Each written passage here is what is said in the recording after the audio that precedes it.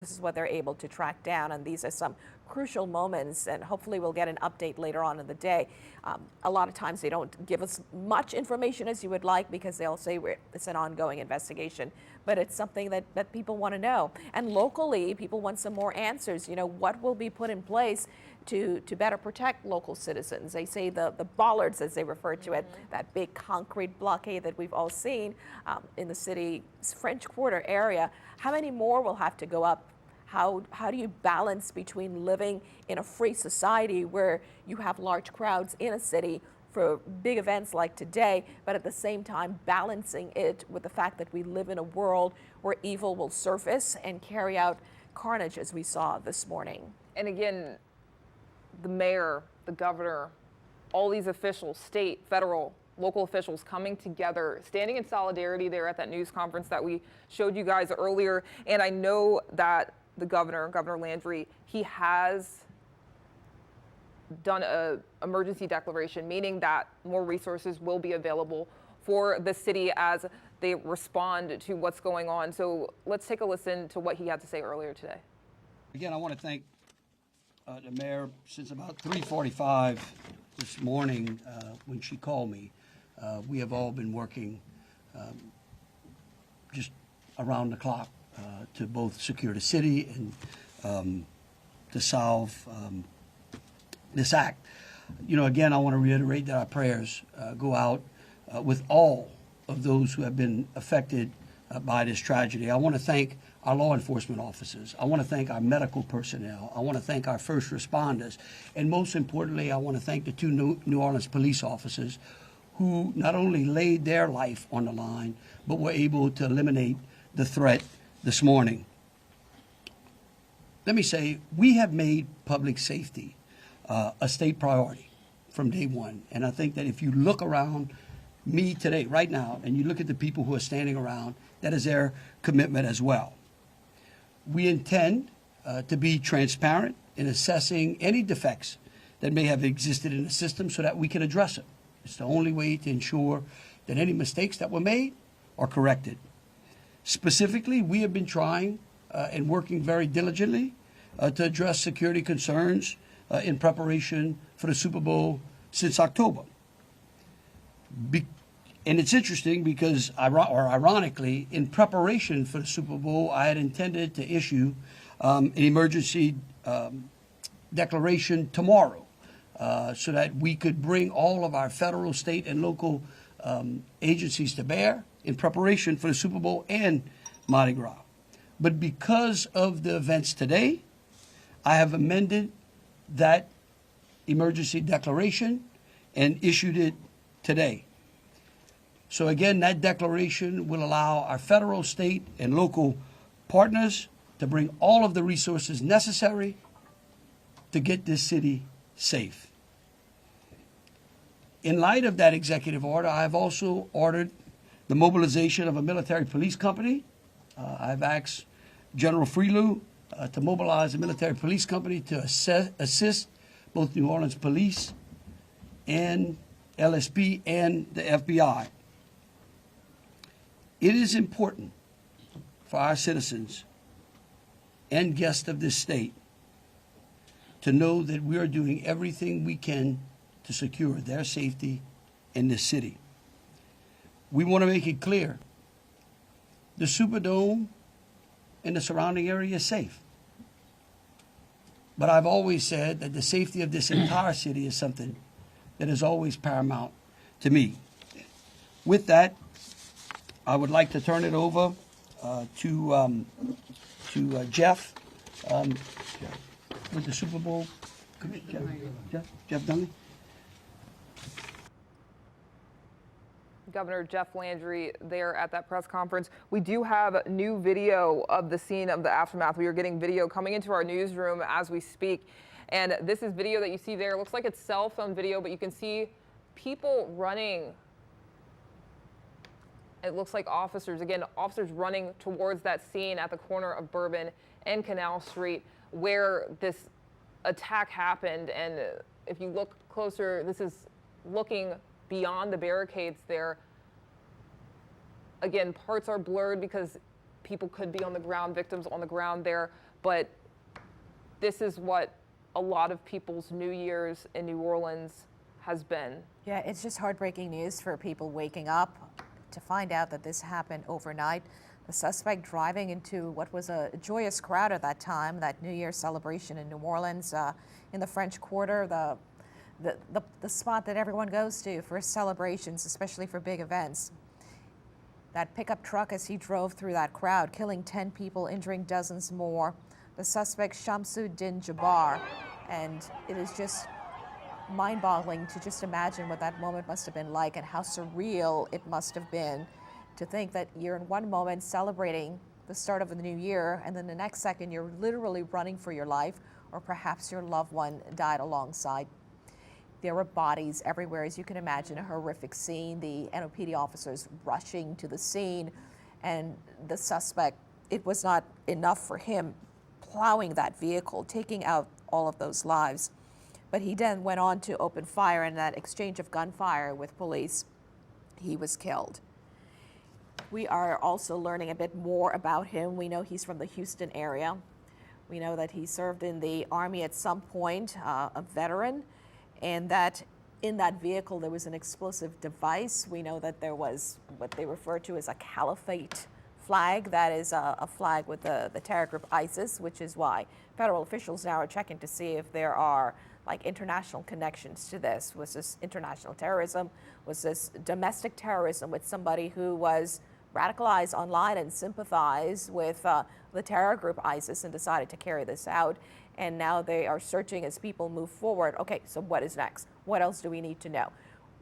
They're focusing now on finding out these other individuals who they believe work with him, because they say he did not act alone on this. He didn't alone rent this pickup truck in Eagle Pass, Texas, and carry this out. So they're working to find those individuals with every possible modern technology.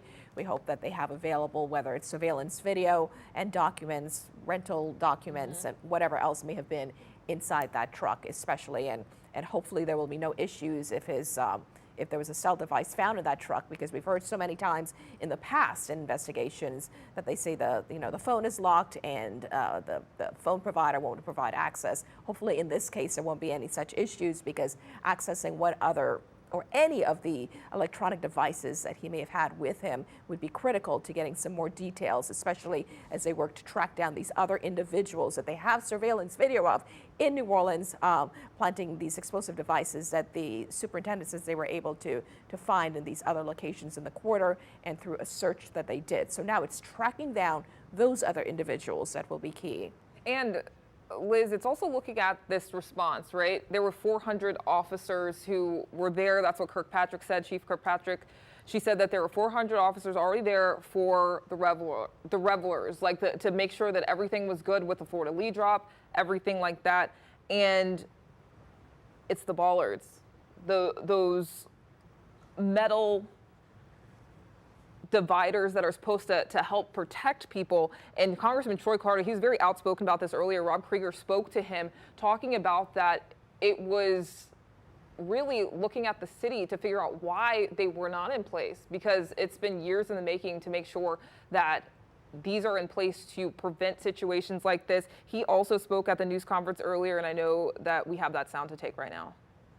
To all of our law enforcement agents for doing a yeoman's job, for stepping up at a time when we needed you most, for employing the resources of all of our partners. This is all hands on deck. From the White House all the way down. I've been in communication with the White House since early this morning, Secretary Mayorkas, leaders in all of our federal, local, and state agencies. The President has made it very clear that he intends to bring every resource to bear to not only tell the truth, but to provide the resources to bring these cowards to justice. I want to personally thank the men and women in uniform who put their lives on the line to protect our citizens and our visitors. To our mayor and our governor for acting expeditiously and bringing us all together. To our sheriffs from the surrounding areas who have been Johnny on the spot, recognizing that if it happens in New Orleans, it can happen anywhere. We don't have the luxury of being myopic. In this community, we work together. We don't point fingers. We don't blame. We go after the bad guys. Let it be clear that the full faith and credit of the United States and every agency therein is on the ground, working. And for those who may have played a role in this horrific act of cowardice, we will find you. We will bring you to justice.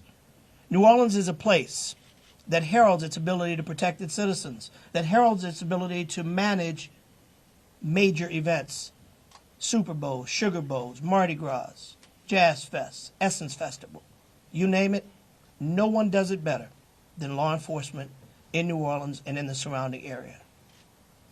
Kudos to those 2 officers who've been wounded. Our hearts go out to those who lost loved ones. Our hearts go out to those who are wounded and on the mend in the hospital. Citizens, now is the time to stay calm, to be vigilant. This is not a time to come out to sightsee. Listen to your federal, local, state officials. Be vigilant. If you saw something, say something. If you know something, tell someone. There are tip lines, there's information available. Please, all hands on deck. Rest assured that the decision that was made to postpone the game was not done lightly. It was done with one single thing in mind: public safety. Making sure that the citizens and visitors of this great city, not only for this event, but for every event you come to in Louisiana, that you will be safe. And we will use every resource possible, as the governor has said, as the mayor has said, and every law enforcement agent here has said. Our energy, our commitment will be to make sure that you are safe now and for every event in the future. God bless you, and let's stay strong. Okay, we've been listening there to earlier today. We had that news conference with local, state, and federal officials. That was Congressman Troy Carter, making sure that the public knows that they're doing all that they can to keep the public safe, reassuring that they are on the ground from the local, state, and federal level as well, and that the city itself will continue to be what it is known for, an attraction for so many people around the world, and that he won't allow and let individuals like this in any way mar that moving forward. But in the meantime, the focus, of course, is on doing all they can to get to the bottom of what happened there this morning. The Sugar Bowl postponed for 24 hours, the French Quarter closed to access, and obviously a lot of officials there, and of course FBI and state and local officials there. The key right now is just trying to track down who else was working with this individual that took the lives of 10 people this morning when he plowed that pickup truck into that crowd on Bourbon Street. And Liz, speaking of that individual, again, his name is Shamsud Din Jabbar, 42 years old, from Texas. And right now we did get information that the FBI in Houston and the Harris County Sheriff's Office, they are currently conducting law enforcement activity near the intersection there of Hugh Road and Crescent Peak Drive, and that is in North Houston. And this is what they're saying right now. This is in a statement. They say that they have secured a perimeter in that area and are asking people to avoid that area. FBI Houston personnel and specialized teams will be on site for several hours there. This activity is related to this morning's New Orleans attack, but due to the ongoing nature of this investigation, no further information can be provided. Again, that is from Houston, where they say that the man is a Texas man. So trying to figure out, is this connected to this situation? Right. And we've got a live look now at the suspect's home in Houston. 42-year-old Shamsud Din Jabbar. Federal officials are focusing on that neighborhood, and as you can imagine on this hour, going through that house, trying to find anything at all possible. That video just dropped out there, but what we can tell you is that FBI officials, FBI in Texas, in Houston, where the suspect is from, they are at his home. So a number of things will start unfolding, questioning neighbors, but most importantly, searching that home to find as much information as possible on this man that carried out this heinous attack this morning in the city of New Orleans. He's 42-year-old Shamsud Din Jabbar. We're told he is a military veteran. He was in New Orleans using this rental pickup truck from Eagle Pass, Texas, and we know that there are others involved as well, according to investigators on the scene. But at that scene right now in Houston, as we're learning, with the FBI there, you can imagine that they're going to be searching through all of his digital devices to try to get as much information as possible onto who he is. Now, he's a U.S. citizen, served in the military. Was it a domestic attack? Was it linked to more international terrorism? And one of the key reasons is with the ISIS terror flag that he had in his vehicle. So these are all of the questions they're trying to track down on this hour. Was he even on the FBI's radar ever in the past? Was this somebody who they were looking at in the past for any possible connections?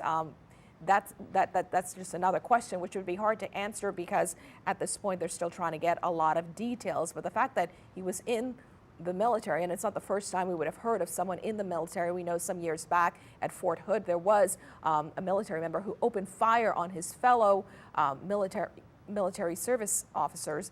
So it's not the first time you've heard of someone in the military being radicalized in some way, which would appear to be the case with this Army veteran, someone living in Houston, then driving all the way to the city of New Orleans to take so many lives on what should have been a joyous occasion, carrying out this terror attack.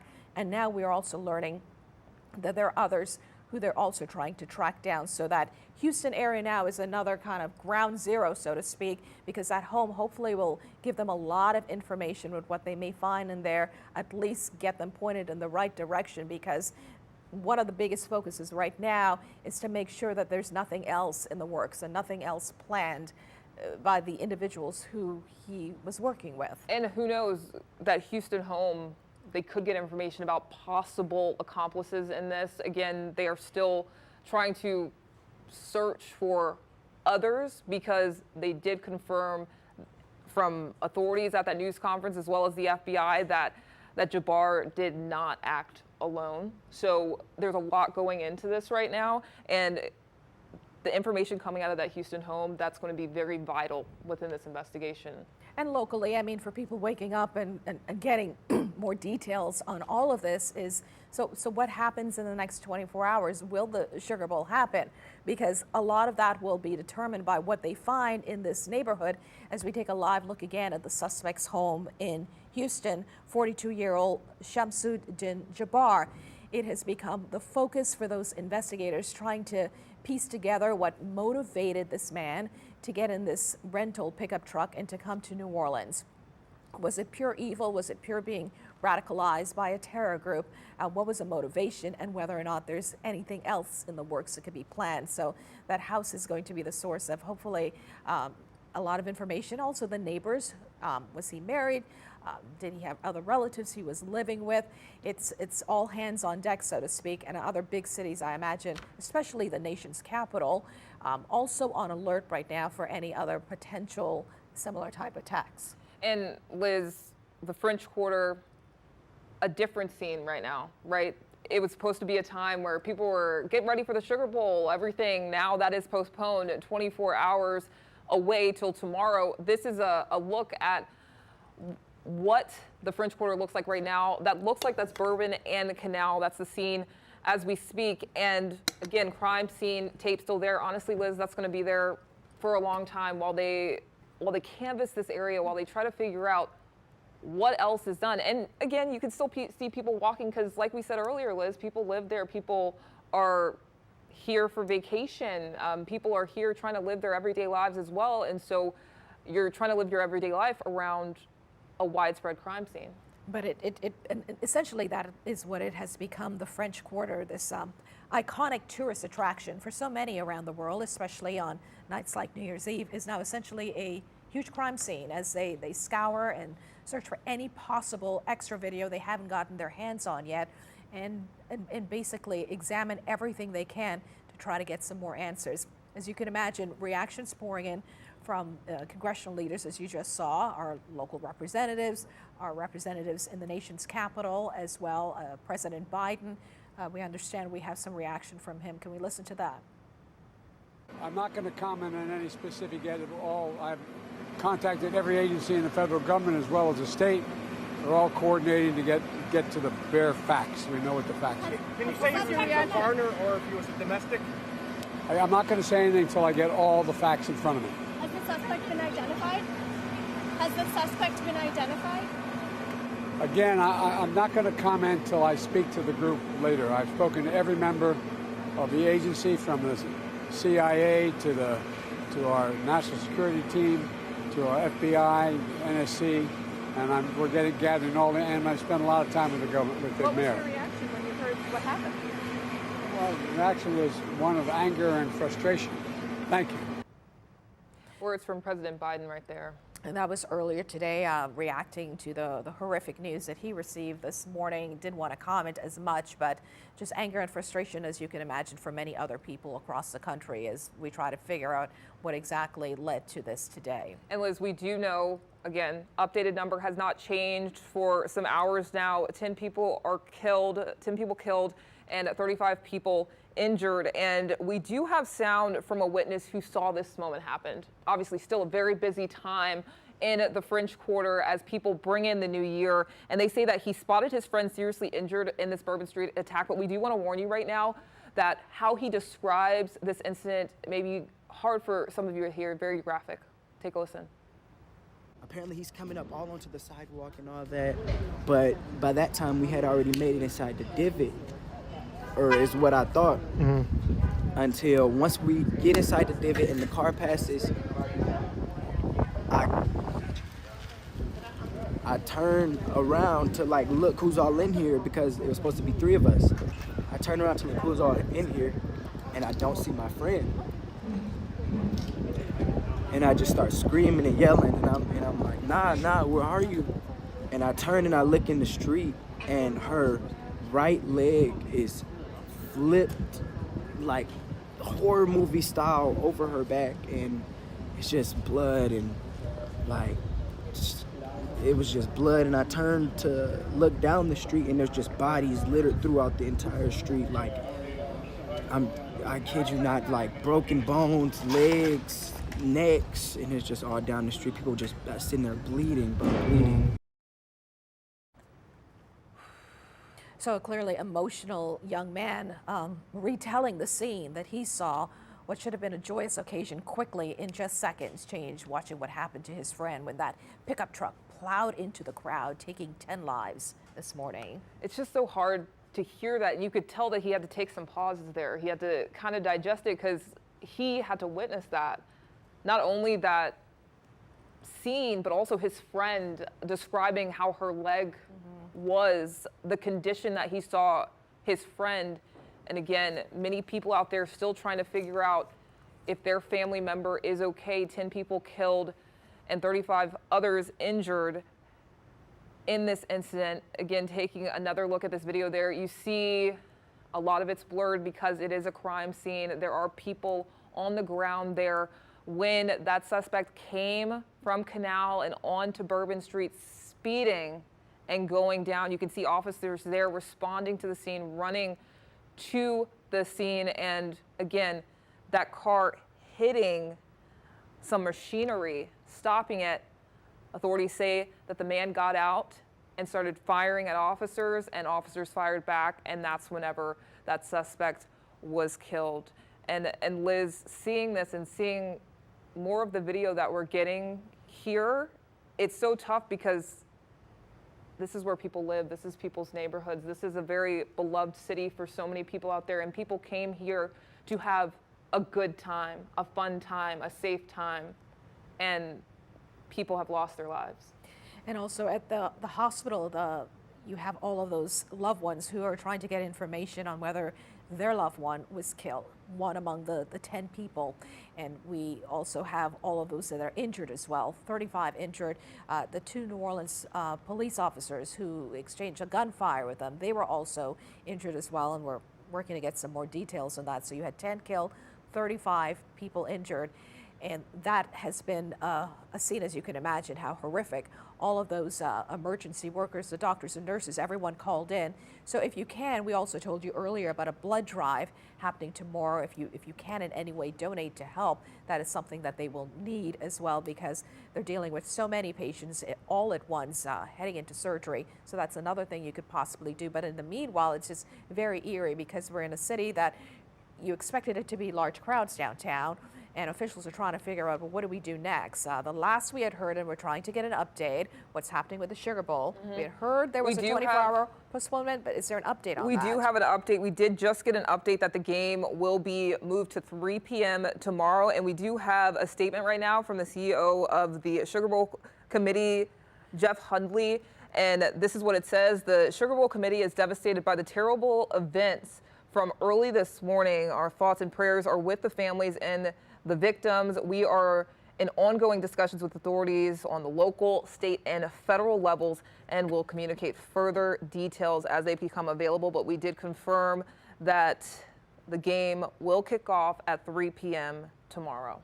Right, and in order for them to arrive at that time and to try to figure out, there's so much they have to juggle. You've got the game, you've got all the people that came in, so there's a lot they have to balance to pull this all out. But obviously, information they get from federal investigators especially, and local and state investigators right now, as they try to uncover more information on this, the information they get from them will determine if that game actually goes ahead. But for now, Things 3 p.m. can tomorrow. change, as we know, but 3 p.m.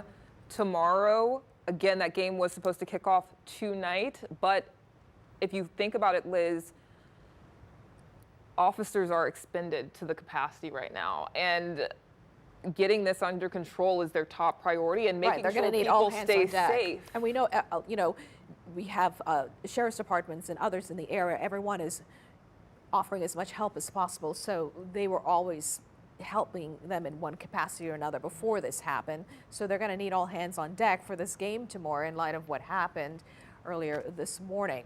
But the latest right now that we can tell you is that it's not only essentially a crime scene in the French Quarter here right now, but in Texas, we had video that we showed you earlier where we've got FBI in Houston are focusing on one neighborhood, which is the home of the suspect, the person killed in the gunfire this morning with NOPD officers. So they're searching his home right now and trying to get as much information as possible to determine who he was working with and to track down those individuals to make sure that a game like tomorrow can move ahead, to make sure that nothing else was planned and that it's safe to go ahead, because you have so many people in town. Some of them are possibly leaving, but others, they prefer that they would just stay and enjoy the game as city and state officials try to assure them that it will be a safe place for them to be. And Liz, like you said, people were here to have a good time, and now the French Quarter, as you see right there on your screen, is a crime scene covered in crime scene tape. People walking past the fire truck right there. People are trying to go about their daily lives, but it's very difficult because so many streets are blocked off. I know it started off with Bourbon Street from Canal to St. Anne, but I know that they said to expect further street closures in that area so they can sweep the scenes. They said, Liz, they had all hands on deck. We know that they had drones in the air, even like police really getting all of their resources and making sure that they're doing their due diligence in this. And again, looking at how it looked last night at midnight to what the scene looks like now, Liz, it's very hard to see. It really is an area that is supposed to be very exciting and people getting ready for the Sugar Bowl and so many good things that were supposed to happen, just tainted by what authorities have said, and Ann Kirkpatrick said herself, a very evil act, an act of carnage. Yeah, we also heard this morning in that news conference. There were a lot of questions about what the security plan was with all of these people in town. We do know from video that we showed you earlier, the pickup truck with the suspect, Shamsuddin Jabbar, when he was in that vehicle, usually you have a lot of those concrete barriers that are put up for security reasons, for exactly a situation as what occurred this morning. But they had a police vehicle instead. It wasn't one of what's known as a Bollard. It was a vehicle that was their police vehicle, and he went around that vehicle. And there were questions as to why there weren't more of these concrete cement type blocking structures, and basically we were told that they're in the process of setting that up, and it was not in place yet, but they had that police vehicle. But we saw that that vehicle did not stop. We don't know if the officer was quickly caught off guard or what happened, but the point is that vehicle went around and then headed into Bourbon, intent on killing as many people as possible this morning, 3:15 a.m. And now they say they will be and putting up more of those structures. The question is how many more will be going up, and will it have to be expanded to sidewalks and other areas to block potential other attacks like this one? And the fact that that truck was able to get around that police cruiser. And that's the surveillance video that we have that you're seeing right there, the car going up Canal Street there, kind of blending in with traffic there. And literally just within seconds of this, that truck turns onto Bourbon, and literally you can see it just speed right when it hits that corner. You're going to see it right here again there. And we blurred it out, obviously, because that's when that carnage took place. That's when that attack truly went full force, speeding, full speed, and killing 10 people, injuring 35 others. Yeah, we do know that the truck is a rental. Mm-hmm. It's from Eagle Pass, Texas, right there along the U.S.-Mexican border. We know that he's a U.S. citizen. Houston was his home, served some time in the military. The pickup truck itself had what they describe as a terror ISIS group flag that was in that vehicle at the time. Explosive devices were also located in other parts of the French Quarter. They said they've got that situation under control. But as we piece together all of this, the big question is whether we have to be concerned about other individuals planning other similar attacks as we move forward, whether it's here or somewhere else. That's kind of the big concern right now. And I know we have the mayor sound from her. She was talking earlier about how it's a collaborative effort. You can see from the state, the local, and the federal level. Let's take a listen to what she has to say. First and foremost, I want to express my deepest condolences to the families and loved ones that were impacted by this tragedy on Bourbon Street and in the heart of the city of New Orleans. And I know that the entire New Orleans City Council grieves along right with me, no doubt about that, and our people and our families. My priority will continue to be to ensure that victims that remain on Bourbon Street now will be serviced and removed as soon as possible. But as stated, the FBI is in charge of this investigation and are doing everything necessary to make this happen. I also want to acknowledge hearing from President Biden, all of our federal partners, but most importantly, calling Governor Landry this morning, responded with haste, and we do say thank you. And of course, a demonstration of a unified support is right here in this room. That's how we collectively responded to this tragedy in the city of New Orleans.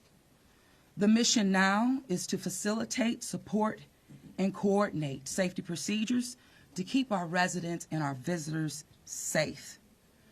I've gone to the hospital along with Chief Kirkpatrick to visit our police officers, and considering their injuries, they're doing well.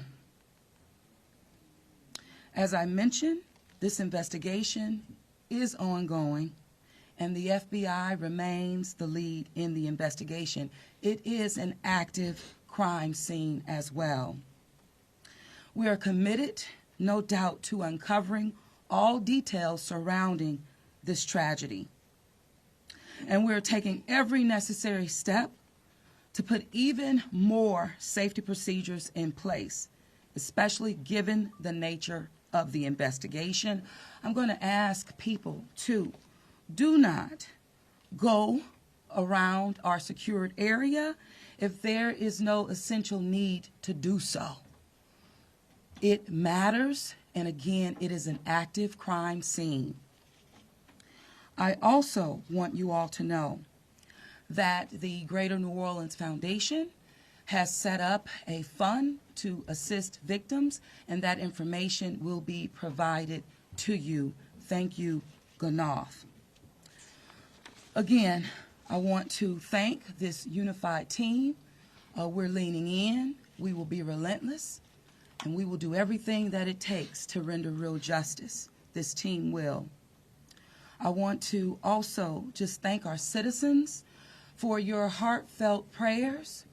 New Orleans is a world-class city, and I can say that I've heard from world leaders all this morning and up until now, in addition to my brother and sister mayors across this country.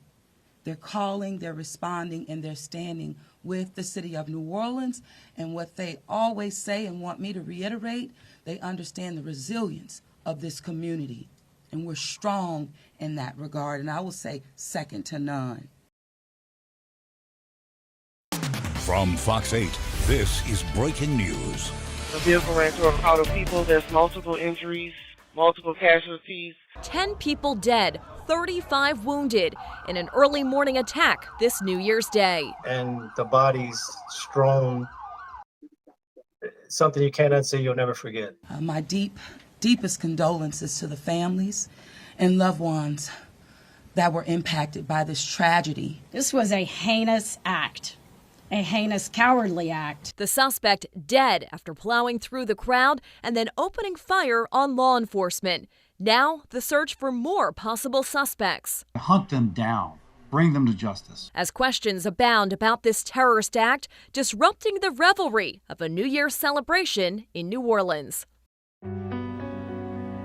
Good afternoon, I'm Meg Gatto. And I'm John Snell. Right now, Bourbon Street is an active crime scene after a man driving a pickup truck intentionally mowed down people out celebrating New Year's. The FBI is leading the investigation into the terror attack. Here's what we know right now. 10 people were killed, at least 30 injured. The driver wounded 2 NOPD officers in a gunfight. He was killed. The FBI identifies the suspect as 42-year-old Shamsuddin Jabbar of Texas, a U.S. citizen and military veteran. Because of the attack, tonight's Sugar Bowl game in the Dome has been postponed until tomorrow afternoon.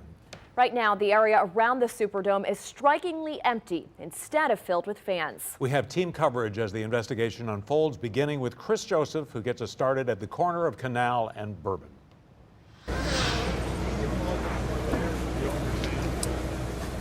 Yeah, we obtained video showing Jabbar took a violent right turn, basically right where that NOPD police vehicle is. Previously, that area was empty. Obviously, when he made that turn, he had gone around an NOPD vehicle, proceeding to plow into the partiers for New Year's Eve. Now, he drove his vehicle about 3 blocks before crashing near the Conti intersection of Bourbon. The FBI says he got out of his car and then got into a shootout with the officers. The officers obviously killing him.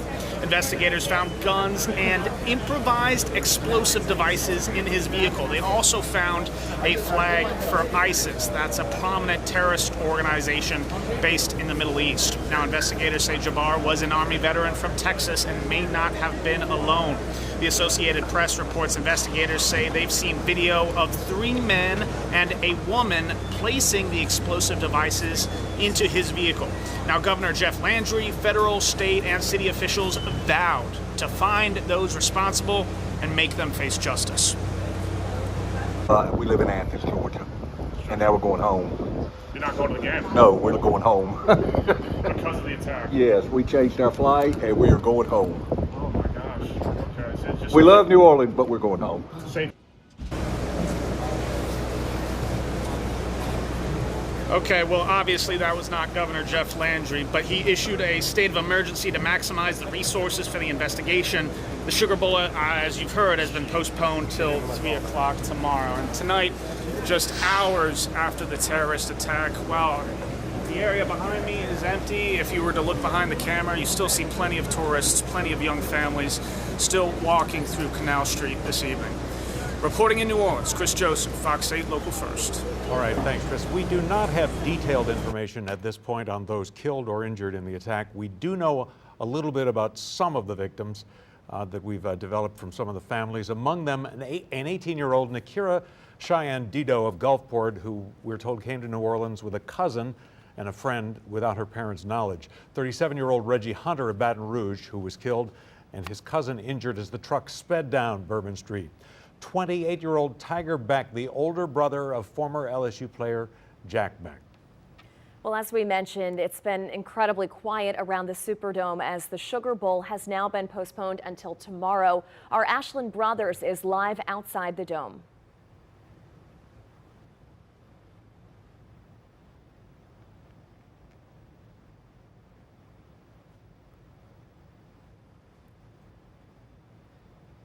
All right, it looks like we're...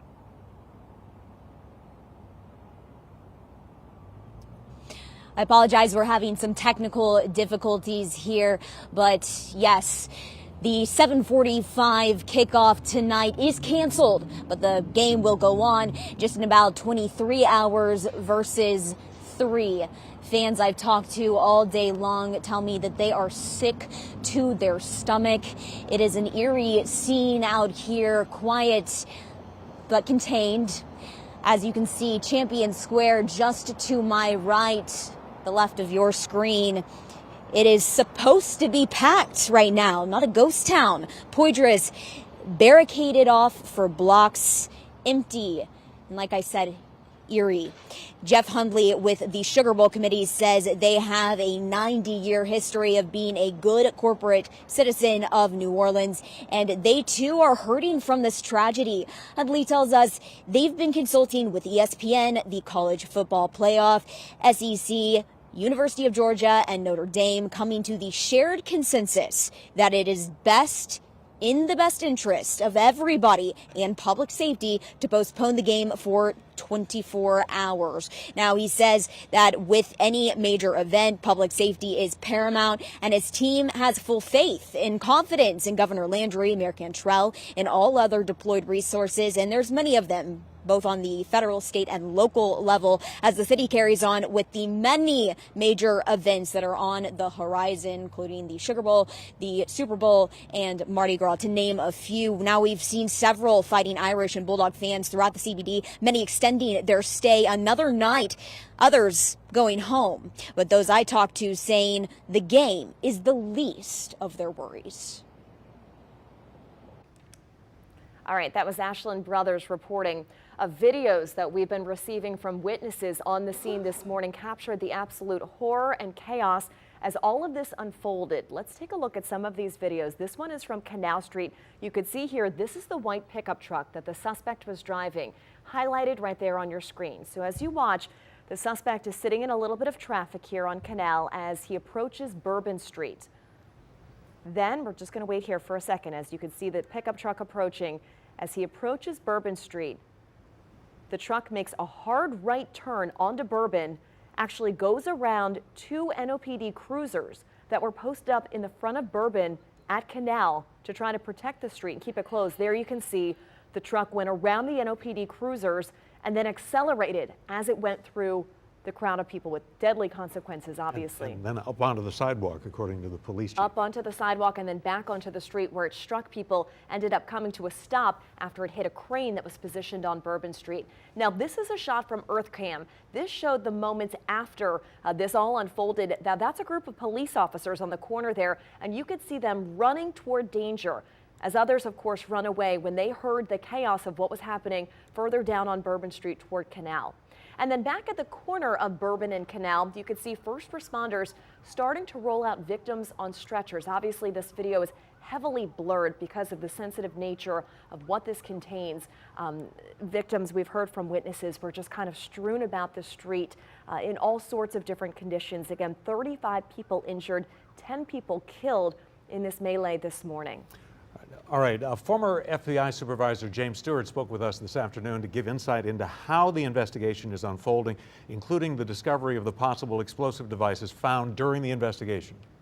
You know, when it first came out, at first I thought it was a lone wolf, and I figured it was a single actor, and that that the police had basically rendered it safe with the shooting of the suspect, and they had the scene under control to that point. And then when the other information popped out about the IEDs found in Bourbon and Orleans, it didn't sound like a lone wolf anymore. So it went, to me, you have a coordinated event with several actors involved in this issue, and that's what the FBI and the police are doing right now. I'm sure the JTTF here in New Orleans is doing just a full blown.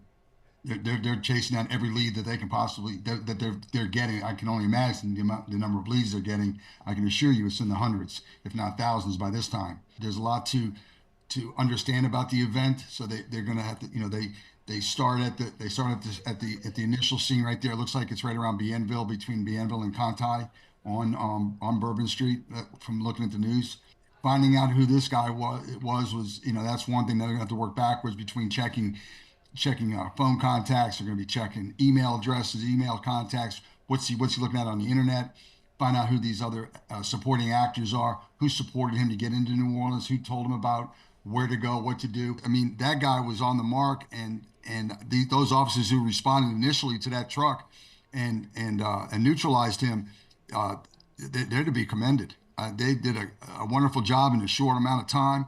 Unfortunately, in that short amount of time, 10 people were killed and 35 people are injured at the same time. So I mean, there's a lot that they're trying to understand too as they go down there to render aid and then address the initial threat.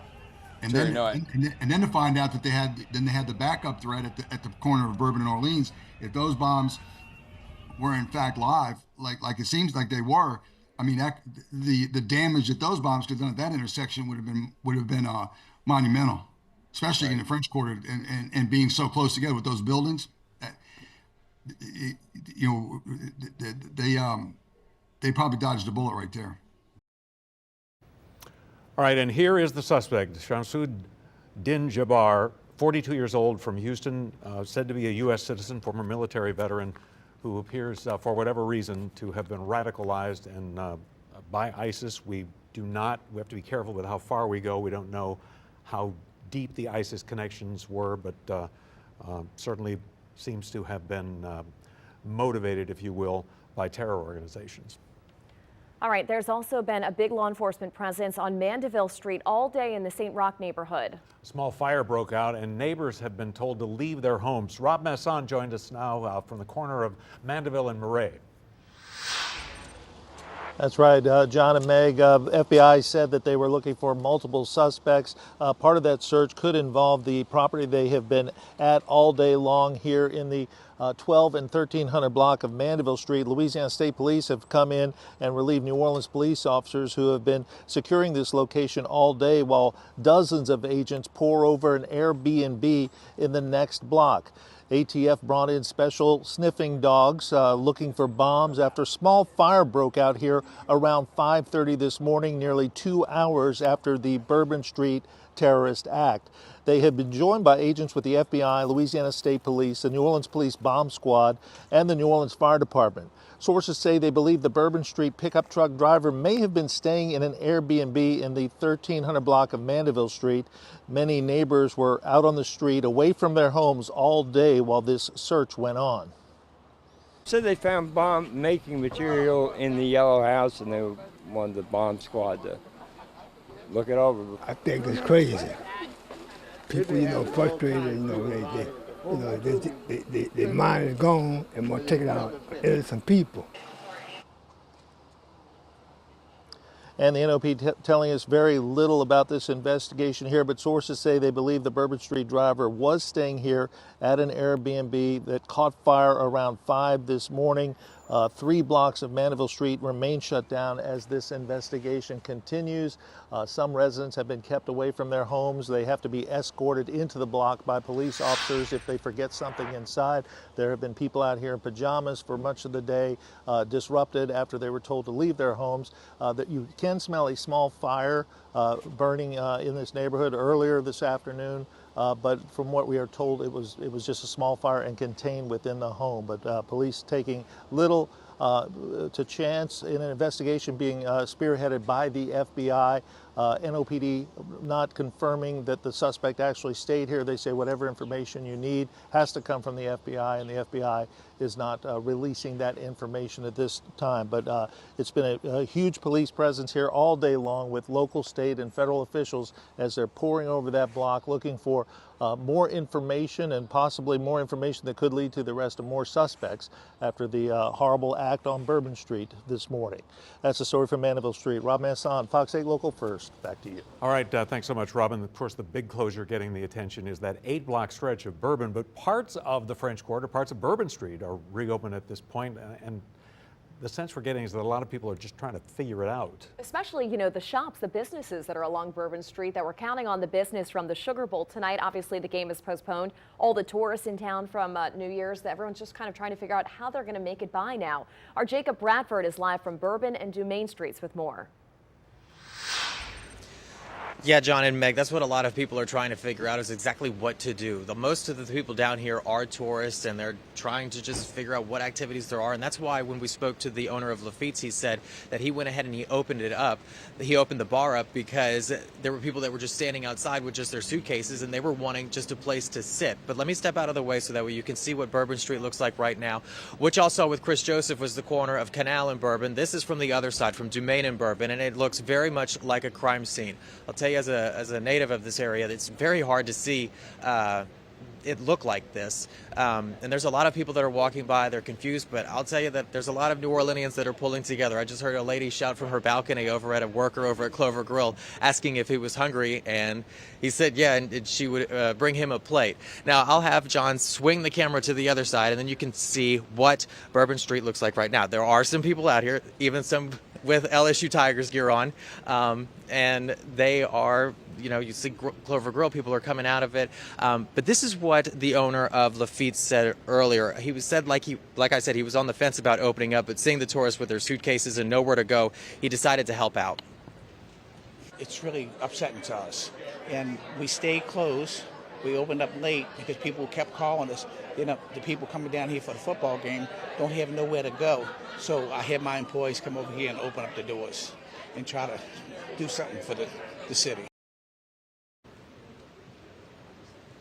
Now from Dumaine, this all the way down is closed. So if you're coming down here, you cannot walk down this way or drive down this way, nothing. But if you come down this way, you know, towards Elysian Fields, you are able to drive along, park along. There are some businesses that are open down here. But like the FBI said, this is a crime scene, and until they clear it, it will stay closed. Reporting live in the French Quarter, Jacob Bradford, Fox 8, Local First. All right, thank you, Jacob. Taking a look now at law enforcement activity in Houston, where the suspect is believed to have lived, 42-year-old Shamsud Din Jabbar. Now, officials say this is around his home near the intersection of Hugh Road and Crescent Peak Drive in North Houston.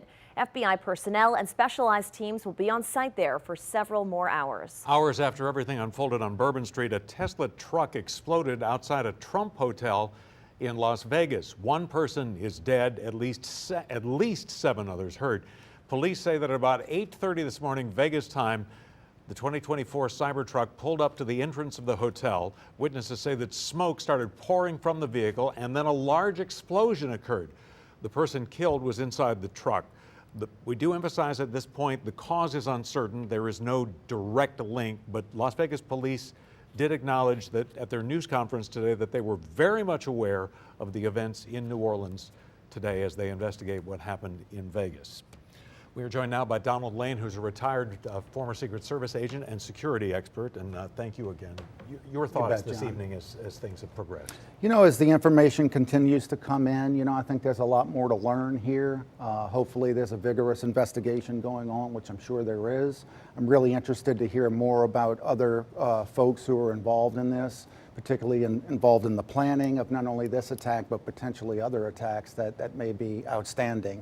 And so I think it's really important that, you know, law enforcement stays on top of that. Attorney General Liz Murrill today made a comment that, you know, they're potentially looking for 2 more people. The Associated Press saying there's video of potentially men, I think they said 3 men, and a woman placing devices around the French Quarter. So it seems a little bit unclear at this point how many people they could potentially be looking for. Are they unclear about that number, or Are they not publicizing that to protect the integrity of the investigation? Could be either one. I probably at this point they don't know. You know, they have video coming in. They're in the process of investigating that. You would have agents and officers from the Joint Terrorism Task Force that the FBI runs, the JTTF, that'll be running down all of those leads to find out, you know, how many individuals exactly is it?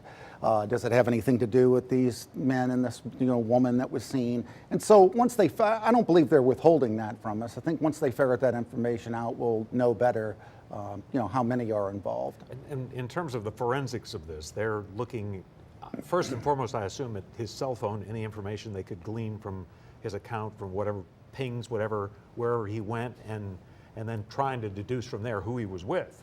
Absolutely, yeah. I mean, one of the first things you would do is look at his cell phone. I do believe they've you know, secured that, and you want to see what calls came in or went out from that device. Were there any texts or emails? You know, any communications that he received in the past 24 hours, 48 hours, 72 hours. Who was he involved with? You know, who were these folks? You know, are they related to any of the folks that we have potentially seen placing devices? So yeah, you know, the forensics are going to be a big part of this. I believe they're going to secure some computers. You know, you would imagine there are some computers here at this house that they will have. All of those things will help to determine exactly how involved this is. The Sugar Bowl has been postponed now until tomorrow. We know it's happening at 3 o'clock tomorrow afternoon. What are your thoughts on having this bowl game in New Orleans if there are potentially more suspects on the loose? I think that would be extraordinary for them to go forward with the game if there are still suspects that are known, that are outstanding, particularly after a terrorist attack has just occurred. You know, I wouldn't want to see a game go forward. I know there's a lot that it would impact economically, certainly, but you know, loss of life needs to be the first factor here. And if there are suspects outstanding still by tomorrow, I don't see how that game could go forward at this point. Well, I mean, officially they say, at least at the moment, that they wanted to, and that's the plan, and maybe they have to, you know, they have to make plans one way or the other because they're affecting the whole new playoff system.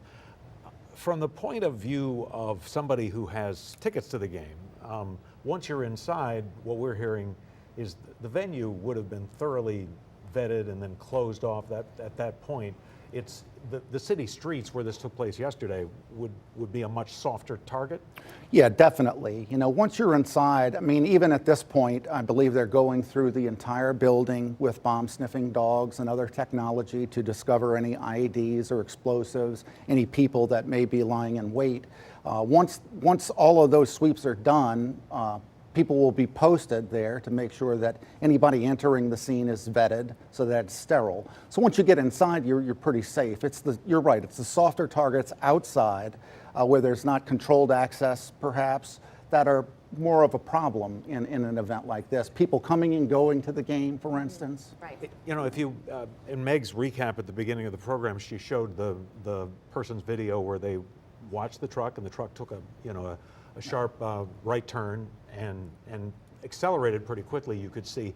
I mean, the governor today talked about, look, we realize we've got a problem with some of these weak points here. Even if you had barricades in the street, they managed to get around that sort of thing. So they will be looking at what kinds of things. Well, they're going to be looking at anything you can harden. So for instance, in the situation that you just described, to prevent that from happening, you would have more vehicles in the way that you can't just simply go around. Or a post or a post or a bollard, something that you would install there to make it physically impossible to go past that point with a vehicle, for instance. And then they can check people, you know, as they walk in on foot. So anything that you can do to harden up areas that you know the public is going to gain access to. And we know there were some 400 police officers who were on Bourbon Street, on the surrounding streets in the French Quarter early this morning when this happened. At a certain point, does it just become an issue of, doesn't matter how many boots on the ground you have, if someone has this motive for this plan, they're going to execute it? Yeah, definitely. You know, I believe in this case that this individual knew that he would probably perish doing this, and he was willing to die in order to achieve the goal that he wanted to achieve of taking as many people out as possible. When you have that scenario, you're dealing with a very dangerous situation. You can't have a police officer or security officer everywhere at all times, you know. We're a free society. We come and go as we please. We have events, and that's exactly what they're trying to disrupt. And that is exactly what they're trying to affect, is our way of life.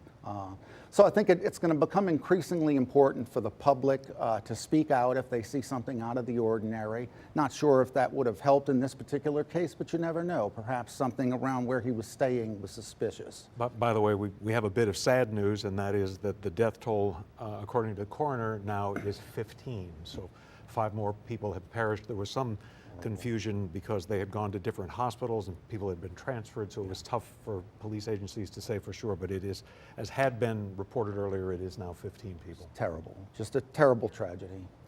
The Super Bowl in a month and a half. Yeah. You know, the NFL obviously is asking a lot of questions, and I guess everybody will, and they have their own security experts, so they'll be going in and looking at things all over again.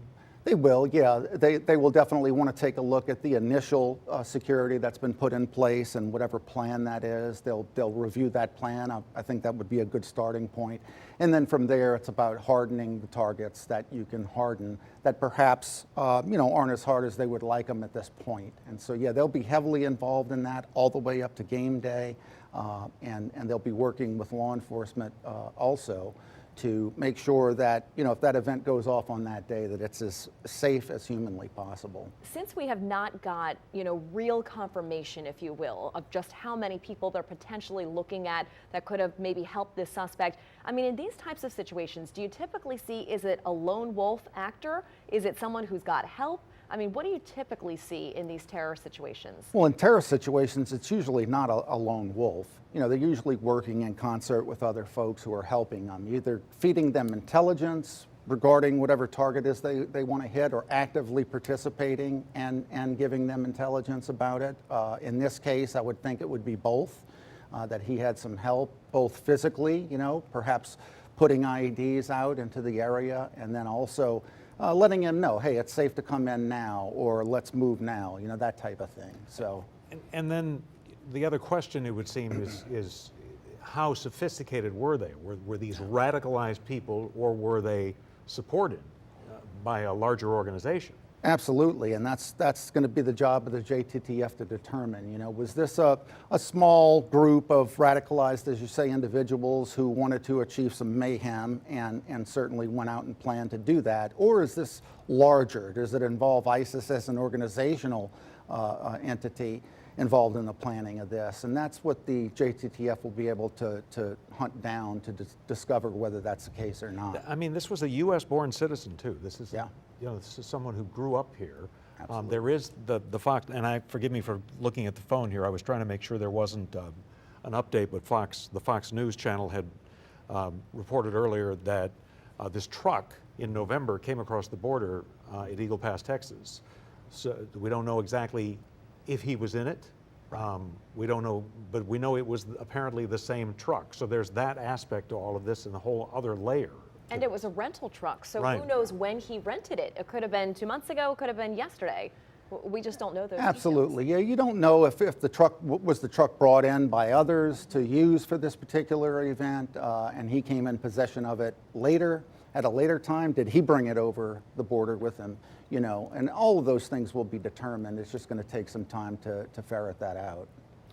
Do you expect, and it's hard to say, but do you expect there to be continued developments during the course of tomorrow? All they've really asked from the public right now is, if you see something, say something. But there may be points where they actually start to release more information, and they have to try to get the public's help, if you will? I would anticipate that would happen. I think they're going to try to be as transparent as they can be with this. You know, hopefully I was not pleased with the lack of specific information that we received from the briefing earlier, the press conference earlier. Hopefully, though, moving forward, we'll get some more detailed information, particularly from law enforcement. They're always striking a balance between what they can divulge and what they can't, to not interfere with the investigation. But I do believe moving forward we'll start to get some of the more particular questions that people have answered. Yeah, and the very first briefing, I think it was at 6:45 this morning, there was a lot of misinformation with the mayor first coming out saying this is a terrorist attack. Then you had the FBI agent in charge saying this is not a terrorist attack. So there was a lot of a disconnect about what exactly this was, but obviously it was clear they were investigating it to be a possible terrorist attack. I would imagine the ISIS flag on the back of his pickup truck was one indication that yes, it was. Absolutely. And what else they found inside that pickup truck? The explosive devices, you know, the firearms, things of that nature. Yeah, of course, you know, and I've said that I believe the ISIS flag alone would be a reason and a nexus for the FBI to just take over the investigation. You know, once you see that the main terrorist here had a flag inside the cab of his truck of a terrorist organization, that's a good clue that, you know, this has a nexus to that, and I do think that's how they did get involved. And it's not surprising that there was confusing information. You know, these things happen very quickly. There are a lot of people involved, and there's a flood of information often. And until you set up, you know, some parameters to get the information in, to vet it, you know, those things happen where some misinformation gets out. How likely would it be at this point that they would know who they're looking for? I think it would be fairly likely at this point. I do believe that. I think that particularly if they're looking at devices, phones, emails, texts, and so forth, hopefully they've identified who else this person was in contact with surrounding this event. I think there's a good chance that they do know how many folks they're looking for and who these people are, or close to knowing who they are. All right, Donald Lane, security expert, former Secret Service agent. We'll talk with you again sometime in the 5 o'clock hour. Thank you so much for we appreciate your great insight. illumination. Absolutely. Yeah. My pleasure. Well, earlier today, we heard from former Mayor Mark Morial, who was weighing in on the attack and the city's response. Let's take a listen to that.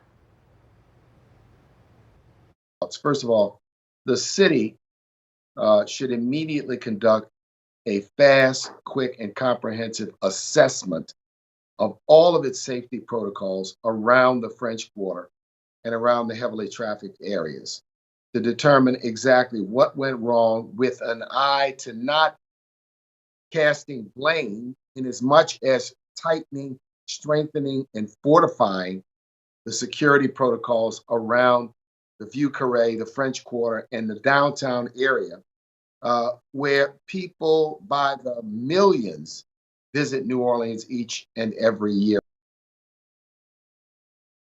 Former Mayor Mark Morial. The city of New Orleans put out a statement about the Bourbon Street bollards. Those are the barriers that are used to control road traffic. Last night's attack sparked questions about why they weren't in use, which allowed a truck to crash into a crowd of people. The city says that the bollards were unreliable and non-operational for a number of years, was the indication. Officers were using white gate barriers instead to secure the street. And right now the city says it is in the process of creating a new bollard system. There's maintenance that was to be ready by, ironically enough, by the Super Bowl. So that gap in the security, they were saying they felt would be addressed. The governor did acknowledge that there are some other holes in the system, and he said they realize that they have some weaknesses and that those would be addressed. But the mayor, or perhaps the police chief, excuse me, had said that one of the issues with these bollards when they came into force a number of years ago was people were throwing Mardi Gras beads on the street, and they apparently were clogging up the mechanism, so Yeah. they have not worked consistently for some time. I actually heard that, John, as well from a source of mine who works for the city and who is involved with, the French Quarter, saying that from day one, the bollards were a problem because of the trash and the Mardi Gras beads in the street, and the way they sort of slide into place. The beads were getting into the grooves of where these bollards were supposed to slide into place to prevent vehicles from traveling on Bourbon Street. So from the get-go, they apparently were not working properly. Sometimes they were in place, sometimes they were not. But the governor today, very resolute in saying there is a problem here. We acknowledge it, and this is going to be fixed, and it's going to be fixed immediately. And he was saying this is going to be a permanent solution once we find it and figure out how to prevent this from ever happening again. The governor thanked the two New Orleans police officers who laid their lives on the line. There was those two who were struck. There was a third officer actually who, according to police, had engaged with the suspect in what was a shootout, effectively, as he shot and injured these 2 officers. The governor said they were addressing the concerns for the Superdome. He issued also an emergency declaration, which really, the significance of an emergency declaration, whether it's here or in a weather situation, for example, is it allows the spending of money that they can't, allows them and local agencies, state agencies to spend money in ways that they normally cannot. He mobilized the National Guard, 100 National Guardsmen was the count. And then the other news of this afternoon, that the Sugar Bowl being, delayed, postponed until tomorrow. The governor saying, that he was going to be there, the city would be safe. The families of the victims, in honor of them, in honor of the victims, he was ordering the flags at state buildings to be flown at half-staff, although many flags around the area, obviously, and around the country, were being flown at half-staff with the death of former President Jimmy Carter. With so many people injured, again, we have 35 people injured in area hospitals. There is a need for blood right now. Blood donors are needed. Right now, a center is open in Metairie, a blood center. It closes at 7 p.m. and then tomorrow they'll accept blood at the blood center's corporate office on Canal Street. That is open from 10 a.m. until 7 p.m. So obviously all of the area hospitals where these victims were taken in need of blood, the need is great. So if you can, they're asking people to consider donating blood.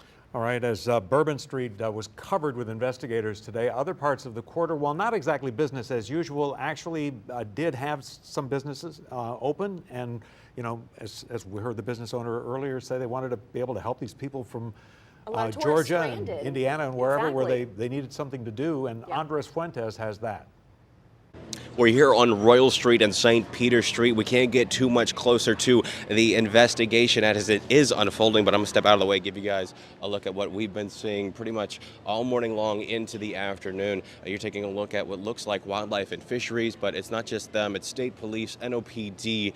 We're seeing FBI, Homeland Security, and a lot of other local, regional, and federal agents all monitoring the situation here. What we do know thus far, multiple people hurt, around 35 or so, that number expected to go up. And we also know it's 10 people dead due to this French Quarter attack. Just speaking with a lot of the people here in the area, they say that they definitely heard the crashing, the screaming, and definitely the gunfire that erupted after the suspected attacker went through Bourbon Street, went through several of the New Year's crowds, and then eventually crashed into a light pole there on Bourbon Street. Now, I did speak not too long ago with the owner of the trash contractor here in the French Quarter, Sidney Torres IV. He told me that he suspects that the French Quarter would be closed, at least in those suspected areas where this investigation is going on, for about 48 hours while these crews are doing their investigation into this attack.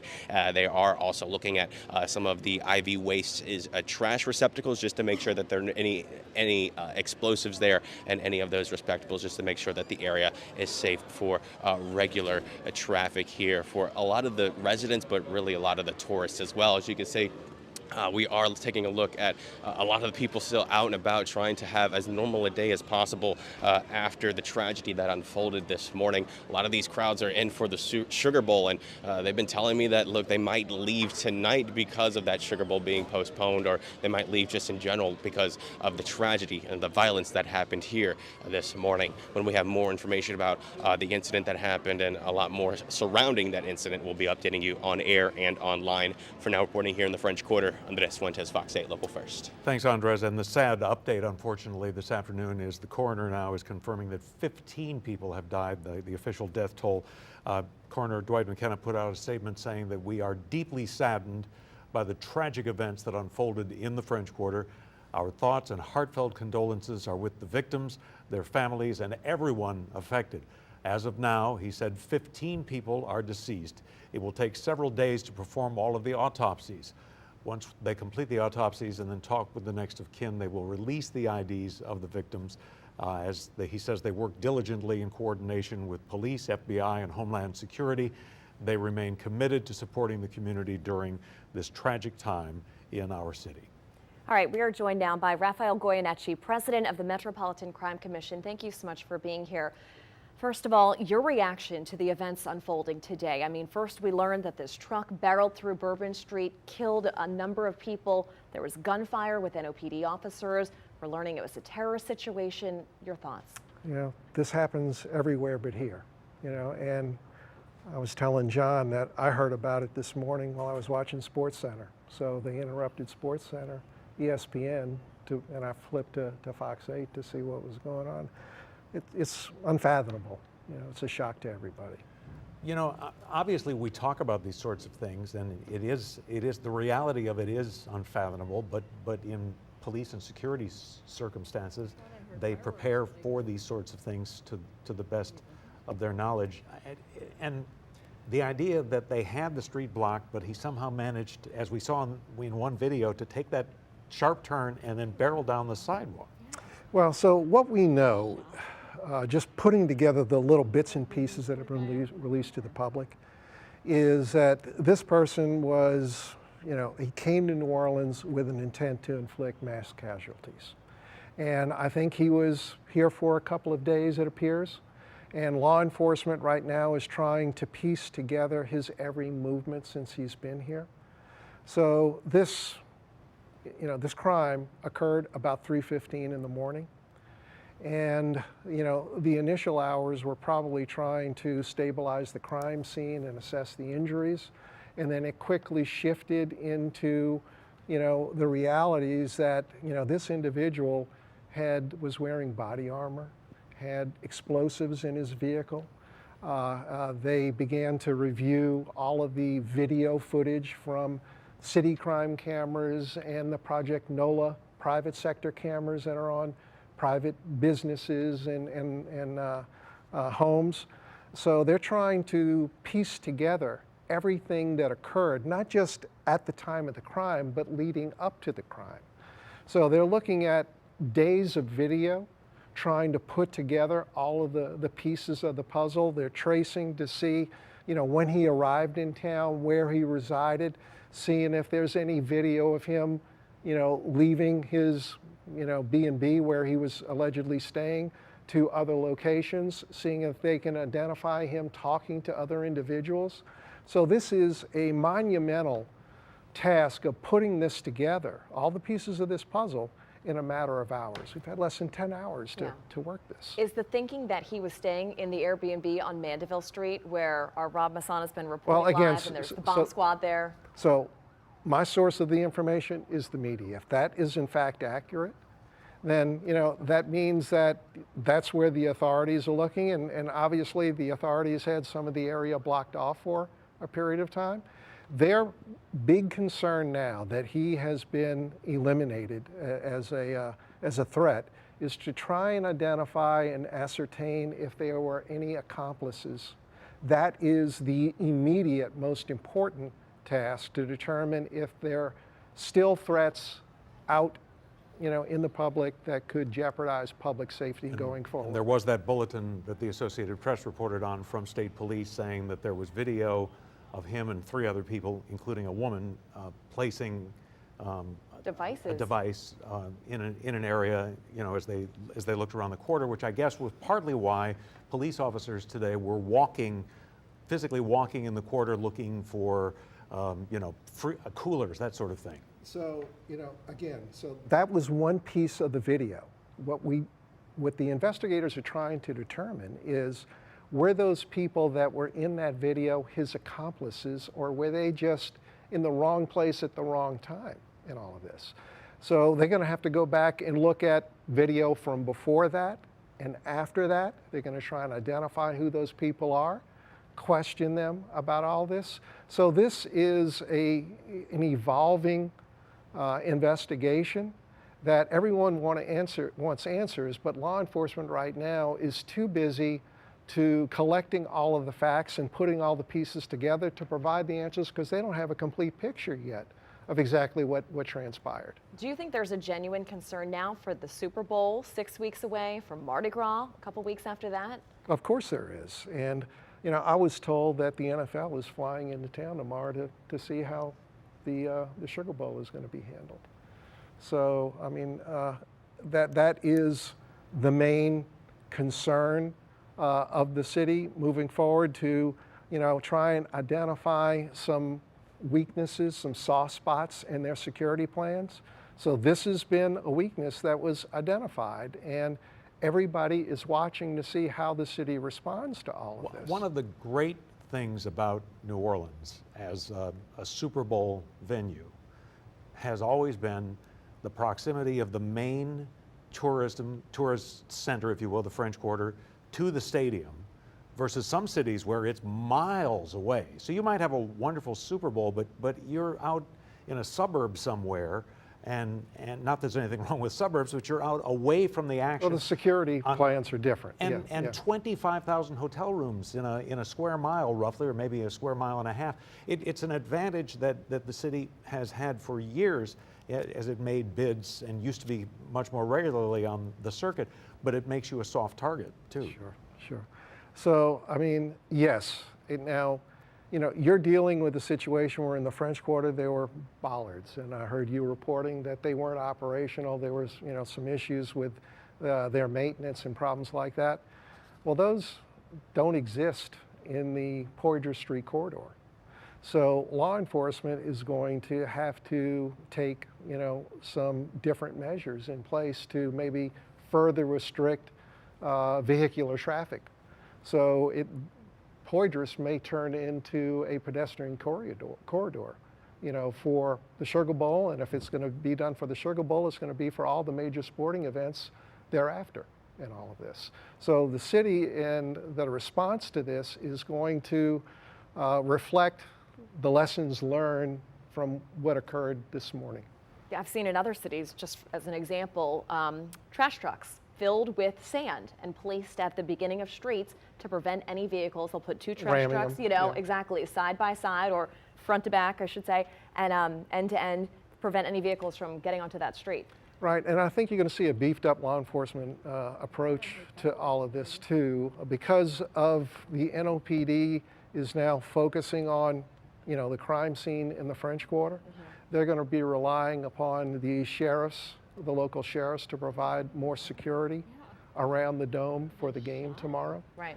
So they will be there, the sheriffs will be there supporting the NOPD. They'll be under the command of the NOPD, but it'll actually be staffed with sheriff deputies from around the area. One of the striking pieces of video was the police officers down the street from when this happened, who a group of about, 10, maybe 12, who heard about the call, were called on the radio, whatever. One of them pointed and they just, they ran to the danger. And I know you spend a lot of your time looking at the NOPD and how it does its job. Your thoughts? Well, again, so that's training. And there was no hesitation. I saw that video, on your station. And, that's an indication of the mindset of law enforcement. And it's not just the NOPD. I think some of those were troopers as well. So, that is training kicking in and overriding any personal fears. They're there to protect and serve, and that's what they did, and they demonstrated no hesitancy. They just immediately responded. Do you think, one thing they haven't done here, as we mentioned with Donald Lane, the security expert earlier, is they haven't really appealed to the public yet, other than to say, if you see something, let us know. And that may be a step that happens at some point if they identify someone. Do you think they know certainly a lot more than they're able to tell us? I think they know more than what they've told us. And I said, like I said a little bit earlier, they are relying heavily on the video footage that's there, the license plate scanner technology that they have available. So they're relying a lot on technology in all of this. They're certainly canvassing the areas to see if anyone, if they can trace the suspect to a particular business or establishment. You can rest assured that they've been in there trying to talk to everyone, look at all the video from that business to see if they can ascertain anyone that may have had some interactions. And let me clarify too, I'm not suggesting they should be telling us more than they are, because they may we don't want them to jeopardize, compromise their investigation.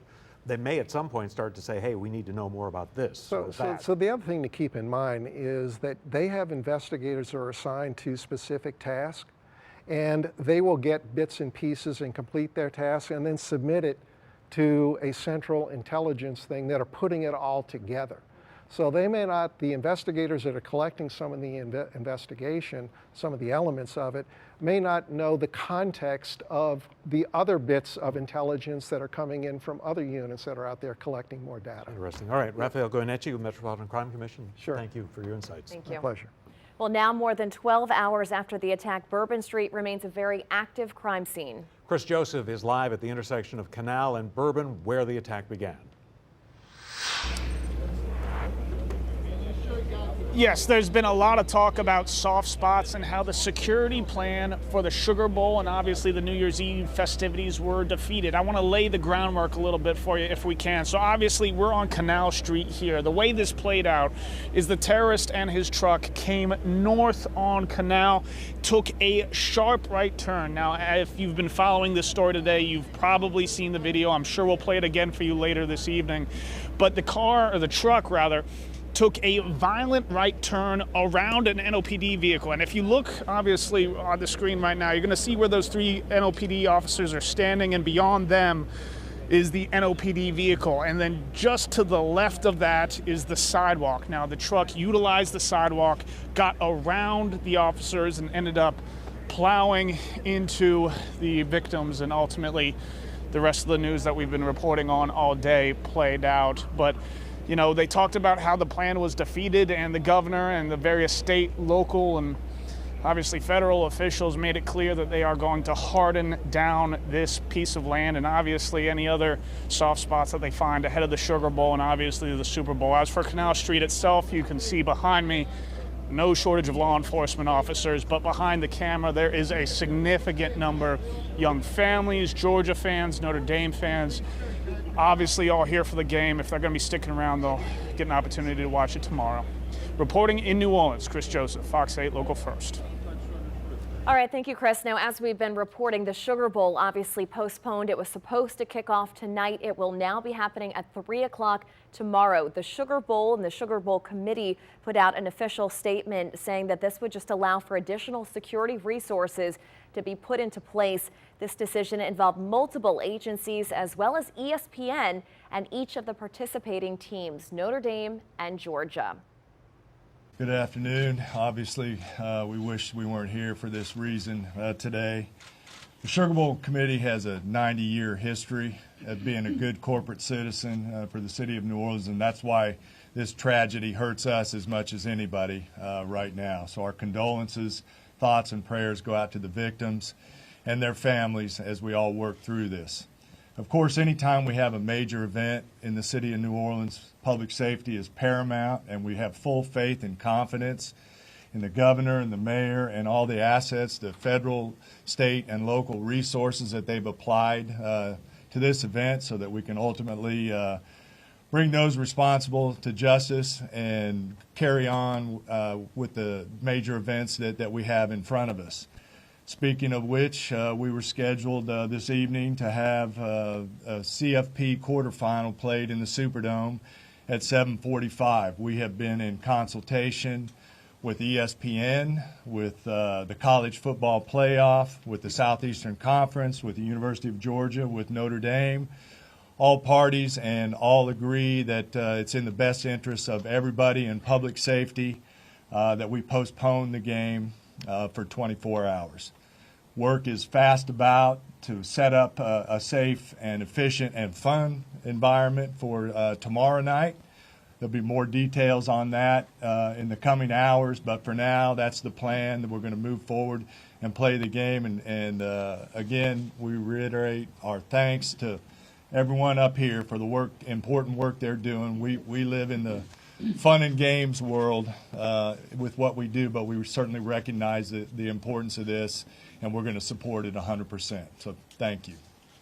Jeff Hundley acknowledging the tragedy of the day's events, and then at the end of his statement, or near the middle, I guess, doing what was the news value, if you will, the fact that the game had been postponed, but saving that bit of information to talk about the human aspect of this. And you know, one thing that strikes me about this is that the Sugar Bowl's involvement in the new playoff system is actually a huge victory for the Sugar Bowl. There's a lot of discussion as the new 12-team playoff format goes forward about where they will play these games. So it's not automatic that they just continue to have a very relevant Sugar Bowl in New Orleans.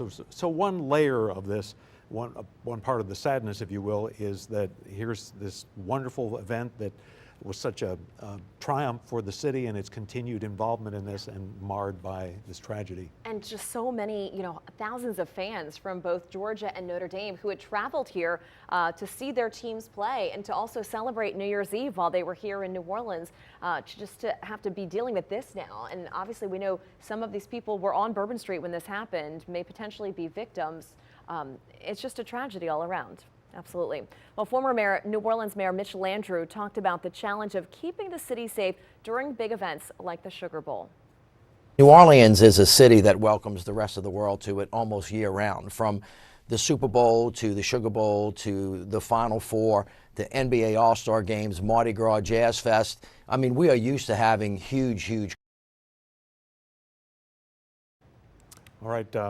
Former Mayor Landrieu saying we're used to having and managing these huge crowds. For anyone on Bourbon overnight, early this morning as the attack happened, it was obviously terrifying. Here's one witness's experience.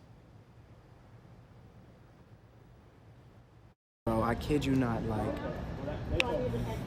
real life horror movie, everything the car is hitting, it's getting thrown. It's getting thrown up into the air and away and just, or under the car. Mayor Cantrell spoke about the tragedy and the investigation at this afternoon's press conference. First and foremost, I want to express my deepest condolences to the families and loved ones that were impacted by this tragedy on Bourbon Street and in the heart of the city of New Orleans. And I know that the entire New Orleans City Council grieves along right with me, no doubt about that, and our people and our families. My priority will continue to be to ensure that victims that remain on Bourbon Street now will be serviced and removed as soon as possible. But as stated, the FBI is in charge of this investigation and are doing everything necessary to make this happen. I also want to acknowledge hearing from President Biden, all of our federal partners, but most importantly, calling Governor Landrieu this morning, responded with haste, and we do say thank you. And of course, a demonstration of a unified support is right here in this room. That's how we collectively responded to this tragedy in the city of New Orleans. The mission now is to facilitate, support, and coordinate safety procedures to keep our residents and our visitors safe.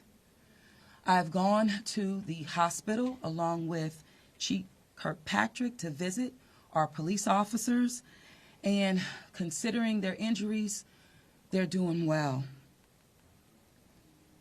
As I mentioned, this investigation is ongoing, and the FBI remains the lead in the investigation.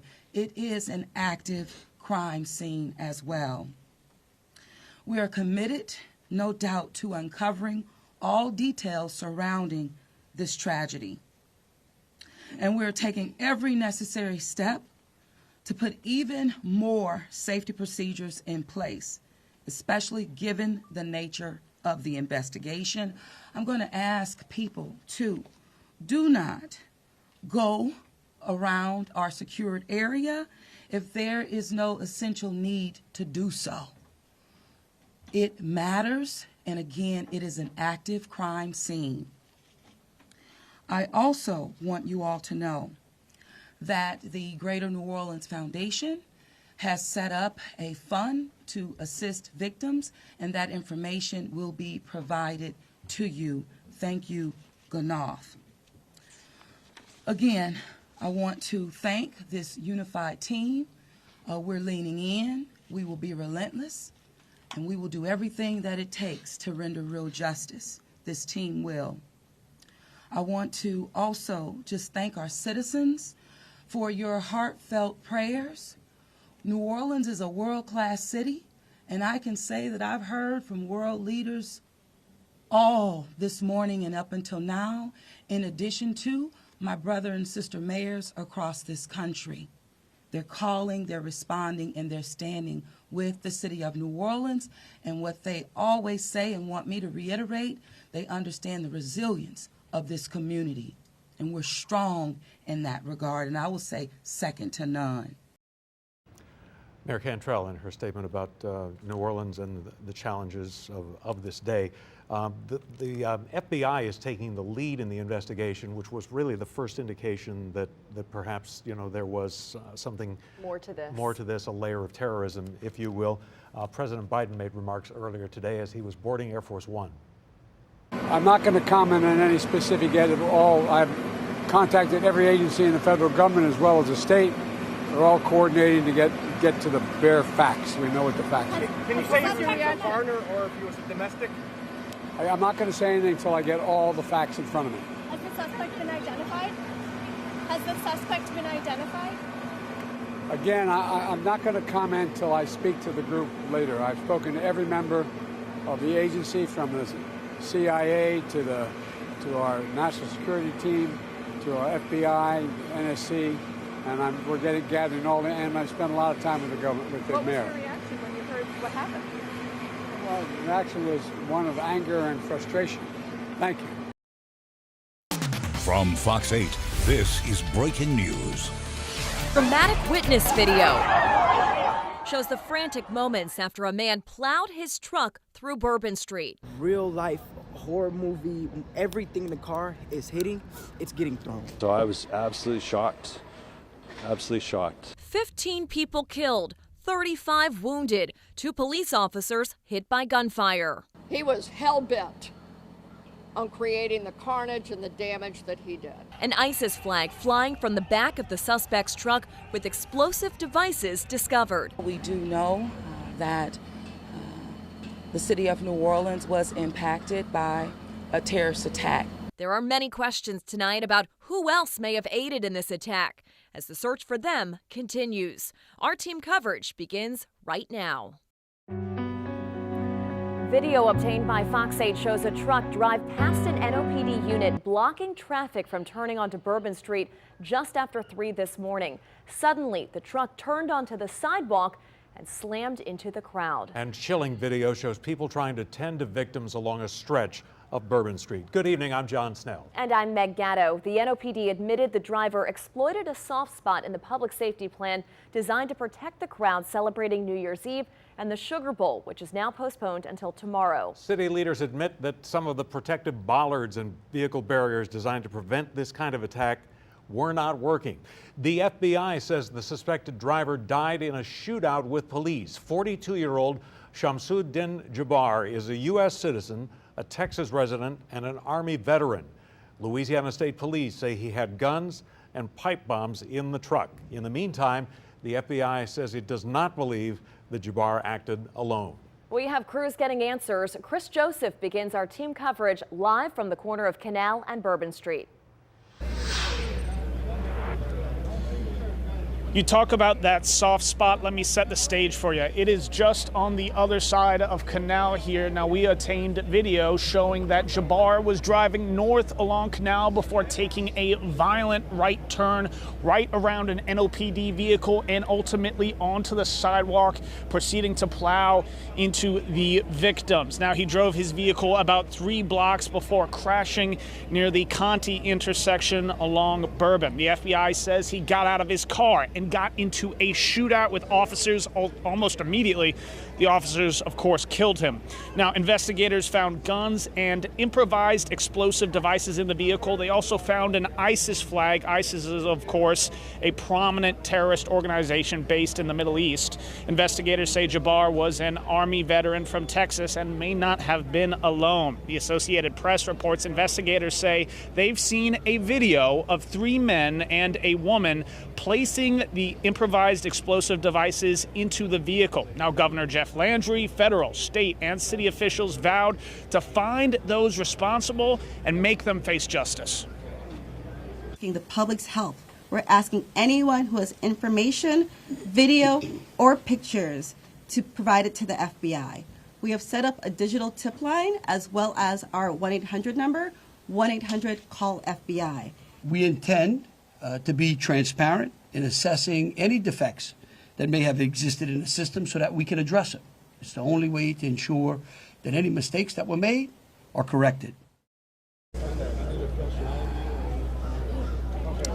Now, the governor issued a state of emergency. That is to maximize resources to respond to this situation. The Sugar Bowl has been postponed until tomorrow afternoon. And as for the situation here on Canal Street, for the moment, you can see a significant law enforcement presence. It's been like this all afternoon, all morning, all evening since we've been out here. But as for the folks on Canal Street, there are still young families, Georgia fans, Notre Dame fans.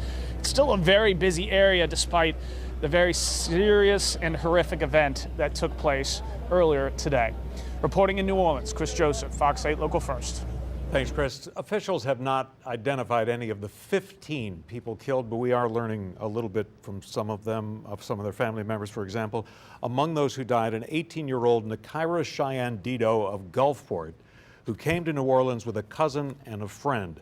37-year-old Reggie Hunter of Baton Rouge died. His cousin was hurt as the truck sped down Bourbon Street. And 28-year-old Tiger Beck, who was the older brother of former LSU player Jack Beck. The FBI has released a photo of the man they say is responsible for their deaths, Shamsud Din Jabbar. They say this is his passport photo. The FBI says a flag representing the Islamic State group was found on the hitch of the truck he rented. Agents are trying to determine whether Jabbar was associated with any terrorist organizations. Now, the truck used in the attack was rented from the company Toro. In a statement, Toro says, quote, "We are heartbroken to learn that one of our host vehicles was involved in this awful incident. We are actively partnering with the FBI. We're not currently aware of anything in this guest's background that would have identified him as a trust and safety threat to us at the time of the reservation." And taking a look at the law enforcement activity in Houston, where Jabbar is believed to have lived, officials say this is around his home near the intersection of Hugh Road and Crescent Peak Drive in North Houston. FBI personnel and specialized teams will be on site there for several hours. Federal, state, and local agents have been poring over the 1300 block of Mandeville Street all day, searching for clues about the Bourbon Street terror suspect. Sources say that they believe that he stayed in an Airbnb in that block. Rob Masson is live there. And John and Meg, this block has been crawling with FBI and ATF agents all day long, and it remains an active scene this morning.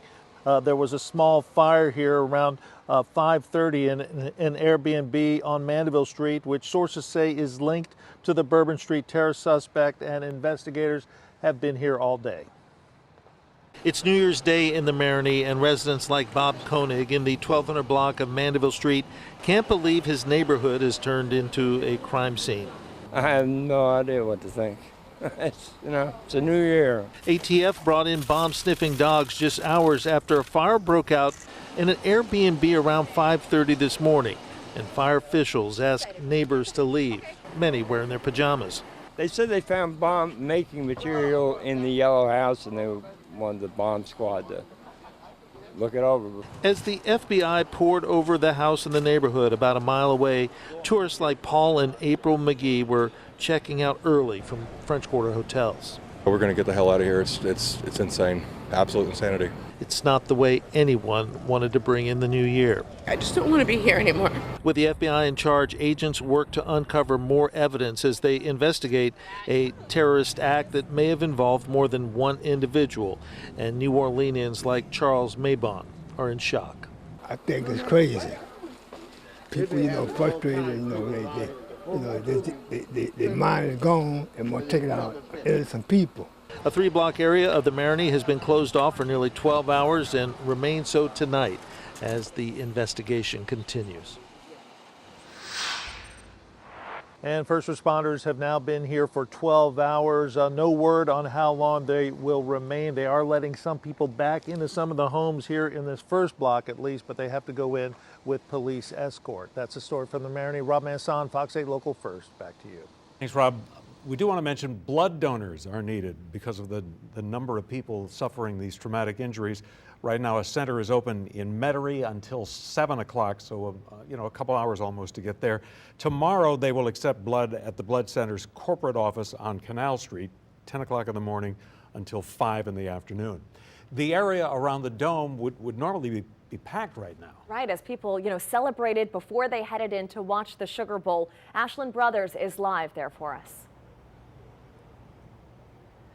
John and Meg, to your point, there should be a massive crowd of people out here right now, thousands spilling out onto the streets of the city, cheering, chanting, and having a good time tailgating in anticipation of that big game that was supposed to start in a little under 3 hours, but clearly that is not the case. Instead, silence at the Superdome, only the sound of crows and patrol units. Many fans feeling sick to their stomach. Here at Champion Square, an empty and eerie sight. Poydras barricaded off for blocks. Jeff Hundley with the Sugar Bowl committee says they have a 90-year history of being a good corporate citizen of New Orleans, and they too are hurting from this tragedy. He's working to set up a safe, efficient, and fun environment for tomorrow evening as they move forward with the delayed game. Hundley tells us ESPN, the college football playoff, SEC, University of Georgia, and Notre Dame all agree postponing the game until 3 o'clock tomorrow afternoon is in the best interest of public safety. That's for everyone. He says with any major event, public safety is paramount, and his team has full faith and confidence in Governor Landry, Mayor Cantrell, and all other deployed resources, federal, state, and local, as the city carries on with the many major events on the horizon. We've seen several Fighting Irish and Bulldog fans throughout the CBD, not on this stretch, of course, but many extending their stay another night and saying that the game is the least of their worries. What you'll see tomorrow is, you've got the Superdome, and this is a secured and locked down building that has been swept with the bomb dogs. Additional bomb dogs were brought in this morning to deal with that. The perimeter around the Superdome, the safety security perimeter will be larger than what you ordinarily would see. And so that'll be happening as well. So those traveling throughout the downtown area expect probably some additional delays due to the fact that the security perimeter will be a little bit larger. It's a ghost town, really. You walk around, there's nobody out on the streets and stuff. We tried to walk down there and they turned us around. There's barricades everywhere. A lot of sad going on in this town. They're doing what they can do. A lot of hurt. Fans tell me it's somber, it's sobering, many feeling like they're still holding their breath. As for City Council President Helena Moreno that you just heard from, she says that the law enforcement presence is and will continue to be abundant. She says she wasn't planning on attending the game, but she just got a ticket and she will be attending tomorrow, keeping a critical eye on the situation. We're all doing what we can to learn new details and keep a strong head on our shoulders. A lot of people are struggling, and we are just praying for those who are reeling and impacted the most by this horrific situation. Reporting live outside the Superdome, Ashland Brothers, Fox 8, Local First. All right, thank you, Ashlyn. At least 5 area hospitals are taking care of the nearly 3 dozen injured victims.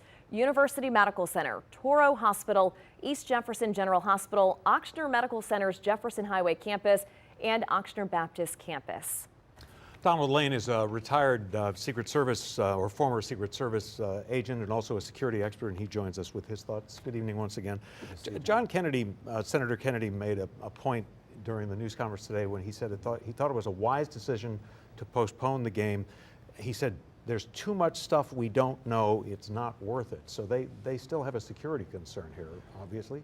Absolutely, absolutely. In fact, until he made that comment and comments about others that were out there, I don't even know that it was known that there were others involved, you know. So certainly that's a huge security concern if you have people that are outstanding that participated in this and we don't know where they're at. Donald, what are investigators doing right now to try to get the answers to those questions, to find out, did this guy have accomplices, and if so, where are they? They're doing everything they possibly can, and that includes going through every bit of communication that they can find on his devices, his phone, his computers, social media, and they're tracking down any communications that he would have received or that he would have made going out to see if they can put the pieces back together to determine who these folks are. How sophisticated is that effort? I mean, it can become very sophisticated, but I mean, all in all, these days, it's fairly simple technology. You download their device, make sure that you have an exact duplicate of it for court purposes, and then you start going through the information. So who has he talked to? You know, was he? The thought is that he came, according to the Fox News Channel, that he came across the border at Eagle Pass, Texas in November, so some weeks ago. Who else was with him, that sort of thing?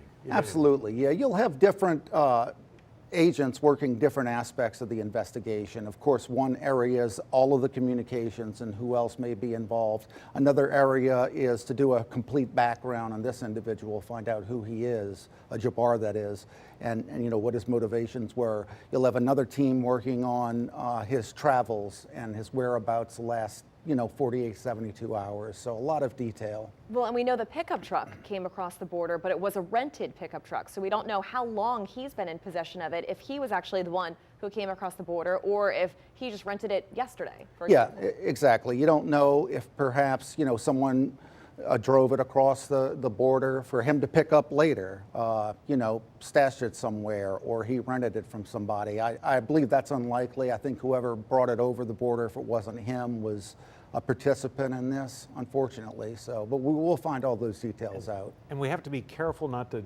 get ahead of ourselves, right. but we do know that he's at least, according to police, ISIS inspired, and then the question is how sophisticated, how much contact does he have with others? Absolutely. I mean, to find an ISIS flag in his truck, it's very concerning. You want to find out, is he involved with other folks that are sponsored by ISIS? Was this a state-funded event, or was this just a radicalized local group of folks who wanted to do, an act like this? So two totally different things there, though. If he stayed in this Mandeville Street home, then they would spend a number of hours there, as they apparently are, and they also now are at this home in Houston where they know he lived. Correct, yeah. Wherever he has been, they will be going through it with a fine-tooth comb to discover any evidence that they possibly can. How much does it potentially aid in the investigation, the use of technology? Because you've got surveillance cameras on businesses, on homes, you've got a license plate reader cameras. That's how they were able to determine that this pickup truck came across the border in November. So how does technology play into this? It plays in, it's become part and parcel of what investigators do now. Everything is practically electronic now. And so, the technologies that are out there now to gather that information, are plentiful, and law enforcement has them, and certainly they're using them. So it's vital. And then going forward, there's the immediate concern about making the game safe tomorrow. Right. What's entailed in that? Well, to make the game safe, in my opinion, it would be, where are these other folks? That's very concerning to me, that there may be other people involved and we don't know, if we don't know where they're at, that's a huge problem. Other than that, what you can do is you can harden up the site as best you possibly can. We talked about that a little earlier. Sweeping everything, bringing in some bomb detecting dogs and other technology to do that, and then posting people up so it's a sterile environment. And then from that point, it would be, vetting anyone who goes into that area. But I mean, that's a difficult task when you've got public streets. You've got Canal Street. Look how long it is. When we look forward to, the Sugar Bowl now happening tomorrow, the Super Bowl obviously in a few weeks, Mardi Gras after that. I mean, even if you had certain areas that you hardened the technology, I believe is what you said. How do you keep areas like that safe, public streets? You know, it becomes a balancing game at that point. I mean, could you just shut everything down? Well, of course you could, but we don't live in a country like that. And so, you know, if people are willing to die to carry out these things, they can do a lot of damage and go to great lengths to cause mayhem. I think we do the best we can at this point to make it as safe as possible. We have a number, you know, you flood the area with law enforcement, and you let the public know, look, if you see something that seems odd or out of the ordinary, bring it to the attention of a law enforcement officer. Very important. Raphael Goyeneche from the Metropolitan Crime Commission told us in the last hour that he understands that the NFL is coming in tomorrow. The security folks, that I guess is not all that surprising because they want to see how the Sugar Bowl goes off. Going forward, you know, it reminds me a little bit of the levee director who years ago told me the problem with hurricane plans is that you plan for the last hurricane. So you really, it's very difficult and you have to really be forward thinking. You do, you know, you have to look at things that you wouldn't expect to happen. You know, look at 9/11, for instance. Nobody could even conceive that something like that could happen. But that's what you need to be thinking about is, you know, what could happen and how can we take measures to head that off from happening. So I have no doubt that they're doing that, you know, with tabletop exercises and a host of other things that are involved in the planning of events like the Sugar Bowl, the Super Bowl. And coming up with an immediate, you know, emergency situation to keep people safe today. That was something Helena Moreno, the president of the City Council, really harped on. We need a solution like right now to keep people safe. Absolutely, yeah. It has to be enacted immediately and it has to be taken very seriously. And I think that's why, you know, the mood in the city right now, folks are saying it's very somber. You know, look, this is a serious event. They needed to take immediate action to get people off the streets out there and so that this investigation can move forward and we can move forward as a city. You know, these kinds of attacks have become more common in places around the world. We hear about them in places like Europe, and for example, that sort of thing. And so in that sense, it's not that surprising that this would happen, you know, at a major event in America at some point. You know, John, in the United States, I think we've been perhaps a little spoiled. You know, in some European countries, things like this happen on the regular, very regularly. Now that it's beginning to happen more frequently in the United States, you know, it's just a testament to the world we live in, I believe. For somebody who has tickets to the game tomorrow, who might be thinking, oh, well, I don't know, the point was made today by some of the public officials that, look, securing this building is different than trying to secure, you know, an open city street. And that is true. You know, securing the building is different. Assuming that they did what they said they did, which was start today to sanitize the building. You know, if they say that it's safe to go there, I would reasonably believe that that is the case. I don't believe that they would just do it to save face or to economically make it work. You know, I believe they're taking this very seriously. And so if you're a ticket holder and they say, hey, it's safe to go in, I think it's safe to assume that you can do that at that point. I wouldn't have a problem with it. So. Yeah, Chief Ann Kirkpatrick said repeatedly they'd swept the building and saying that they were going to do a number of other sweeps and then lock it down. She made a reference to that a few times. We're going to lock this building down. No one's going in, no one's coming out. So we know it's secure before fans actually show up. That's right, yeah. And what she's talking about, not just physically locking it down, but you have people that are posted up. You have a human being, a law enforcement officer who will be posted 24 hours, you know, the entire time before the event starts. To check anybody coming in. And locking it down literally is difficult. You have, you know, it's a national TV program. Right. You have technicians coming and going and that sort of thing, hours before the venue opens. So it's those but they have experience doing those levels of security. They do, yeah. Once you sanitize it and you know there's no explosive devices or other people lying in wait, then at that point you just go through your regular checklists of checking people in, knowing who they are, and vetting them very closely. All right, Donald Lane, thanks so much for your insights. You bet. We appreciate it. All right, well, we've talked a lot about the bollards that are on Bourbon Street. They were put in place in about 2017 with the goal of preventing vehicles from being able to drive on the street. Now, we've heard that There have been some issues with these bollards basically from day one, that sometimes trash in the street and even Mardi Gras beads would get into the grooves where the bollards would have to be put into place in order to prevent traffic. The city of New Orleans put out a statement about this earlier today just because there have been so many questions about were the bollards up? Did they potentially help at all in this situation? Did they hinder the investigation? So this is what the statement says. These are posts that are used to control road traffic. Last night's attack sparked questions about why they weren't in use, allowing a truck to crash into a crowd of people. The city says the bollards were unreliable and non-operational. Officers were using white gate barriers instead to secure the street. And we also saw an NOPD unit actually physically parked on Canal Street at the very beginning of Bourbon, preventing anyone from driving there. Now, right now, the city says it's in the process of creating a new bollard plan and is looking for a contractor to make that happen. Governor Jeff Landry admitting, look, we've got a problem. These things did not work. They were not up. There was construction in some sections of Bourbon Street. That's another reason why they were not in use. But he said, we're going to devise a new plan. We're going to do it quickly, and that's going to be a permanent plan. And the sidewalk issue, too. The fact that they're saying that this truck went down the sidewalk and went around the barricade, something that, you know, they could theoretically address with posts or something. Absolutely. Well, tourists in the French Quarter are trying to figure out their next move after this morning's attack. Jacob Bradford is live at the corner of Bourbon and Dumaine. Hey, John and Meg. Yeah, there are still a lot of tourists that are out here, but they're not really partying or drinking or anything like that. They're mostly just wandering around, wanting to know what their next move is. Let me step out of the way so that way you can see what Bourbon Street looks like from this angle. I know most of the day y'all have been seeing it from Canal Street, but this is from Dumaine looking towards St. Anne, where that intersection is. So to the left you got Oz, to the right you got the Bourbon Pub, and you can still see all of the lights on as if it's going to be a night out. But the FBI says that this is a crime scene and it will stay closed until they give the all clear. With the Sugar Bowl postponed for the next 24 hours, tourists are trying to figure out what they are going to do.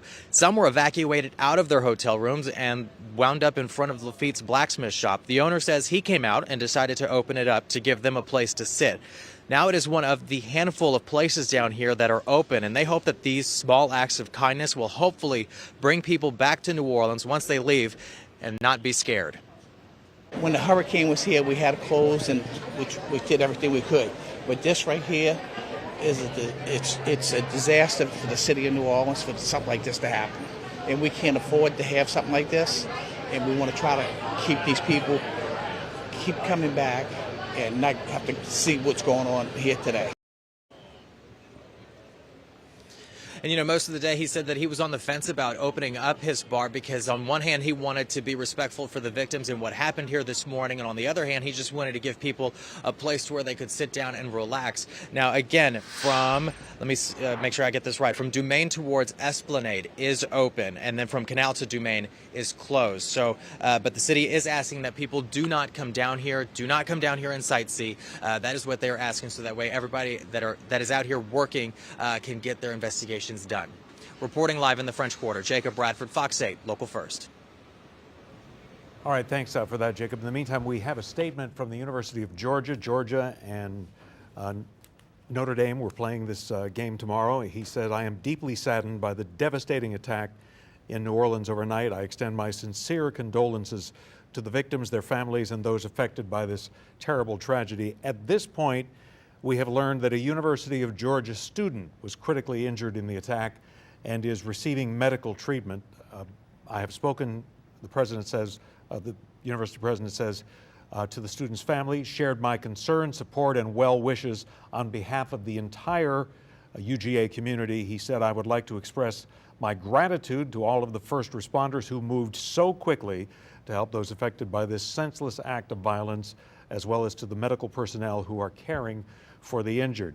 As we continue to hold the victims and their families in our thoughts and prayers, the university will do everything in its power to support those in our community who have been impacted by this unspeakable event." Apparently he's coming up all onto the sidewalk and all that, but by that time we had already made it inside the divot, or is what I thought.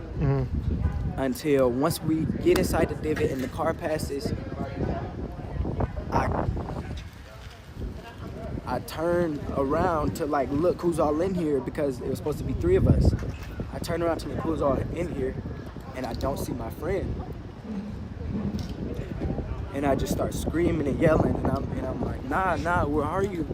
And I turn and I look in the street, and her right leg is flipped like horror movie style over her back, and it's just blood, and like it was just blood. And I turned to look down the street, and there's just bodies littered throughout the entire street. Like I kid you not, like broken bones, legs, necks, and it's just all down the street. People just sitting there bleeding, bro, bleeding.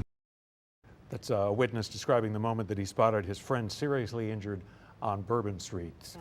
Senator John Kennedy put out a statement, or actually spoke at the news conference this afternoon, saying he had been assured that the full resources of the federal government would be poured into this investigation. I wish I understood better why bad things happen to good people. If I make it to heaven, I'm going to ask. For those people who don't believe in objective evil, all you have to do is look at what happened in our city early this morning. I am, if this doesn't trigger the gag reflex of every American, every fair-minded American, I'll be very surprised. I'm here because these are my people. I'm here because these are my people's friends.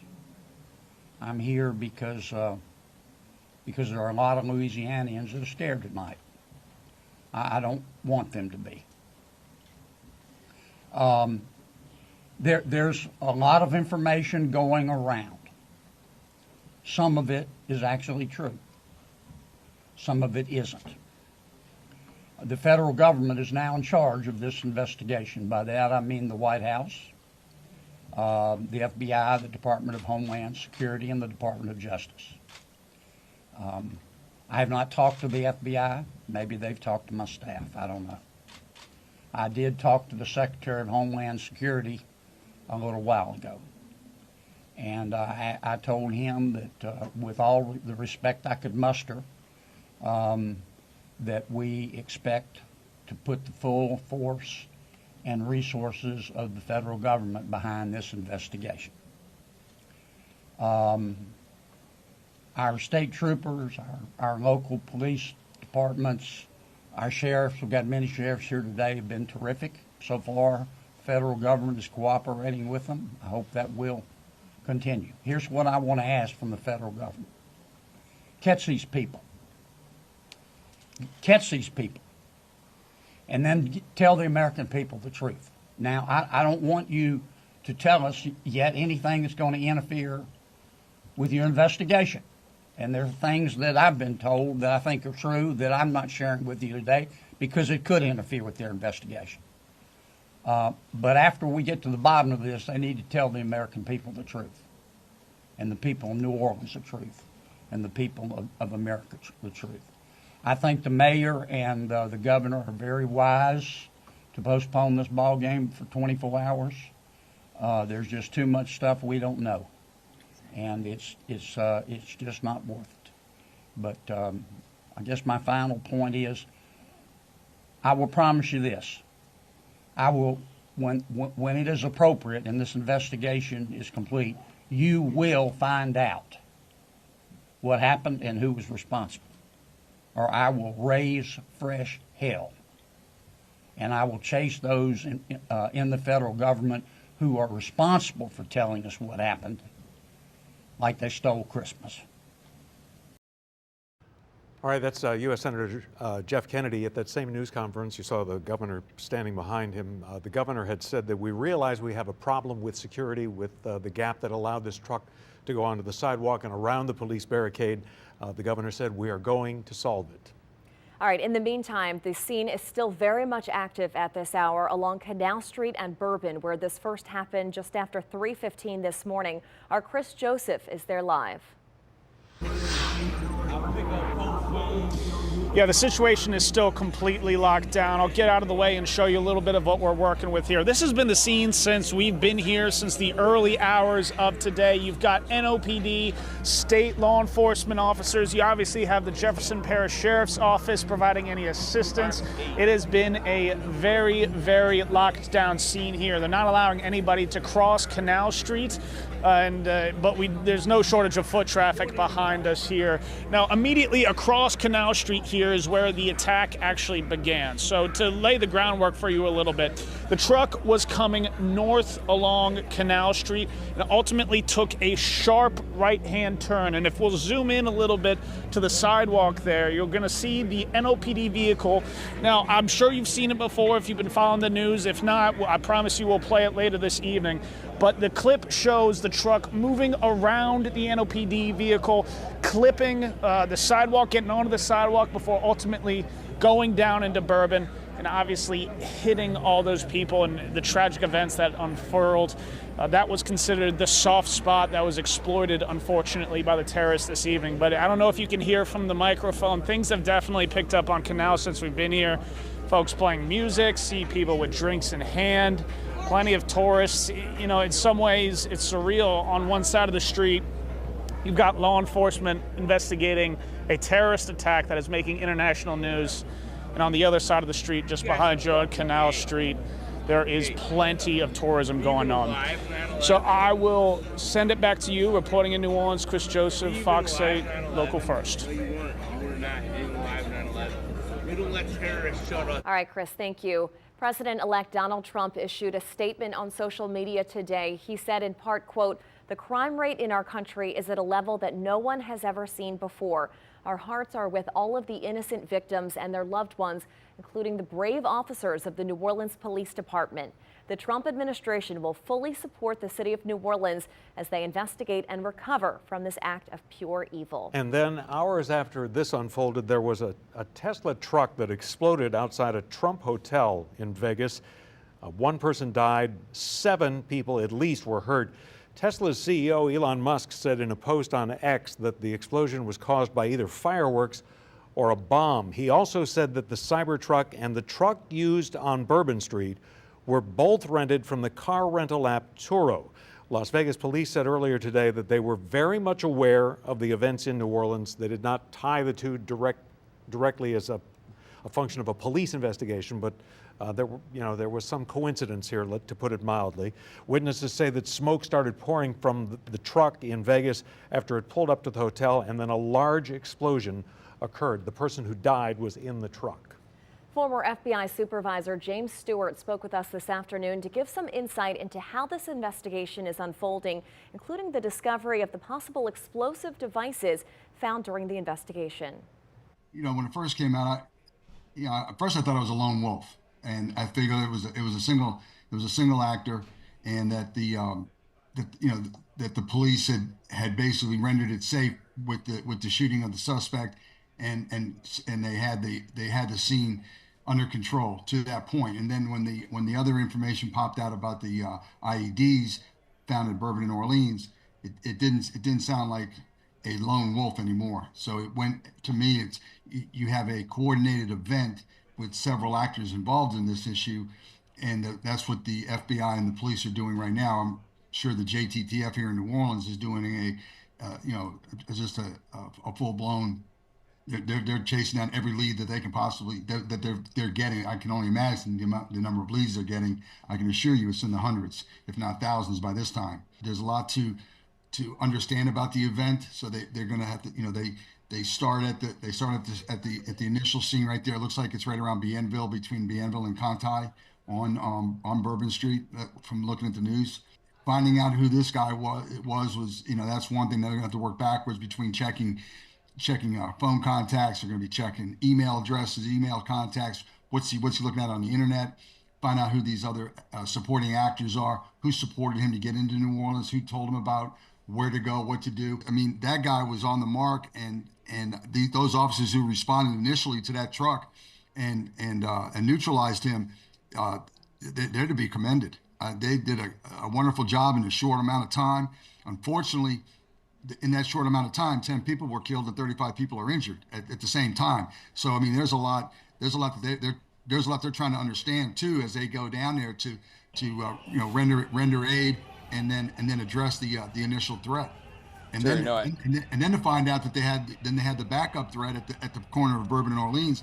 If those bombs were in fact live, like it seems like they were, I mean, the damage that those bombs could have done at that intersection would have been monumental, especially in the French Quarter and being so close together with those buildings. They probably dodged a bullet right there. You know, it's interesting. In Chris Joseph's live shot, he was talking about how people are sort of, out being looky-loos, checking out the investigation, what's going on. Other people out drinking, kind of celebrating, it almost seems. The new year, that would be, or if they're in town for the Sugar Bowl. It's just an interesting juxtaposition of what people are doing in the aftermath of this tragedy. Earlier today, we spoke to Congressman Troy Carter, who urged people to stay home in order to allow the NOPD and the FBI to conduct this investigation. Well, listen, we know that terrorists, and that's what we're classifying this, are pretty crafty. And we will continue to push back as hard as we can with every possible resource to make sure that they know that we're not going to surrender to terrorists or to terrorism. We're going to continue to use our resources to fight and push back. I have every confidence in our local law enforcement, our FBI, our state police, and Homeland Security to make sure that the area is secured and anybody else who may have been involved with this will be brought to justice. What we need now is the citizens to cooperate. This is not a time to come out and to sightsee or to look and to see what's going on. Please stay home. Stay in secured settings. Stay in your hotels, in your homes. Look out for loved ones. Do safety checks to make sure that people are in fact home and well, and let law enforcement do its job. And something else they're asking people, if you see something, say something. Call the 911, call the city's 311 hotline. At one point earlier today, the city was saying they were trying to respond to all of those 311 calls just as quickly as possible because they knew people were calling in with tips and things that they wanted to report after this morning's incident. Right, and one of the bits of news, the tragic part of this too, is that the coroner this evening or late this afternoon confirmed that 15 people are now known to have died. So just doing the math, it would appear that roughly 30 then people have been hurt. We had been told by some of the public officials who had been at the hospital that it was quite likely that the death toll would climb, so we're now at 15. Governor Landry today thanked the 2 New Orleans police officers who, as he put it, put their lives on the line. There were actually 3 officers who engaged and had a shootout with this suspect. 2 of them he shot. As far as addressing the security concerns at the Superdome, the governor did say that he was issuing an emergency declaration. That has the effect, from a practical matter, of allowing the state to spend money that it wouldn't normally have. Provide a few more resources for the whole thing, because they can't just willy-nilly do that without the legal step that's involved in that. He has mobilized the National Guard, told reporters at the very end of the news conference that it was roughly 100 personnel. And again, as they announced, the Sugar Bowl postponed, as it turns out now, to 3 o'clock tomorrow. And the governor saying he was going to go to the Sugar Bowl. We've heard other elected officials say, look, I'm going to be there in the Superdome. I'm going to watch this game be played, as a sign and showing that we are strong, we are resilient, we know how to, manage a crowd in this situation and keep people safe, which they say they're going to do tomorrow inside the Superdome. Chief Kirkpatrick, they actually raised the estimate. She now estimated that they had 400 officers in the French Quarter at the time of this. It wasn't like, this was all winding down. Right. She said that this is not just an act of terror, this is evil. She said you can run in fear or stand in strength. The city, she says, has been tried by fire before. Fire makes people stronger. And some of the videos that we saw, John, and the immediate aftermath of this happening, when the truck, plowed down Bourbon Street and ended up coming to a stop because it hit the bottom of a crane that was positioned on Bourbon Street for one reason or the other. There were NOPD officers there immediately On the scene in this block of Bourbon Street where this happened, the suspect apparently got out of the truck. We're hearing from Rafael Goyeneche. He was telling us that the suspect was wearing body armor. We had not heard that yet before. He got out of the truck and then opened fire on the NOPD officers who were right there outside of his vehicle. Again, hitting two of them. They are in stable condition. Those officers fired back, killing the suspect. The AP reporting that an AR-style rifle was found inside of the truck along with a handgun.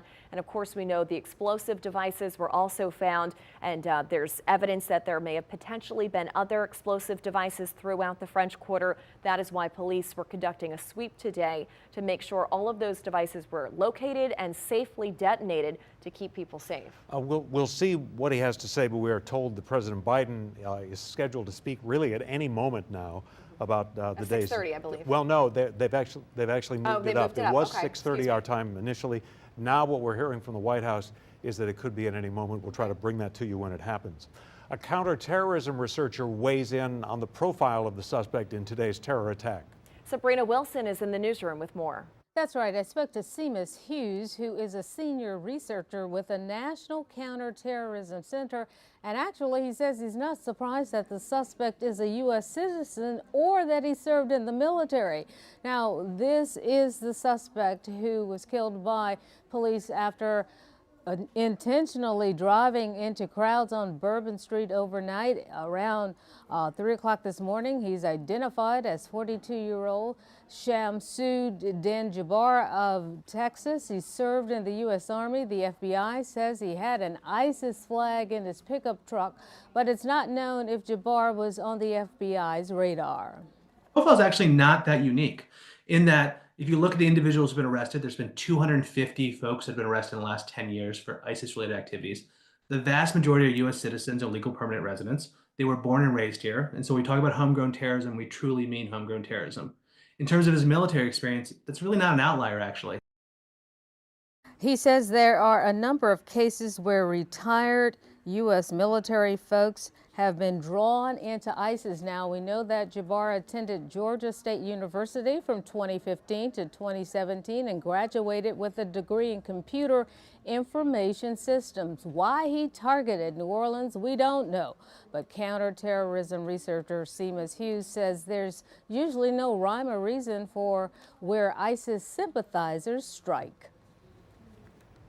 All right. Thanks for that, Sabrina Wilson. Well, obviously, we've been getting so many videos and pictures in, John. You know, in the hours after this happened, immediately people were in shock, of course, and then they started showing us the videos that they had taken in the immediate aftermath and the chaos and the horror that unfolded. I believe we have one video here. This is from Canal Street showing the white pickup truck of the suspect. You can see it's highlighted right there on your screen. So at first, the pickup truck is stuck in traffic. Then, as it slowly approaches Canal Street, it makes the conscious decision to go around the NOPD unit that is parked right there at the entrance of Bourbon and Canal. We're going to wait for it here as the truck approaches closer.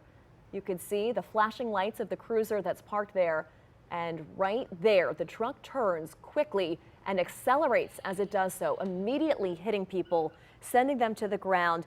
Then the truck went up on the sidewalk, according to the police chief, then back onto Bourbon Street on the ground portion, and that's where it hit more people before coming to a rest after it hit the bottom of a crane. And you know, back at the corner of Bourbon and Canal, you can see first responders starting to roll out victims onto stretchers. That abrupt right turn with those deadly consequences. You know, some people, when this news first broke, before you saw the video, said, "Wait a minute, an F-150 on Bourbon Street or on a sidewalk?"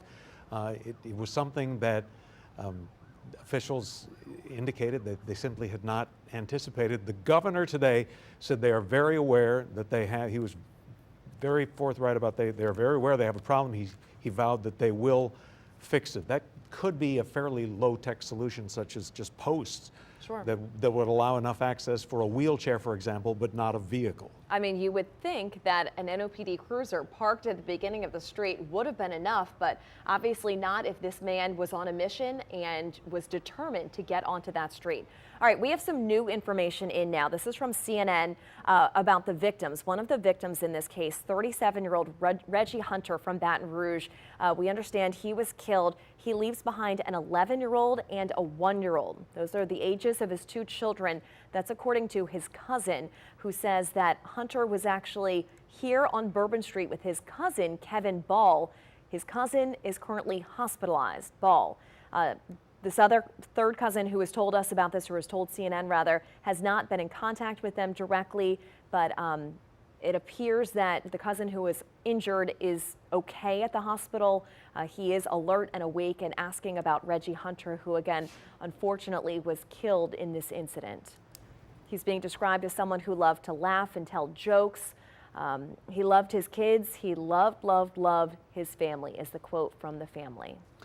Mark Morial, the former mayor of New Orleans, obviously dealt with the planning for many big events during his time in office, and here were some of his thoughts today.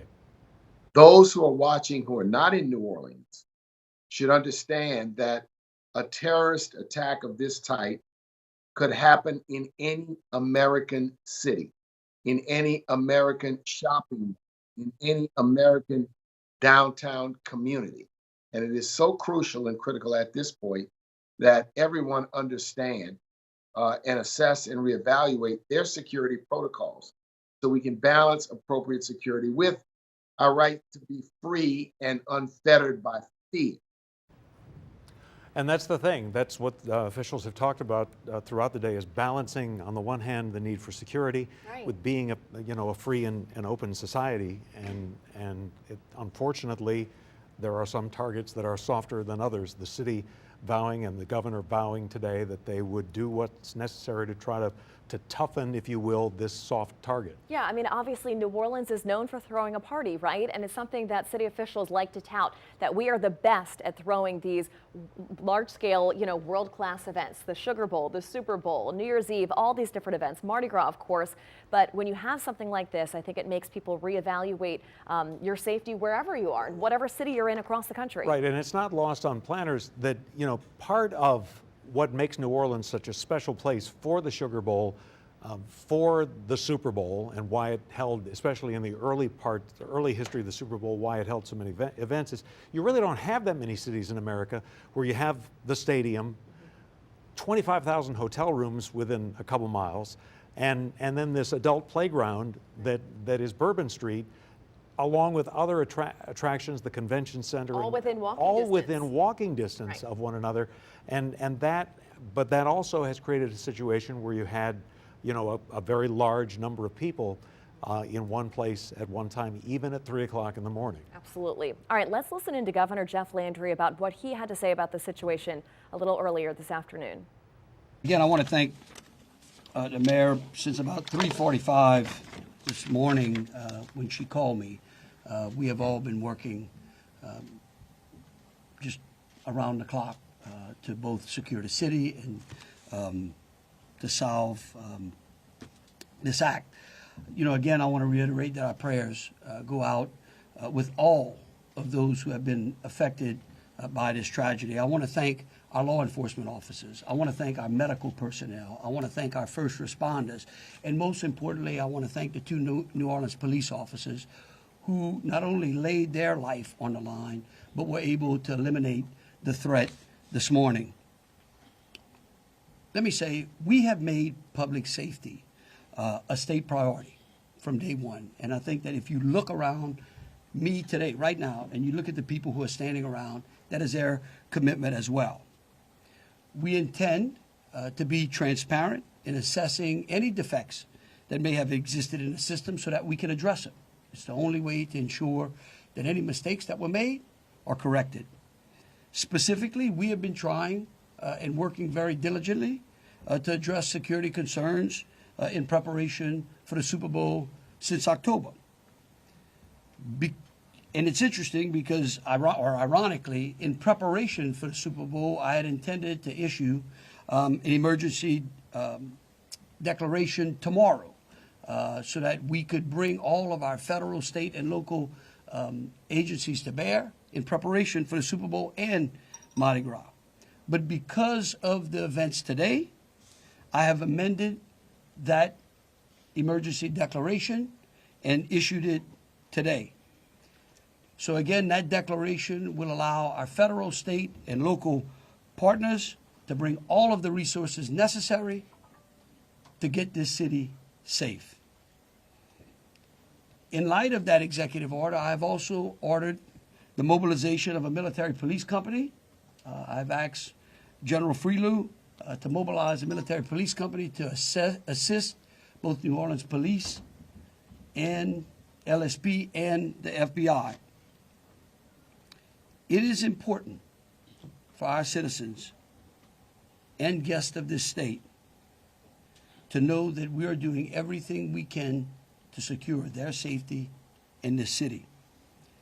We want to make it clear, the Superdome and the surrounding area is safe. But I've always said that the safety of this entire city is something that is always paramount to me. With that, I would like to turn it over to Jeff with the Super Bowl. Jeff Dunley. All right. At that point, the governor turned it over to Jeff Huntley from the the Sugar Bowl, who wound up saying the news that they had postponed the game. Right. And then later the news came that they pushed it to 3 o'clock tomorrow. The FBI is asking anybody who may have interacted with the suspect, Shamsuddin Jabbar, to let them know. They have also reached out for any pictures or video of the area of the attack last night. You can call 1-800-CALL-FBI or contact investigators at tips.fbi.gov. Even something that might seem, not that important to you, if you happen to have some video, might provide them some context. Absolutely. That put together with other videos. So if you've got something, don't hesitate to share it with the FBI. Yeah. Well, an EarthCam view actually captured the moment a group of police officers took off running toward danger on Bourbon Street. So I believe this was at St. Peter and Bourbon, and this is in the immediate moments after this all happened. You could see the officers there on the street corner. It appears to be NOPD, maybe some state troopers in there as well. And as the truck came barreling down Bourbon, crashed, and then gunfire was exchanged with other NOPD officers, you could see just how quickly those officers run toward the scene. And that's something we've heard from so many people today, John, just how heroic these officers have acted, because had they not been there in that block, in that location, and able to engage this suspect immediately to fire back when they were fired upon by the suspect, they were able to shoot and kill him. Who knows how many more people could have potentially been killed by this gunman, who was armed, we understand, with 2 guns inside of his truck, according to the Associated Press. And then, you look at this and you look at the number of people. Now, this is 1 block away from the scene, but look at the number of people on the sidewalks there. Yeah. And anybody who's familiar with that area of Bourbon Street knows that that's a crowded place, not just the street, but the sidewalk area can be, especially at that hour of the day.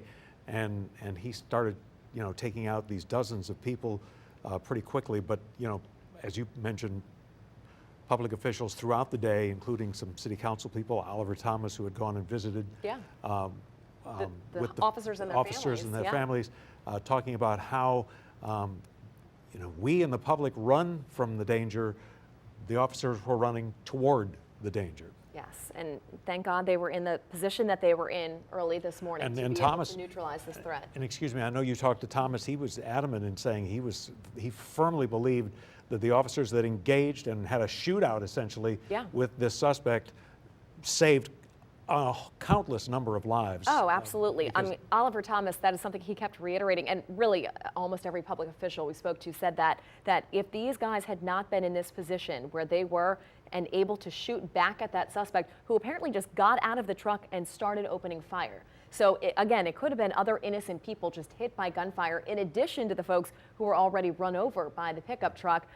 Who knows what could have happened and how many more fatalities we could have tonight. He had an AR-15 style rifle in there. He was prepared. He was prepared for a lot more carnage. Yes. Officials have not identified any of the 15 people killed, but we are learning More about 3 of them as their families share information. Among them, 18-year-old Nakira Cheyenne Dido of Gulfport, who came to New Orleans with a cousin and a friend. 37-year-old Reggie Hunter of Baton Rouge died. His cousin was injured as the truck sped down Bourbon. And we're also told 28-year-old Tiger Beck, the older brother of former LSU player Jack Beck, is among those who died. And we just learned a short time ago some more information about Reggie Hunter from another cousin of his who spoke to CNN, just giving information about some of his injuries. Apparently, he was alive when he was taken to the hospital and passed away a short time later, because initially we were told 10 people had died. We were given indications that some of the people who were wounded were in grave condition. He apparently is one of them, who has since passed away from his injuries. Doctors there at the hospital saying he died from internal injuries and appeared that the truck had run over him because of the extent of his injuries, a ruptured spleen, a punctured lung, and internal bleeding, among other injuries. Okay, we want to take a live look now at where President Biden is expected to be speaking any moment now. We're on standby for the president to give remarks tonight about the situation this morning on Bourbon Street. The president has not yet started, but as soon as he does, we'll bring it to you. And as we wait on that, let's go to Rob Masson. Well, let's give you an update, guys, as to what's going on here at Mandeville and Mare Street. It's been an active scene for about 12 hours now, ever since a small fire broke out just down the block in the 1300 block of Mandeville Street. We're about 2 miles away from the French Quarter where the terrorist act happened. And as you can see, officials here have been at it all day in an investigation being led by the FBI and ATF agents. Their focus has been an Airbnb in the next block. Now, ATF brought in special dogs to try and sniff for bombs after that small fire broke out around 5:30 this morning, nearly 2 hours after the Bourbon Street terrorist act. They have been joined by agents with state police, FBI, New Orleans Police Bomb Squad, and the New Orleans Fire Department. Sources say they believe the Bourbon Street pickup truck driver may have been staying in an Airbnb here in the 1300 block of Mandeville Street. Some residents report seeing a white pickup truck in the area. This has not been confirmed. An actual link, though, to the Airbnb has not been confirmed. To all the families of those who are killed, to all those who are injured, to all the people of New Orleans who are grieving today, I want you to know I grieve with you. Our nation grieves with you. We're going to stand with you as you mourn and as you heal in the weeks to come. I want to thank our brave first responders and law enforcement personnel who stopped the attacker in his tracks before he could kill or injure even more people.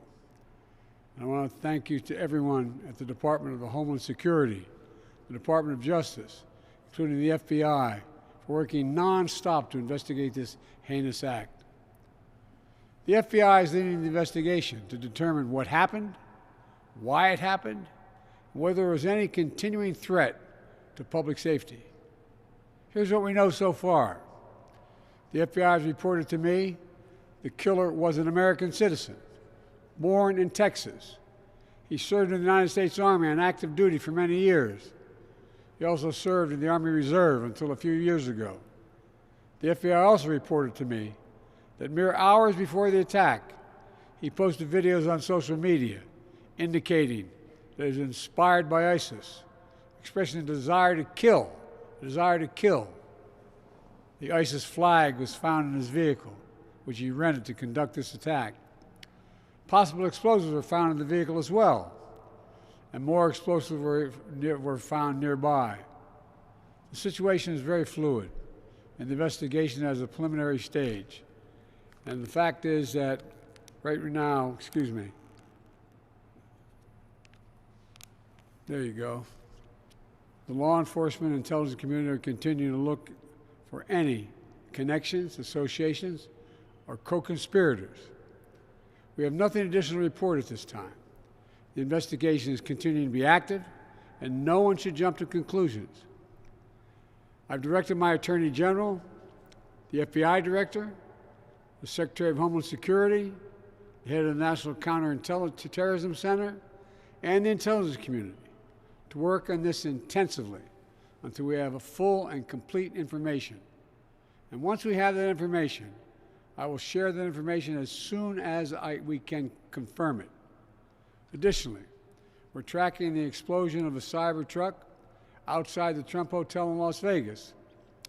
Law enforcement and the intelligence community are investigating this as well, including whether there's any possible connection with the attack in New Orleans. Thus far, there's nothing to report on that score at this time.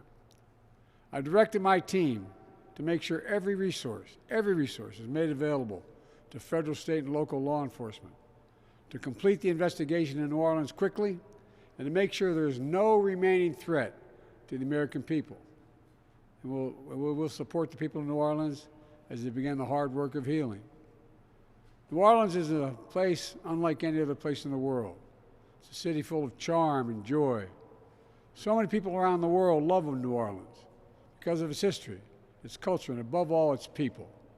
So I know, while this person committed a terrible assault on the city, the spirit of our New Orleans will never, never, never be defeated.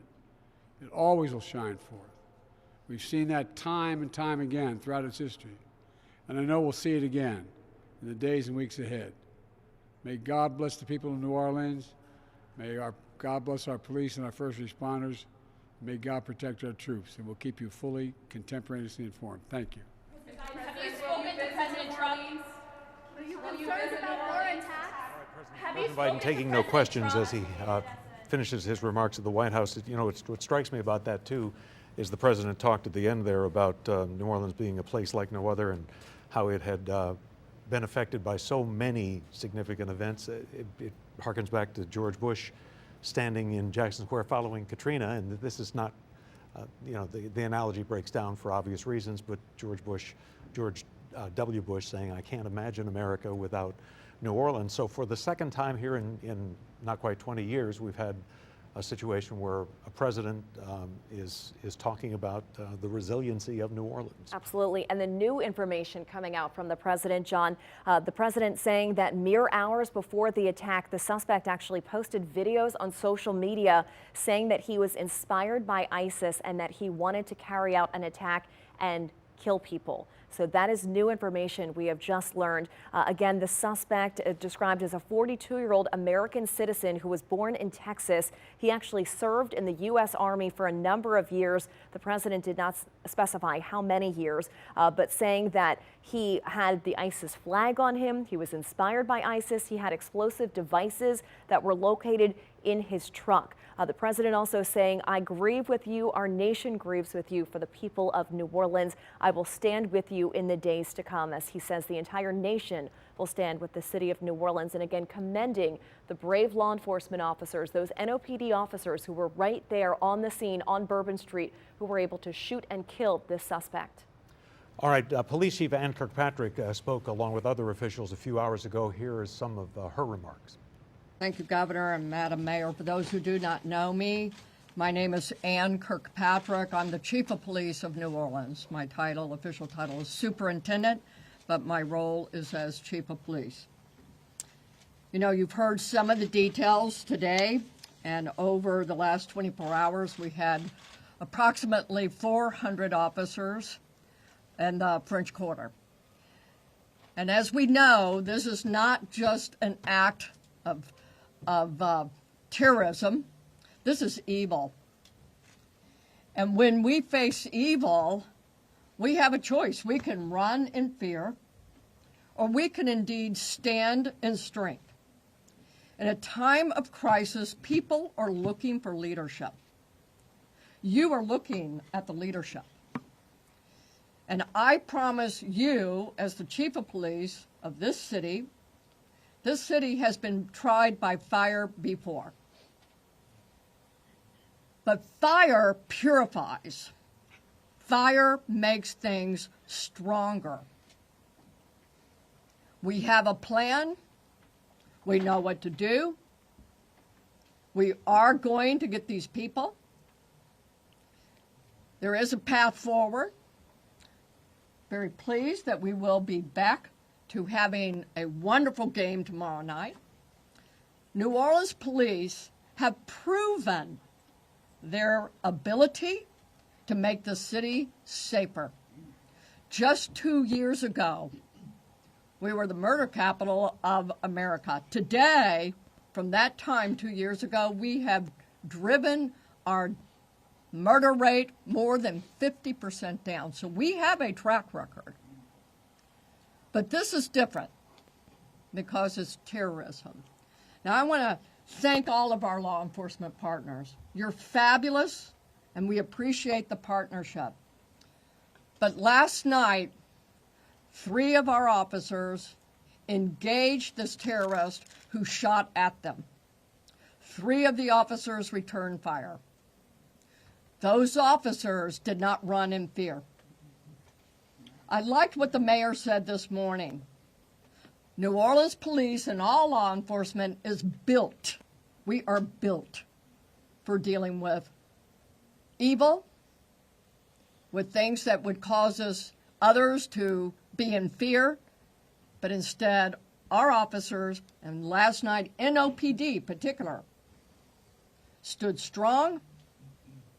They did not run. They did kill the terrorist. We have 2 officers indeed who received gunfire. They will be okay. We have personally gone to see them. But this is leadership for you. And I promise, as the chief of police of this fantastic city, that I will be strong and firm and fearless. All right, Ann Kirkpatrick with her remarks. At that same news conference, Congressman Troy Carter made comments in which he said, "We will find you," to anybody else who might have been involved in this. "We will bring you to justice." Carter said nobody does big events better than New Orleans. He did praise the decision to postpone the game and said that it was not something that was done lightly. And, you know, we just heard from President Biden a few moments ago, something the president did not touch on, if this man acted alone or if he had help. We've kind of been hearing conflicting things a little bit. Earlier today, Congressman Carter saying he was getting intel that this was a lone wolf type situation. But then Attorney General Liz Murrill indicating at the press conference later this afternoon that there were potentially more people out there that they were looking for. The Associated Press a short time ago saying that they obtained some video that showed men and a woman placing what potentially could be explosive devices around the French Quarter. Well, what they had was a bulletin. They had a bulletin that the state police had put out to other law enforcement agencies describing the video that they had. So at this point, though, we have not gotten actual confirmation of how many people are they potentially looking for. How did they, assist this suspect, if they did in any way, and where that investigation stands tonight. Right, and that's the mystery, and that's part of what is possibly driving the decision to postpone the game. John Kennedy, the U.S. Senator, saying, again, praising the decision. He said there was simply too much we don't know, and it was the right move, in his view, to go ahead and postpone the game. The bulletin that the Associated Press says that it got a hold of from the state police described 3 men and a woman who were setting out an explosive or potentially explosive device, or setting out some like an ice chest or something. Right. And that was why today, when the quarter was closed, as it remains a part of it now for so long, what was happening was footwork. The police department was walking, sweeping the quarter, looking for things like ice chests, looking for backpacks that kind of seemed to be anything out of the ordinary. And not only the French Quarter, they were sweeping the downtown area, the CBD, just looking for any indication of something that maybe was amiss, that wasn't supposed to be left behind. But that's also a difficult task, because when you have so many thousands of people who, had to just kind of get up and move very quickly, of course things are going to be left behind. You had tourists who were evacuated out of hotels, who had to spend hours on the street. So I'm sure it was not an easy task to kind of go through the different streets and determine what was there, and was it supposed to be there, or was it something right, after tens of thousands of people have been out and about and all day and all do. night. Exactly. So we are left this evening with a situation where, obviously many people are committed to going to the game. The governor said, your governor will be at the game tomorrow. Public safety officials have expressed a lot of confidence that Securing a venue like that is much easier than securing an open street, for example. We did hear a bit of sound from someone, I believe from Georgia, saying, I don't want to be here anymore. And tragically, that's part of the story, is some people have left. And the other thing, too, is, Georgia's not that far away. You don't have to go to the airport to fly out. Right. You don't have to change your travel arrangements. Indiana the same, or wherever somebody might come from. A lot of people drove in for this event. And there's just no way of knowing how many people said, I'm out of here. Don't want to or I have to go back to work tomorrow. Exactly. Or the next day, or that could be, a very real concern. All right, we do have actually some new information in now from the FBI. As we've been telling you, the FBI says the suspected driver died in the shootout with police. The suspect identified as 42-year-old Shamsud Din Jabbar. Again, the president, you heard him say just a short time ago, the suspect is a U.S. citizen, Texas resident, born in Texas, and was an Army veteran. Now, Louisiana State Police is saying that he had guns and pipe bombs in his truck. The FBI says it does not believe he acted alone. So there is our confirmation tonight. The FBI says they do not believe the suspect acted alone. So again, the question, how many more people are they looking for? Do they have the identities of these people? Where could they be? And are they a threat to any more New Orleans residents or visitors tonight? So hopefully we'll continue to get answers. We have not been alerted to any more press briefings that'll be happening tonight by the mayor, by the police chief, by the FBI, anyone like that. So hopefully they'll be putting out some more information and we can learn who are these other people that they believe may have acted with the suspect. In the meantime, the White House and lawmakers on Capitol Hill have reacted. Laura McCoy joins us now with that.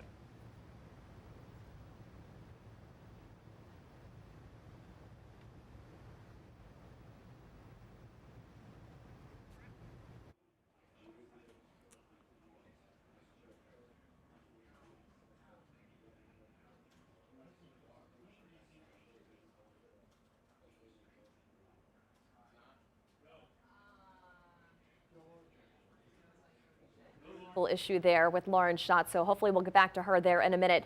In the meantime, the truck that was used in this attack, this white pickup truck, was rented from a company called Toro.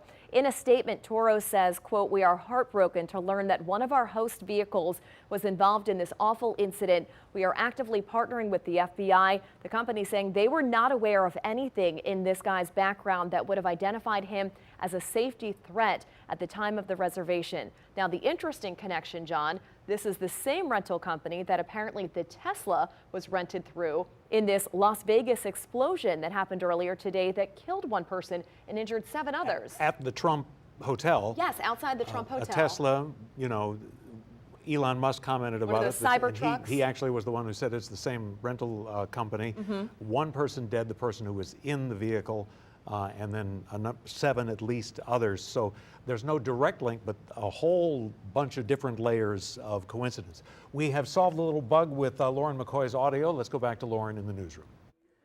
Yeah, that's right, John and Meg. The White House responding tonight, as well as local lawmakers who are on Capitol Hill. They all share a similar sentiment that New Orleans will prevail, and it will prevail over this evil. We heard President Joe Biden earlier, not too long ago, talking about how that the White House will provide resources to the state and anything that it needs and anything that New Orleans needs to continue on. We also heard from incoming President-elect Donald Trump saying, quote, "Our hearts are with all of the innocent victims and their loved ones, including the brave officers of the New Orleans Police Department." And on Capitol Hill, U.S. House Speaker Mike Johnson, he also said that this attack is an act of pure evil. That's Merrick Garland right there.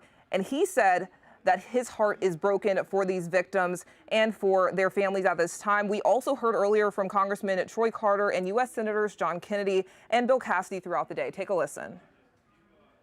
Citizens, now is the time to stay calm, to be vigilant. This is not a time to come out to sightsee.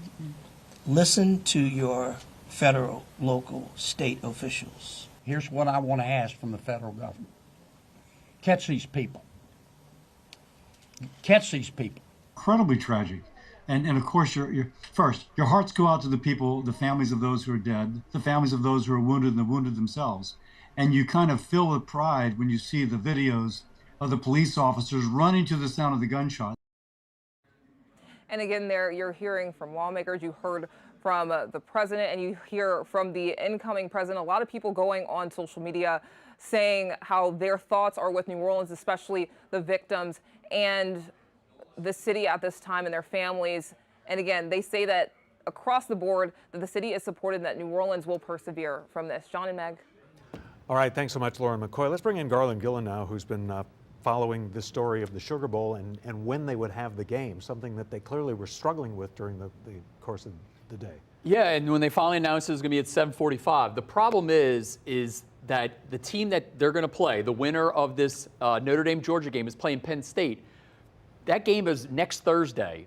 They need to start moving ahead to play the next game. Penn State played last night. They're already at an advantage. So once Notre Dame and Georgia heard the game got moved back 24 hours, 7:45, those schools pushed to get the game moved up a little earlier because they're at a disadvantage. Notre Dame practiced today, did a little light walkthrough. Georgia, we don't know what they did this afternoon, but they've been on lockdown in their hotel. They haven't gone anywhere. So it would seem, that's just a few hours earlier, but I guess it's one more. The game's at 3 o'clock now. Yeah, it started at 7:45, and then Notre Dame and Georgia pushed for it to get early. They wanted it to be at noon. Okay, I'm sorry. Yeah. But the point is, they want a night's sleep. They want recuperation from one night's sleep, I guess. Yeah, they want to get this game done. Over with, yeah. Yes, over with. They get to the next game. So there was a little push and take, but the main thing is safety. They were at the Superdome. They had JPSO, other people with state law enforcement sweeping the dome all morning. They shut down the offices in there. They got that done. I just think looking at everything on the periphery was probably a smart idea to push us back to tomorrow at 3 o'clock. Fans, you were talking about a minute ago. I'm intrigued to see what the fan attendance is tomorrow. They're opening up the dome for the media at 10 a.m. I'm going to be live starting at noon tomorrow to preview this game. So it's at 3 o'clock, not 7:45 anymore. But Notre Dame, Georgia fans, I'm intrigued to see how many are in the stadium tomorrow. Garland, have you heard from any of your contacts about how team members are holding up? I mean, these are college kids. We know how we've heard from some fans today that we've had a chance to interview, but how are the players holding up? They've gone through this tragedy. I mean, being here, preparing for the game, hearing about this, of course. They may even know people who were affected by it. And then they've got to play in a bowl game tomorrow. Yeah, it's tense times because they were on lockdown. They were in their hotels. I know we've reported already that a Georgia student was part of the... wounded. Yeah, he was fatally... he was wounded. Critically wounded. So that those kind of things do affect you. But I mean, I'm sure they just get in cabin fever being in their hotels, and no one's allowed to go into their hotel, no one's allowed to go out. So I don't think family members are allowed in also. So it's been a tough thing because these are teenagers, young adults there. Now, you can only be on social media so long. Yeah, and I mean, hopefully they would allow them to have a little bit of time with their family members in light of this sort of a tragedy. I mean, this is a little bit of a different circumstance. At the beginning, it was preparing for a football game. At the beginning, it was on lockdown that no one was allowed in and out. Hopefully they can relax those. I have not seen that yet, but you make a great point with that. I know the Notre Dame players, the Georgia players, they've been here since Sunday. So they're ready. They were ready for this game to happen. Okay, they were ready to get going, get to the next game, and but obviously a tragedy. You gotta change things up. And and that's good you mentioned that, because obviously the biggest concern in the aftermath of this was securing the area, getting the evidence, all that, and one of my first thoughts was, will they hold this game out of respect for the victims? It turned out there was also a security reason involved.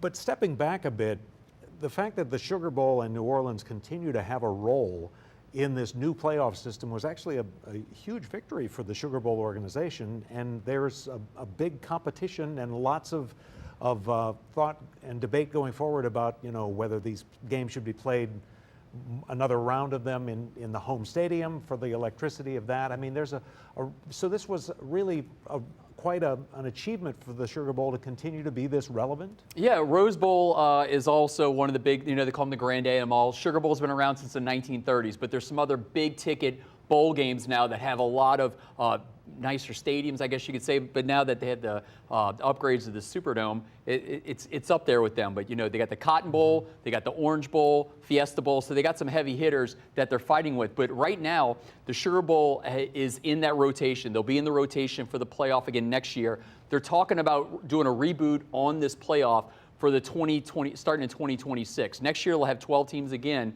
and then after that, they're talking about having 14 teams in, and maybe only 2 byes. So they want more games on campus. I think the schools fought to even have to come early for these games. They want to do these like business trips. They wanted to come in like the NFL does, the day before the game, you get a walkthrough, you have dinner, the next day you play the game. But there was a little grab and pull between the College Football Playoff Committee and these bowl games to get them to come in a little earlier. That's why this team has come on Sunday. The teams don't want to come this early. They want to come the day before, but they want to have, there's a lot of exciting things that go around. You know, they have like bowling competitions, that stuff. A lot of those things are out now. The time that they're here has gotten really close. And also, the Sugar Bowl is tomorrow, but the Super Bowl is right around the corner, and obviously a lot of people are worried about that. You know, the NFL has come out and said, we've been planning for this for 2 years. Don't worry about it. We have this under control. I think they're going to have some more meetings there. The NFL came in a few weeks ago. We even met with them about security and how to cover the Super Bowl. So that's right around the corner. So there's definitely some tense people out there, but the NFL said don't worry about it. Gotcha. All right, Garland, thanks so much for your thoughts. Well, for a sense of, you know, what some of those fans who are in town for the game are feeling tonight, let's get out to our Ashlyn Brothers, who is live, she had a chance to speak to some of those fans, right, Ashlyn? That's right, Meg and John. I have talked to many fans at this point in time.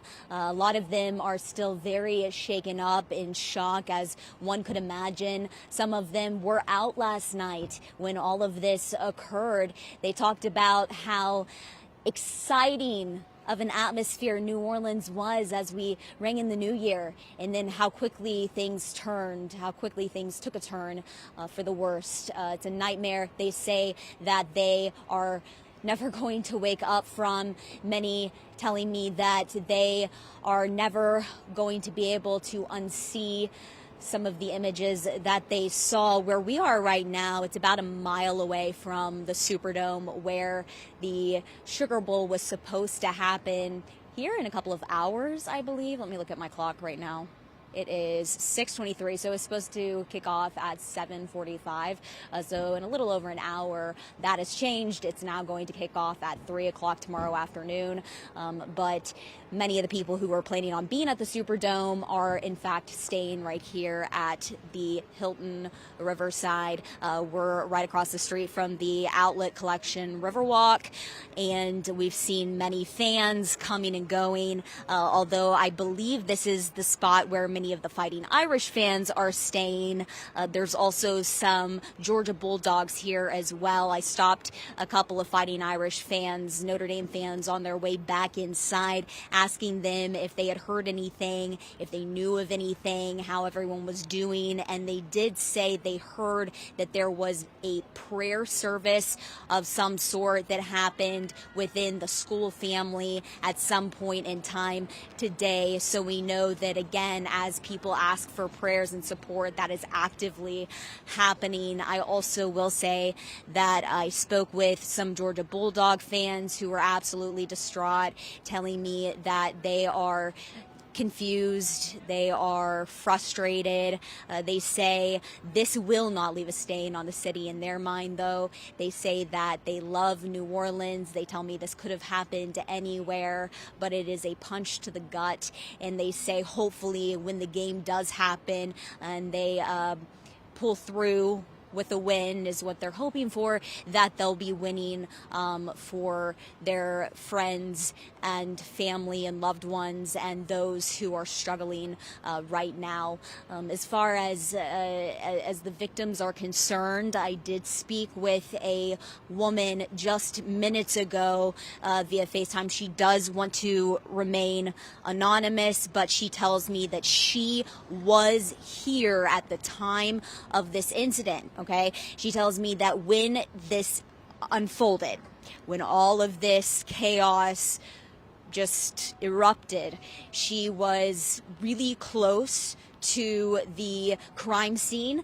In fact, they were trying to go to a restroom right before in the same area on Bourbon Street where this occurred, but the bathroom was closed. So they went a little bit further down to a different restaurant, and that's where they ended up taking some relief. But what they said was, if we had not had that bathroom locked, if we had been able to go in there, we would have been in the crossfire. And she says this was a God moment, but she tells me that, and we haven't confirmed the identities of the victims at this time, but she does tell me that she knew one of the victims, telling me that she was a mother, that both her husband and herself were friends with this woman for a very long time, dating back to elementary, maybe middle school, junior high school age range. She says that they're absolutely devastated. The family is not doing well. Says that there are some pretty heavy and hefty mental health concerns surrounding that as well. So she says, just please pray. Please pray and keep all of us in your thoughts. So we will continue to keep you updated with the very latest, and we'll definitely share more on that woman's story coming up later in the evening. Reporting live in New Orleans, Ashlyn Brothers, Fox 8, Local First. All right, Ashlyn, thank you for that report. In the meantime, let's get out live to our Chris Joseph, who is on Canal Street in front of the scene where this all transpired early this morning. Yeah, we're maybe 20, 30 yards from where the situation began. And as we've been saying all night, I just want to lay the groundwork, and it might make more sense after that. So again, the terrorist was driving north on Canal before he took a sharp right turn around an NOPD vehicle into Bourbon Street. Well, you'll see now, no NOPD vehicle there anymore. It's the Jefferson Parish Sheriff's Office Mobile Communication Center. They just moved that massive vehicle, I don't even think you could call it a truck, a massive vehicle across that intersection there to block off the view, and obviously anybody who would even attempt to try to drive in there, not that they'd really have the opportunity. But again, it limits the window, it limits that space along the sidewalk that the terrorist used to get around the vehicle and ultimately on to Bourbon Street. Otherwise, here at the intersection, it's been much of the same. It has been locked down almost entirely since we've been out here. Tons of NOPD officers. You've got state officials as well. I saw Gilbert Montano, the chief administrative officer for the city. He was walking up and down talking with officers earlier. But on the other side of Canal, a ton of fans of the game, tourists, folks just enjoying their evening, walking up and down. And to the conversation about whether or not that game will be sparsely attended or not, we've got an anecdotally really answers on all sides of the spectrum. Some are like, yes, I am going. I am not letting a terrorist attack change my life. Some folks literally cannot go because the game has been rescheduled. They have to catch a flight. They have to go back to work or what have you. But then we got an opportunity to speak with one couple from Athens, Georgia. I mean, it was clear they were here for the game, and they made an executive decision to get out of Dodge. Let's take a listen. We live in Athens, Georgia, and now we're going home. You're not going to the game? No, we're going home. Because of the attack? Yes, we changed our flight, and we are going home. Oh, my gosh. Okay. So just we love New Orleans, but we're going home. Safe. You know, despite that sentiment, everyone I spoke with made it clear that despite this incident and however scary it might be, they do not really hold New Orleans responsible for it in any way, that they were happy to come back down the road. But again, at least here on Canal Street, it's more of the same. The road is blocked off. If you have plans or you feel like you need to travel in and around Canal Street, that's just not going to be an option tonight. Driving around the corridor also going to be very limited. But in terms of businesses and tourism on the other side of Canal Street, well, you may have a little more luck if you are walking. And we'll send it back to you for now. Reporting in New Orleans, Chris Joseph, Fox 8 Local First. All right, thanks for that, Chris. Blood donors are needed. We want to mention that to you. And right now, for a few minutes anyway. A center is open in Metairie until 7. You may not make that one tonight, but tomorrow you can donate blood at the Blood Center corporate office on Canal from 10 in the morning until 7 in the evening. Yeah, all the area hospitals that treated, the 30+ victims said they need blood. So it's a critical need at this point. So if people would consider that, that would greatly help out the hospital system. All right, video obtained by Fox 8 shows this truck. This is the moment of impact here. You could see the white pickup truck driving on Canal Street when it makes a sharp right turn onto Bourbon Street. Let's show you again here. There's the truck with the ISIS flag on the back. It makes a sharp right turn right into a crowd of people. There were a number of people standing right there at the corner, and an NOPD unit was actually parked right at the beginning of Bourbon Street. The truck went around the unit, then hopped up onto the sidewalk, and then went back down onto the street, hitting more people before it finally came to a stop when it smashed into the bottom of a crane that was parked on Bourbon Street. And then at that point, he immediately jumped out, according to police. Opened fire on police officers. Had a shootout with police officers. Yes, and those NOPD officers fired back, killing the suspect. This is the chilling video showing people trying to tend to the victims. We blurred it out here for obvious reasons in places along this stretch of Bourbon Street. That section of Bourbon Street from roughly St. Anne to Canal remains closed this evening. Quite a contrast to what we would have expected. And what had been anticipated for this big event, this fun event to begin the new year, which took such a tragic turn. Absolutely. All right, let's get a sense of how things are looking in the French Quarter tonight. I mean, for a lot of people, it's a sense of uncertainty as a large portion of Bourbon Street is still shut down, a portion of Canal Street, businesses are closed. Our Jacob Bradford is there live. Hey, Meg and John. Yeah, we just in the last 15 minutes or so, we found out that Bourbon Street is now fully closed to vehicular traffic. There is NOPD just showed up and they put a barricade up to keep cars from going in. But residents who do drive in need to show an ID and they will let you in. If you're a pedestrian just kind of walking around, you are allowed to go further down Bourbon Street from Dumaine. However, this way behind me, which is towards Canal Street, all of that is blocked off. But people have been kind of walking in front of us all night long, and we were able to stop a family from Georgia that came in for the Sugar Bowl, and this is what they had to say about their morning. It's his birthday, my son's birthday today, so we decided to come. I got tickets the other day, and we left this morning from Georgia like around 6, 7 in the morning, which we didn't know what was happening though. So when you found out, I mean, where were you at when you found out? Meridian, so we were like almost halfway here, yeah. And that's when everybody started hitting me up, messaging me, asking me we're okay. I said yeah, and then they told me what happened. That's when I checked the internet and see what was going on. You didn't decide to turn around? Nah, because we was already there. So I called the hotel and they told me, the streets are blocked up, but everything will still go. So that's when we got here and see how everything was. So. And how's it been so far? Is this y'all's first time in New Orleans? No, I've been here years ago, and he'd been here, and this is my daughter's first time. Okay. So it's our first Georgia game too. So that's why we decided, and his birthday. So that's why we decided to keep coming this way. So now, when you look down the street and you see everything that's been going on, it's crazy, man. It's crazy. Things that happen like that, which that's the way it is now. I guess the world, man. But so you still looking forward to the Sugar Bowl? Still hopefully. Safety's first, man. But if they still play, if Georgia wins, that'd be a good day. Yeah. Okay. Yeah. All right, Angela, I don't have John. You're still planning on going to the game tomorrow? Yeah, we're still playing. Yeah. Have you heard it's rescheduled for 1 o'clock? They changed it. First it says 7:45. Now I got a confirmation. It says 3 p.m. So I don't know if they changed it again, but it says it's going to be at 3. So we can go ahead and stay. So even after your vacation here, would you still plan on coming back? Oh yeah, because it's going to happen anywhere it goes. No matter what, it's going to happen wherever you at, man. So you can't just stop living your life regardless, man. Just feel sorry for the people that happened to it, though,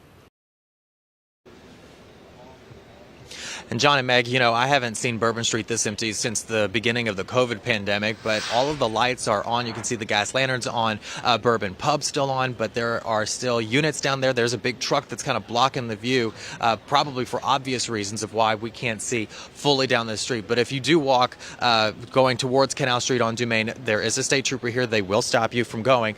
But if you decide to go to the right and go towards Esplanade, this is what you need to know. Once again, Bourbon Street is closed to vehicular traffic. If you are a resident that lives here on Bourbon Street, you need to show your ID and they will allow you to pass through. If you're just kind of walking around a pedestrian, you can walk through towards Esplanade on Bourbon Street. But for right now, reporting live in the French Quarter, Jacob Bradford, Fox 8, Local First. All right, thanks, Jacob. And there was some, at the time that interview was taken, the word had not passed down. So just to clarify again, 3 o'clock is game time tomorrow. Yes, 3 o'clock, the game has been moved.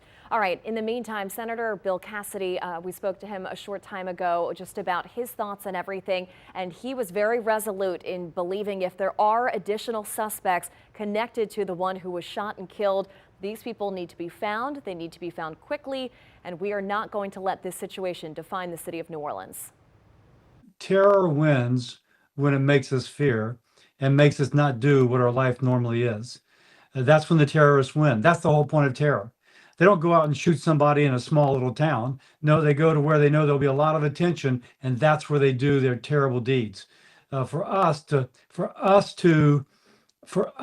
win, we have to continue to live in liberty. Yes, there's going to be more security than there already was, and there's, I think I was told, 300 police officers in the French Quarter last night. But still, we have to live with freedom. I decided to go to the football game. I wasn't going to go because of this. I'm going, called a friend, we're going together. We need to live in freedom. All right, Senator Bill Cassidy with his thoughts tonight on the events of the day on Bourbon Street and the importance of not letting the terrorist win, as he would put it. It is a very different scene tonight than we would have anticipated on Canal Street. Andres Fuentes is there.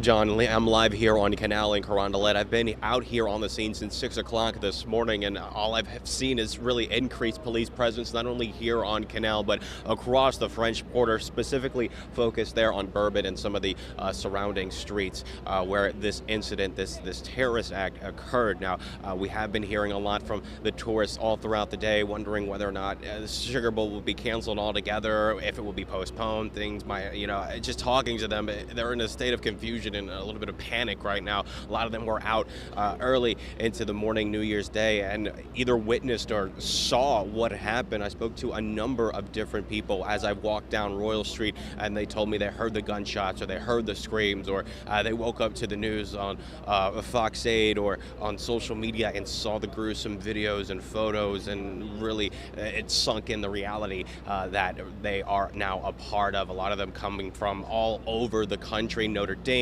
Georgia. Those are 2 big college fan bases with fans all over the place. And I've talked to people as far as Wyoming who came down just for this game, and they say that they were just in complete shock. But I do want to get to a little bit about what the locals have told me. I spoke with a number of New Orleanians, either that worked here in the French Quarter or lived around the area for some time, or even some French Quarter residents, and they told me the same sort of deal, where they woke up to the news or heard the screeches or heard the gunshots completely spook them. I'm asking them exactly how are they feeling this morning. A lot of them replied that they feel numb. They really can't comprehend all that has happened here this morning. And then walking out here to Canal Street, as well as, all up and down Bourbon Street, just seeing the amount of police that are still here on the scene while FBI is investigating this as an act of terrorism. A lot of them are quite scared. We have the Sugar Bowl now tomorrow,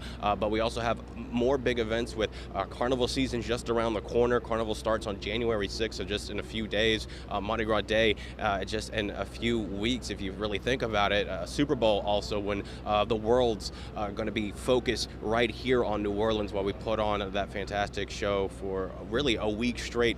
A lot of people are worried about security for that, and I know we spoke to a lot of those organizers and officials who say that they have been monitoring safety and security for a lot of those big events for quite some time, a lot of them for multiple years now, but still that has not queried a lot of the worry and a lot of the tension that I've been hearing from a lot of the New Orleanians, specifically those that might live here downtown or work or live here in the French Quarter. Now, this is a development developing situation. We do have public officials that have been in and out of this area. I see Councilwoman Helena Moreno, Council President Helena Moreno, here on the scene. She says that she'll be joining us in just a few minutes, seeing if I could maybe motion for her. She's lost in the crowd right now, doing other interviews, just trying to keep really the world informed. We're surrounded by not only local media, but national media, even international media, with crews as far as France and other parts of Europe here covering this breaking news event of a man driving a pickup truck into a crowd there on Bourbon Street, at this point killing 15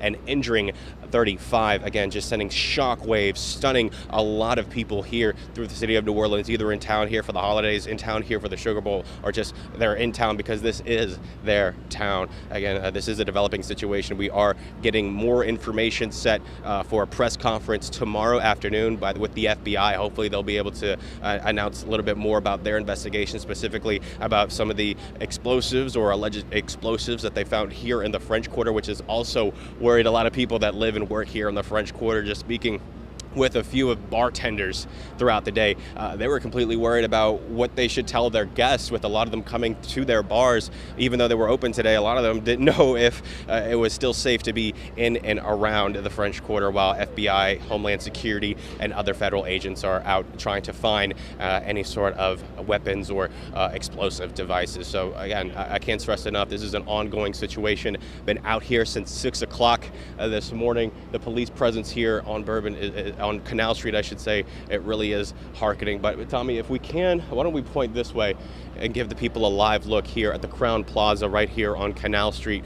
My photographer, Tommy McDonald, has been working really hard, just trying to stay up and really get all the images. But this is a live look right now. People coming and going inside of the Crown Plaza. A lot of them just stunned, don't know what to do, just hanging around the crime scene tape. And we've been seeing a lot of that throughout the evening, with people just coming out trying to ask police officers, is there any sort of information that they can get at this time? And unfortunately, and any other updates might have to wait until tomorrow, when we are briefed again by the FBI. But again, reporting live here on Canal Street, Andres Fuentes, Fox 8, Local First.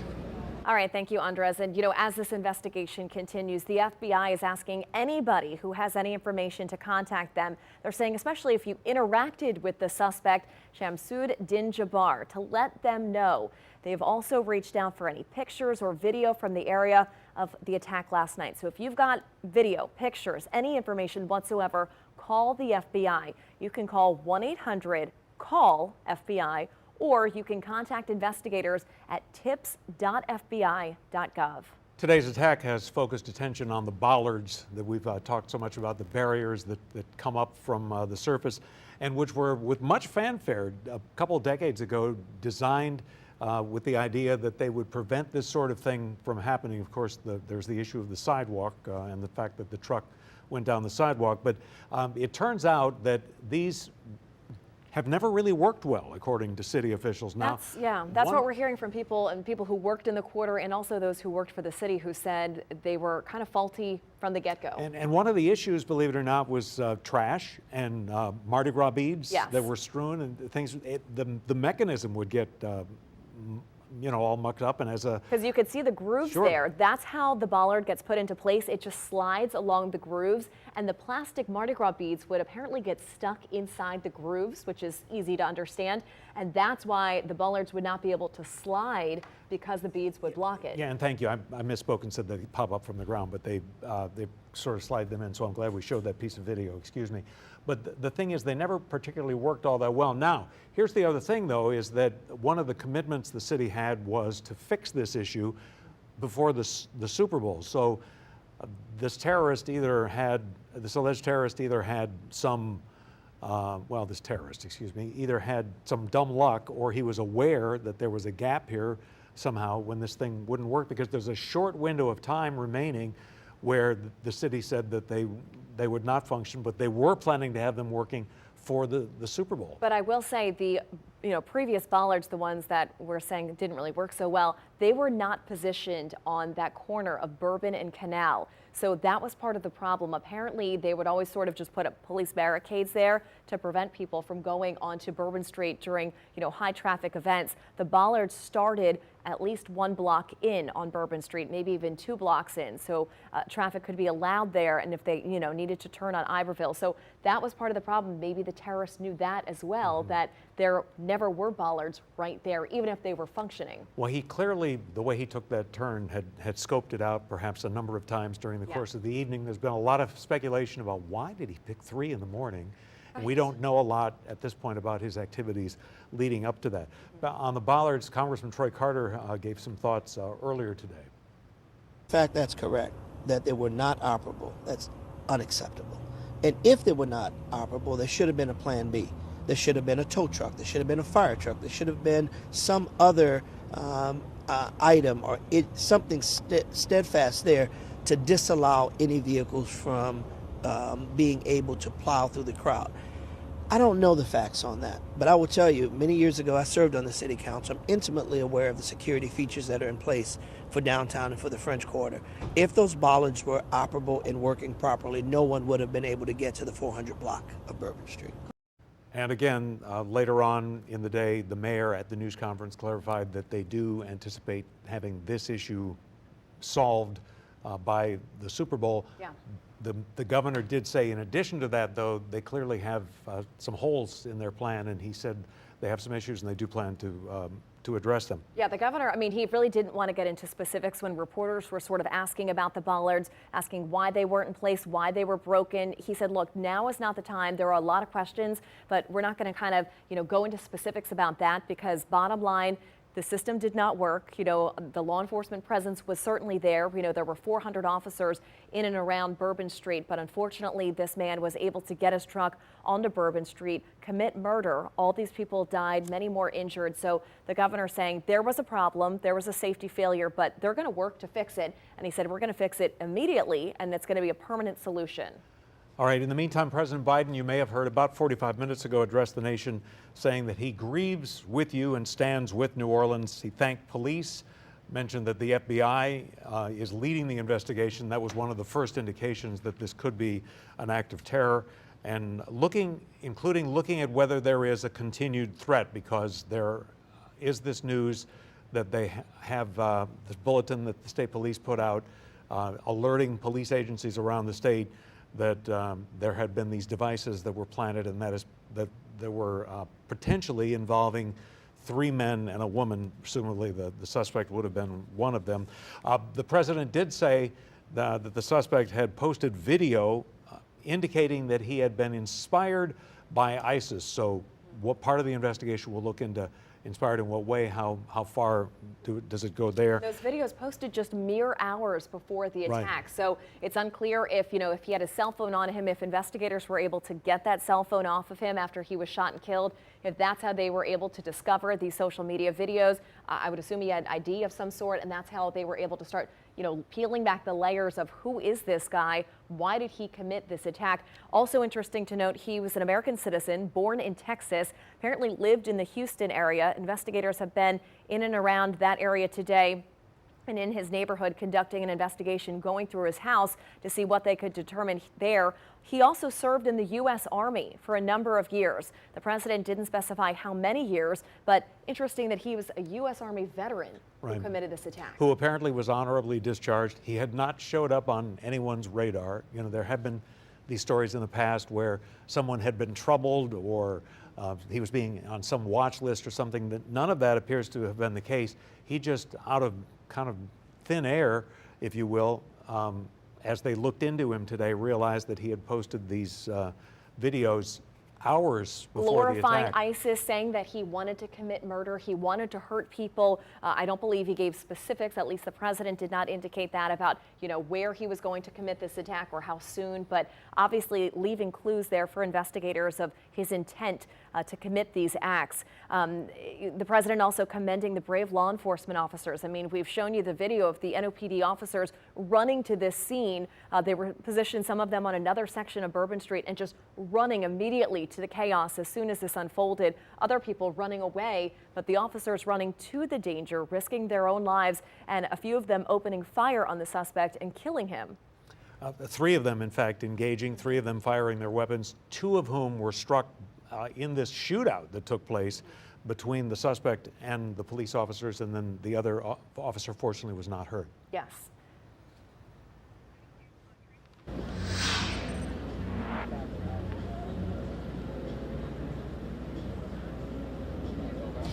I'm Andres Fuentes. I'm here live on Canal Street and Carondelet right now, joined with New Orleans Council President Helena Moreno. And you've been out here for quite some time, just checking in with local media and giving us some updates. You know, I guess any sort of updates you might be able to share at this moment. So, Andres, as you can imagine, it's all about safety and security moving forward and moving through this week as we go into Sugar Bowl tomorrow. So tomorrow, even the media will be able to see enhanced security that'll be happening, everything from having additional actual barricades in certain places, not only around the French Quarter, but in other parts of the city as well. The governor has sent in many of the water barricades, and so those will be deployed around the city. As you can see already, we have the Jefferson Parish Sheriff's Office here. We have not just federal, state, and local here. We also have other parish police departments that are also in New Orleans now at the same time providing officers so that everyone is going to be safe for tomorrow's Sugar Bowl. I'll tell you this, I'm very confident in the plan that's coming together that's currently being implemented and go into tomorrow. That yesterday I did not have a ticket to go to the Sugar Bowl, and today I got a ticket to go to the Sugar Bowl. So I'll even be at the game tomorrow, making sure that people see my confidence in actually being at the game. For sure. And how crucial was that to be able to partner with local, state, and really federal agencies so quickly within a maybe 12-hour span to come down and really help out? So I'll say this is definitely, sorry, I'm just watching. Right, we're watching an NOPD kind of swarm looking at somebody else. But I guess in the meantime, again, you know, what is that like having, now I'm being told to rep Councilwoman, we will be back with more information, but been told by producers to wrap. It seems like they are telling me if we could, they are kind of scattered. If I could show the exact individual that kind of spooked us a little bit, who kind of ran past the police line. Again, it is an active scene, but now, Madam Councilwoman, you know, what is that like? You know, everyone's really on edge. Everyone's on edge, as you just saw there. What is that like hearing from locals? I walked up and down Royal Street all through the afternoon and just hearing from a lot of people. Like you mentioned, Sugar Bowl tomorrow, Super Bowl, Mardi Gras, you know. Look, I mean, I think right now it is a natural reaction to feel that kind of shock and fear, no doubt. I mean, our city has been attacked by a terrorist, so that is a natural reaction. But I will say this, it's like we are pushing back with significant resources, with significant law enforcement to ensure that the city is safe. And you were talking about, you know, what is it like to work with all of the different partners, and also my thoughts about how quickly everybody came in. This is an absolute all hands on deck approach. I mean, the governor came in with such tremendous resources just like that. It was really phenomenal. Same with the federal government. The fact that the FBI, for this investigation behind us, I mean, flew in folks from Quantico, and they will be processing this entire team. Not to mention that the president himself went on air and talked about the support that the city of New Orleans will absolutely be receiving. But I'll say this, I mean, this time around, it was an attack on New Orleans, but really this needs to be looked at as this is really an attack on our country. So New Orleans was the victim this time, but what is the federal government, not just this administration, but the new administration coming in, going to do to ensure to protect our country from these types of attacks? So what happened here in New Orleans not only doesn't happen again here in New Orleans, but doesn't happen again in another city. Madam Council President, thank you so much. I do appreciate it. It's going to be a long night here, as you're seeing enhanced NOPD presence, state presence, like Councilwoman Helena Moreno was saying. A lot of people out here just monitoring the situation, monitoring and continuing their investigation. Once we have more information, we'll be updating you on air, online. But for now, reporting live, Andres Fuentes, Fox 8, Local First. All right, thanks for that, Andres. Let's go to Lauren McCoy, who is on a Zoom now with. That was crazy. Yeah, John, that's right. I have House Majority Leader Steve Scalise with us right now. Thank you so much for joining us, Congressman. Can you just give us your first reaction? Because we did hear from your fellow congressmen and people who are at the White House as well as on Capitol Hill right now. What is your reaction to this? Because this is your home area. This is where you grew up. Yeah, it's very disturbing, when you see the violent nature of this terrorist attack. I mean, just plowing a truck into innocent people that are out having a fun time on Bourbon Street, and 15 loss of life, so many others that are fighting for their lives. Look, we've been through so much in New Orleans, and we get through things, but you hate seeing this kind of tragedy and the loss of life that goes with it. And we're hearing the stories now of those who we lost, and they're amazing people that will no longer be with us, and they were just out celebrating the new year. And it's sad, it's disturbing, you get angry about it, but we've got to stay vigilant. We've got to, there's still suspects out there. We've got to apprehend them and make sure that the city is going to be safe. And Congressman Scalise, can you tell us about the White House's response? We did hear from President Biden saying that he is sending out resources and whatever we need here in the city, whatever New Orleans needs to make sure that this investigation goes smoothly. Can you tell us what you're hearing from the White House? Yeah, it's, making sure that, as you said, that all the tools from the FBI, Department of Justice, down to state police and local law enforcement have everything they need to carry out this investigation. And, from everything I've seen and heard, that is taking place. But we just need to ask a lot of questions along the way, because I just want to see candor from these agencies too, and as quickly as they get information, share it with the public in an honest way. And don't try to sugarcoat it. We can handle what's out there. We just I think we want a lot of these questions answered.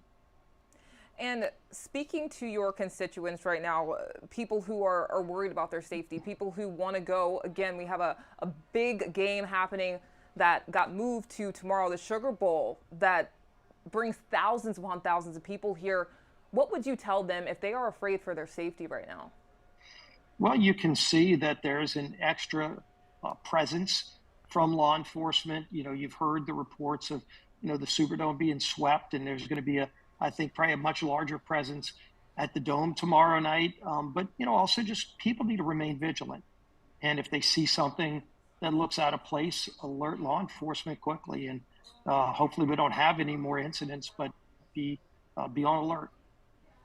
And Congressman Scalise, earlier they had a news conference around 1 p.m. and it seems like there is a collaborative effort for everybody to be on the same page. You had the mayor there, you had the governor, you had leaders from Capitol Hill, you had local law enforcement leaders saying that we are going to come together and make sure that the city is safe. How does that feel to be able to see that no matter what, people are coming together and they're making sure that this does not happen again in our city? Yeah, we need full cooperation from everybody. And, that's why, again, making sure that everybody has all the resources they need and the agencies are working together. That appears to be the case, which is important, because number one, want to get to the bottom of what happened and apprehend the suspects that are still out there, but you also want to make sure it doesn't happen again. And, you see the police department going aggressively, identifying those IEDs that were spread around, and hopefully they've gotten all of those, but, making sure that there aren't any more remaining, and then just need to be on high alert. You saw what happened in Las Vegas today, which, could very well be related to this. We don't know yet, but there are some early reports it might be. So, we don't know what else is going on out there around the country, but it's why you've always got to be on high alert. And Congressman Scalise, it's a balance, like they were saying earlier at the news conference, between transparency and making sure that this investigation goes off well and make sure that they're not giving anything out that could hinder that investigation. You know, right now, it's patience in the city, people trying to go around the French Quarter. It's a different scene than what we saw last night. Any thoughts about even the video that you saw coming from last night? Anything that sticks out to you the most? Well, you know, a lot of questions are being raised about the Bollards and why they didn't work properly. Clearly, a lot of those questions will be raised because the truck was able to pretty easily get around that one police car and then get onto Bourbon Street at a looked like a pretty high rate of speed to go and take innocent life. And you know, a lot of other questions will be asked, but for now, let's come together. Let's resolve what we're dealing with in front of us. And just lastly here, anything else you want to add to this? Anything you want to tell to the viewers out there? Well, look, I mean, again, we're a strong, resilient people. It doesn't make the loss of life and loved ones any easier. So let's keep those families in our prayers. I mean, there's a number of families that are hurting beyond imagination right now. And you know, for those two police officers who ran towards the danger and kept a lot of other people likely from being injured, you know, they're recovering from their wounds in the hospital. Let's keep those police officers in our prayers too. And, you know, always keep in mind our law enforcement officers who risk their lives to keep us safe. All right. Thank you so much. House Majority Leader Steve Scalise joining us now. Thank you so much and have a good rest of your day. You too. God bless. You too. John, Meg.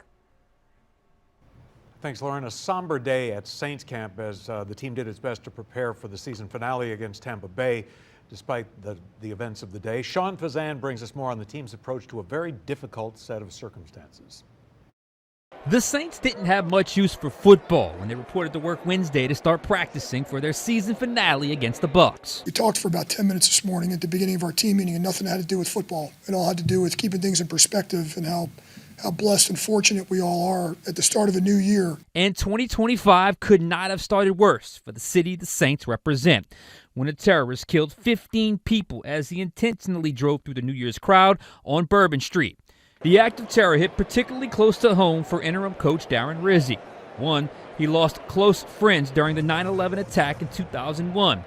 Two, his own son was out on the town last night celebrating the new year in New Orleans. I left my house this morning and went to see if my son was home, and he wasn't. And when I sat in that parking lot at 6 o'clock this morning and found out that there was, you know, mass casualties, the first thing I did was figure out where his location was. And fortunately for me, he was at his friend's house sleeping over. And as I said, I'm blessed and I'm lucky and I'm fortunate because there's other kids that didn't go home to their families last night. The horrific events were at the forefront of the players' minds as well and forced them to put football in the proper perspective. When you hear the news of something like that hitting so close to home,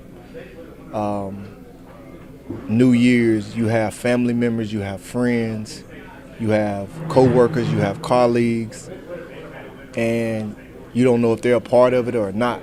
You just don't know. And so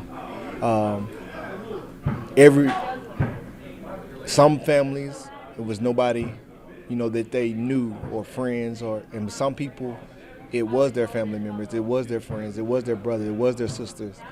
And it's just truly tragic, it's truly horrific. And I think you just try to stop and you try to be there for people. And I think it's a city that's hurting, it's a city that's mourning.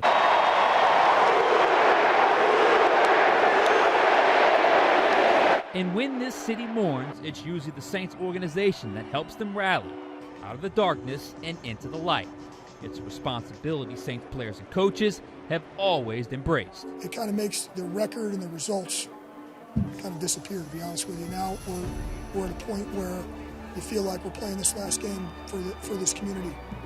You really do. And so the messaging, you know, is we can just all we can do is our part.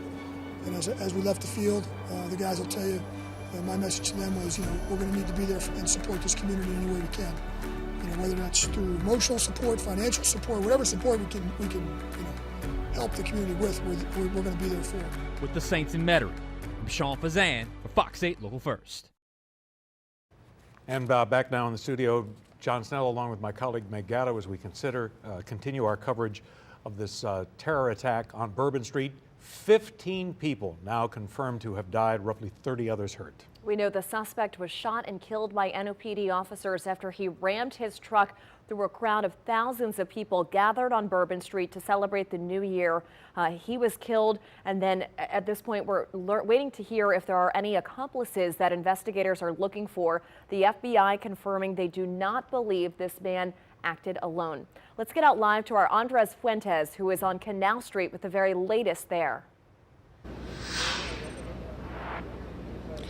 All right, guys, we're here on Canal in Carondelet this evening, more than 12 hours after this terrorist attack. And look, the police presence very heavy, has been very heavy all night long, and it really does not look like it will let up anytime soon. I spoke with the owner of Ivy Way, Sidney Torres, earlier today. He anticipates that the closures in the French Quarter will last around 48 hours as FBI, Homeland Security, and other federal agencies are in the quarter, just making sure that the area is safe and secure for all the people that live there and all the people that are visiting, staying there. But let me step out of the way and give you guys a full look at what Canal Street looks like this evening. As you can see, a lot of heavy police presence, and just spoke with Council President Helena Moreno. She tells me that she was in awe to see so many agencies respond so quickly. Specifically here in our area, we see Jefferson Parish have a presence all the way from Plaquemines to St. Bernard to St. Tammany. People sending in either officers, deputies, resources, what have you, or even condolences, just trying to help out any way possible. But again, I mentioned a few federal agencies also here responding to the incident. They're all going to be here throughout the night, throughout the evening, making sure that this investigation goes as smoothly and as quickly as possible.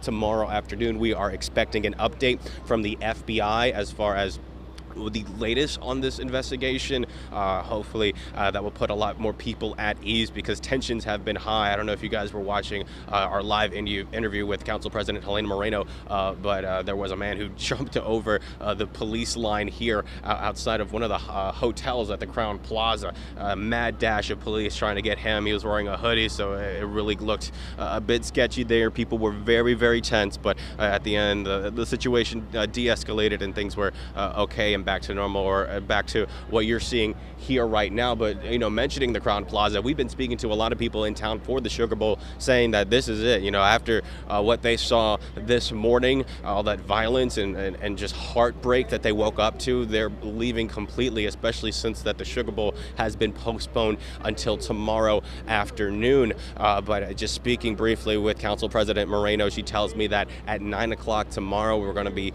briefed down, that is media, we're going to be briefed down over at the Superdome to see some of the enhanced security measures that they have put in place for the game to make sure that fans and people around the stadium are safe for the Super Bowl. But it really is just a shocking sight to see. Not too long ago as well, we did see some of those college football playoff buses that hold some of the team.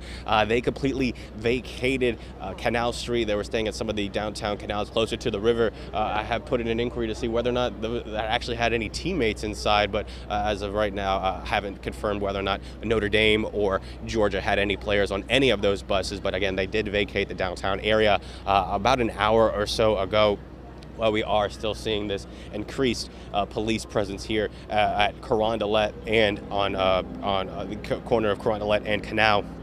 But just speaking with a lot of tourists in town, but specifically a lot of locals, they're really on edge right now, considering the massive events that we have planned for the year 2025. It wasn't only the Sugar Bowl, but we have the Super Bowl coming up, and then we have the carnival season, which is just going to be just as jam-packed every single night. So a lot of people wondering about security measures, but hearing from public officials, they say that for the most part, those security plans and those security measures have been in place for quite some time. They've organized that, and they feel really confident in that. If anything, that might boost up the amount of manpower that they have providing.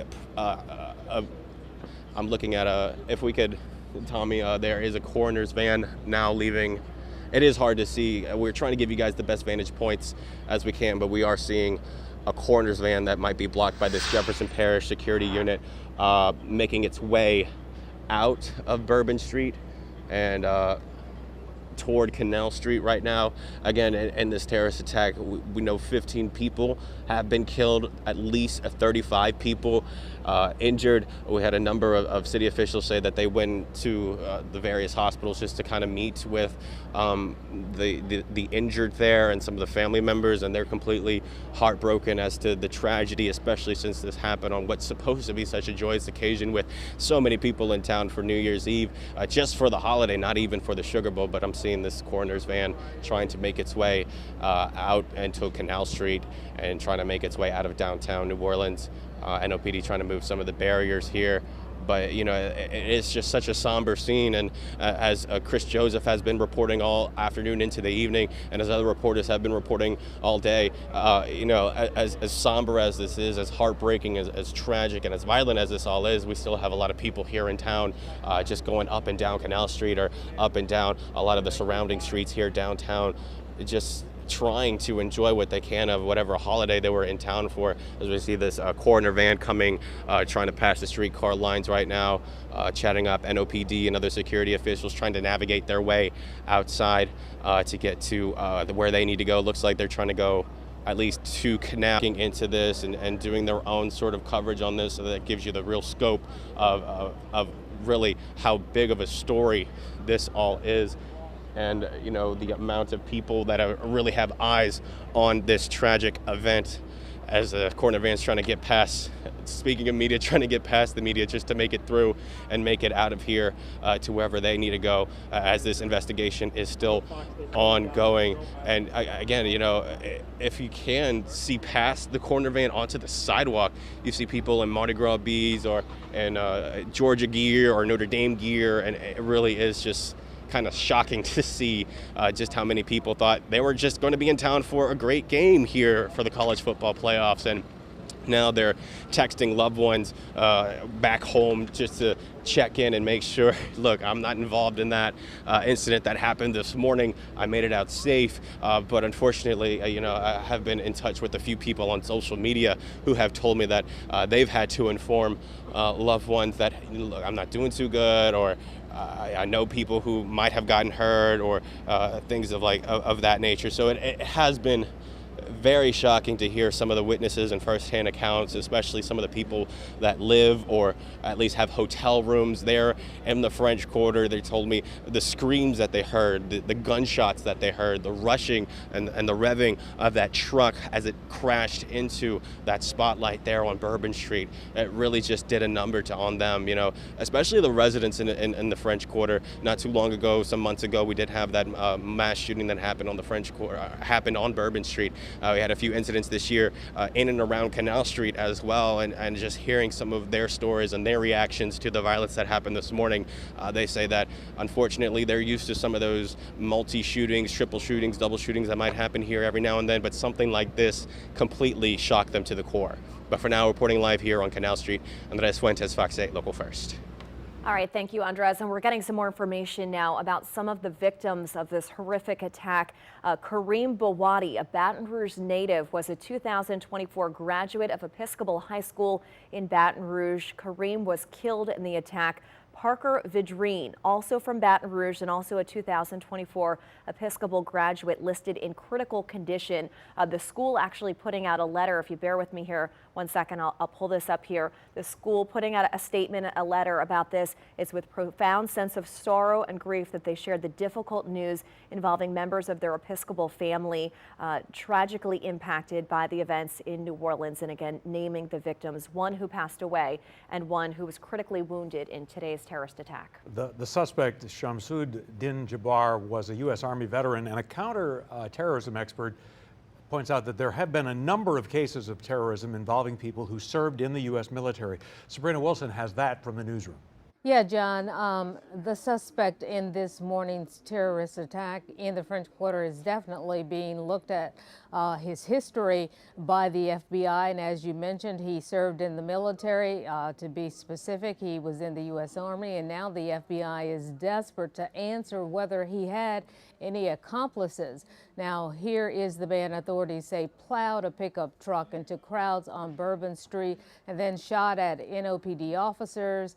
As mentioned, his name is Shamsuddin Jabbar, and he is a U.S. citizen from Texas. The FBI found an ISIS flag in the truck Jabbar was in. President Joe Biden says Jabbar made it clear he was aligned with the terrorist group ISIS. This evening, I spoke to Seamus Hughes, a senior researcher at the National Counterterrorism Center, who, like the FBI, really wants to know if Jabbar worked with others to plan and carry out this morning's terrorist attack. The FBI also reported to me that mere hours before the attack, he posted videos on social media indicating that he was inspired by ISIS, expressing a desire to kill. The ISIS flag was found in his vehicle, which he rented to conduct this attack. Possible explosives were found in the vehicle as well, and more explosives were found nearby. And we were expecting to hear from counterterrorism expert Seamus Hughes after the president. He agrees that an after-action investigation will be critical related to the deadly terrorist attack in the French Quarter. The suspect, who was killed by police, attended Georgia State University from 2015 to 2017 and graduated with a degree in computer information systems. And the FBI will no doubt be talking to everyone who was close to him following the terrorist attack he is said to have carried out this morning. Back to you. All right, Sabrina, thank you for that. Our Chris Joseph is live tonight on Canal Street. And Chris, it doesn't look very different from this morning when we began our reports there. I mean, still a huge police presence at this hour. Very significant presence. I'll get out of the way here and give you a little bit of a taste of what we're looking at here. You got NOPD obviously all in the foreground, wrapping the area where it really began. Again, if you've been following this story today, you'll have heard me say a few times by now, the terrorist in his truck was coming north along Canal, ultimately wrapping around an NOPD vehicle, which is where the Jefferson Parish office vehicle is right now. They went around that vehicle onto the sidewalk and ultimately down Bourbon. And you know, if you've seen some of those horrific videos on social media and some that we've been able to post on, on air, it's really terrible stuff.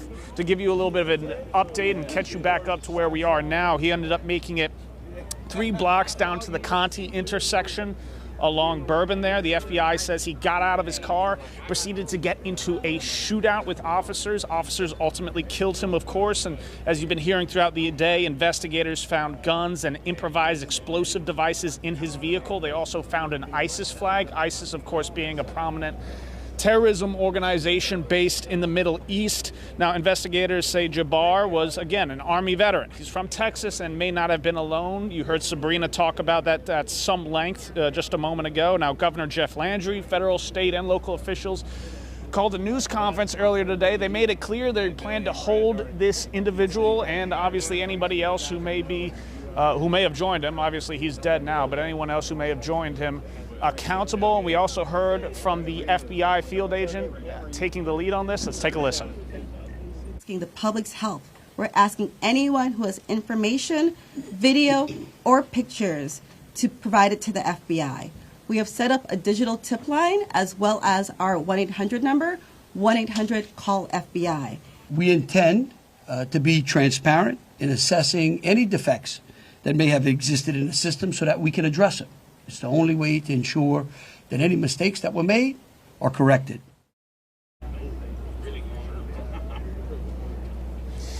So some of those defects that you're referencing, again, it's that soft spot that we've heard so much about today from the leaders of the city and obviously the state and federal officials. Again, that quote-unquote soft spot, that piece of sidewalk just on the other side of Canal Street, just the ability to move around that is really all Jabbar needed in order to inflict the damage and the horror that he did this evening. Now, the governor has issued a state of emergency. That's just to be able to leverage resources in order to maximize what can be done here locally in terms of obviously investigating and making sure this doesn't happen again. Sugar Bowl's tomorrow afternoon. So all eyes on Bourbon and Canal right now, but reporting on Canal Street, Chris Joseph, Fox 8 Local First. All right, Chris, thank you. We are also following the explosion of a Tesla Cybertruck outside the Trump Hotel in Las Vegas, of course, on the same day of this attack here in the French Quarter. Liz Reyes has more from investigators. Well, Meg, just a short time ago, we heard from the law enforcement in Las Vegas. They say they're checking to see if there is any connection to the terror attack here in New Orleans. Let's take a look at that explosive scene which occurred. It is really incredible when you look at this. It looks like something that is out of a movie. Take a look at this. This was a fiery explosion. This is when that Tesla Cybertruck exploded outside the Trump Hotel in Las Vegas. The driver killed, some bystanders injured. Law enforcement in Vegas say they know who rented the truck, but they're not releasing the name until next of kin is notified. They also say they learned from the owner of Tesla, Elon Musk, that the truck used in the attack here in New Orleans and the truck used in the Las Vegas attack were rented using the same method for rentals. Both vehicles, I'm being told New Orleans was rented from Toro and so was ours. That's another coincidence that absolutely is continuing to bear from our investigation that we have to continue to look into. Investigators also say the owner of Tesla, Elon Musk, confirms that the explosion in the rented Cybertruck was caused by very large fireworks and/or a bomb. Investigators say Musk told them that they confirmed it was not a problem with the Tesla vehicle because of their access to the data on that vehicle.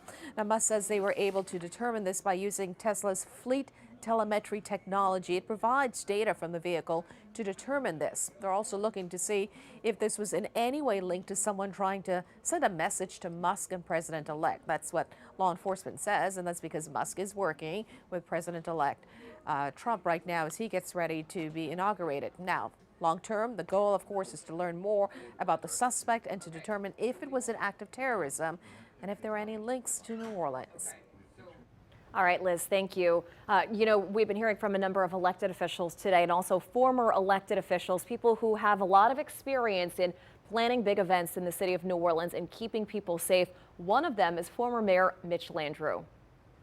This was a terrorist attack in an American city. It wasn't just an attack on New Orleans, it was an attack on America herself. And all of us have to be in this fight to make sure that we don't bow down to terrorists, we don't let them stop us from enjoying ourselves, but we have to secure the city, and we have to continue to do this over a long period of time because we have these other major events coming, not the least of which is the Super Bowl, which we've handled many, many, many times.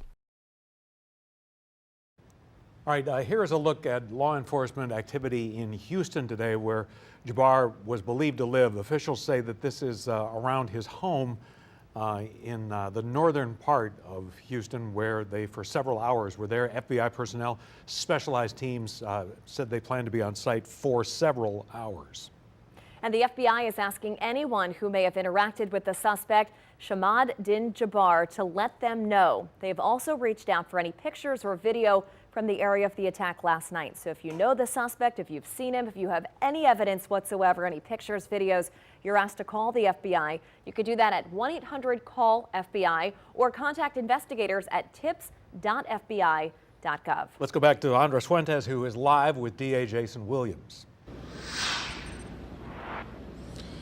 Right, we're here on Canal and Carondelet this evening, joined with District Attorney Jason Williams. Any sort of updates? I know you guys might be getting something from NOPD or State Police, FBI. Any sort of new updates that you might be able to share? I won't speak to the nuances of the investigation. I don't want to step on this. Special Agent in charge from the FBI is leading this investigation. She's doing an amazing job. She's a phenomenal woman, and I think we're going to have a lot more answers very, very shortly. But that's going to be released in due time following her lead. I can tell you that this is personal for you, for me, New Orleanians. I was at a restaurant in the French Quarter. My son was on Bourbon Street in that block till about 2 o'clock in the morning. So we're taking this personally. We're taking it hard. This was absolutely an attack on New Orleans, but this was also an attack on Americans.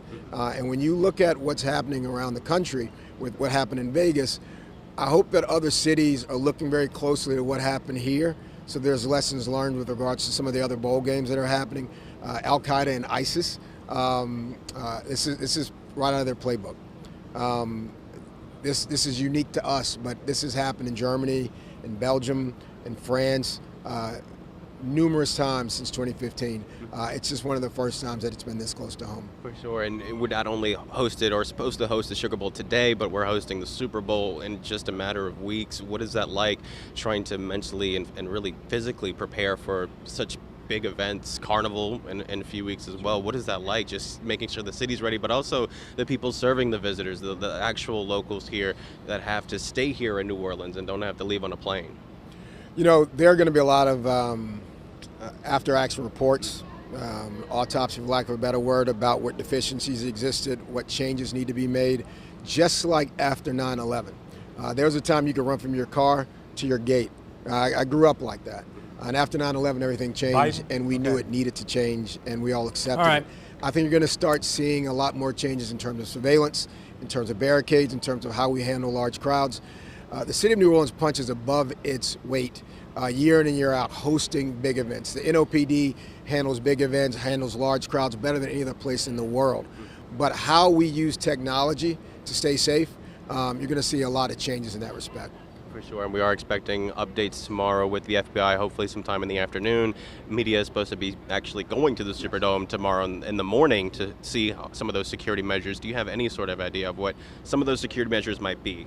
I'm not going to step on it. I'm going to let that unfold when it needs to be unfolded, because a lot of that is still being prepared now. I would just say to visitors and locals alike, listen to our first responders, listen to law enforcement. When they tell you to do something, they're not trying to inconvenience you, they're trying to keep you alive. They're trying to keep everybody safe. For sure, and I know you were personally affected. Like you said, your son was there in that stretch of Bourbon Street just before this incident happened. Have you been hearing and seeing from people as well, contacting your office or you directly, sharing similar stories? I mean, I can tell you the hardest part was getting calls from parents in Baton Rouge who kept calling the cell phone, and their kids weren't picking up, and not knowing whether or not they were in the hospital unconscious or in that number that was still laying on Bourbon Street. And fielding those calls is a very difficult thing, and it's something that no parent ever should go through. This is hitting us all. If you're a New Orleanian, you have not processed this yet, and you'll be in shock for a very long time. For sure, and that's something we were talking about too. Like I mentioned, I woke up, had no idea this was going on, and it's still going to take some time for all of us to really process. I do appreciate it. Thank you so much, District Attorney Jason Williams. And like the District Attorney was saying, it's going to take some time, but we're going to be getting some fresh updates, hopefully sometime soon, if not tomorrow morning. But for now, we're putting live here on Canal Street. Andres Fuentes, Fox 8, Local First. All right, thanks for that, Andres. President Biden tonight told people of New Orleans, I grieve with you, I stand with you. Here is more of what the president said. I directed my team to make sure every resource is made available to federal, state, and local law enforcement to complete the investigation in New Orleans quickly and to make sure there is no remaining threat to the American people. And we'll support the people of New Orleans as they begin the hard work of healing.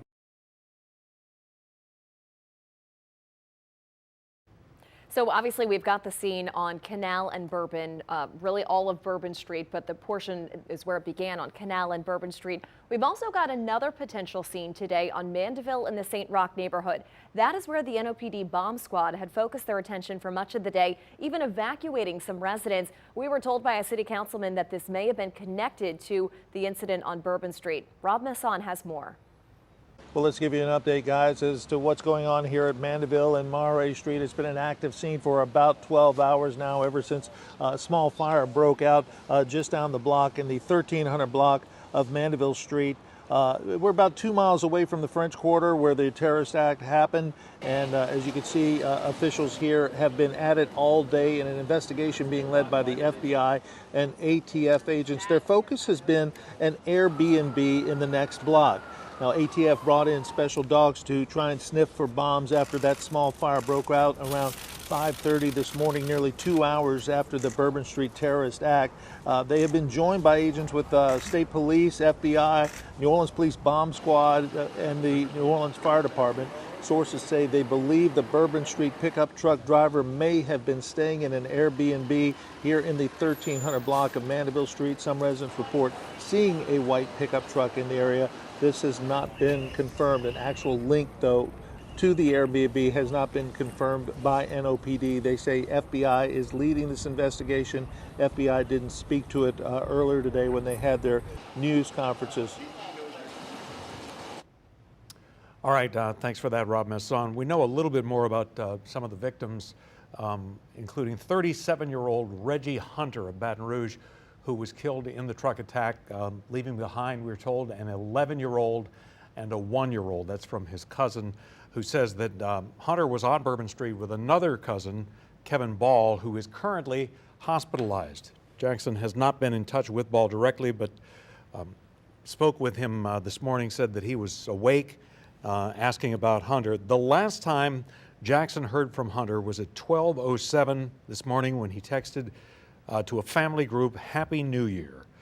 They say that Hunter loved to laugh, tell jokes, described multiple inside jokes that the two had. He loved his kids, he said. He loved his family.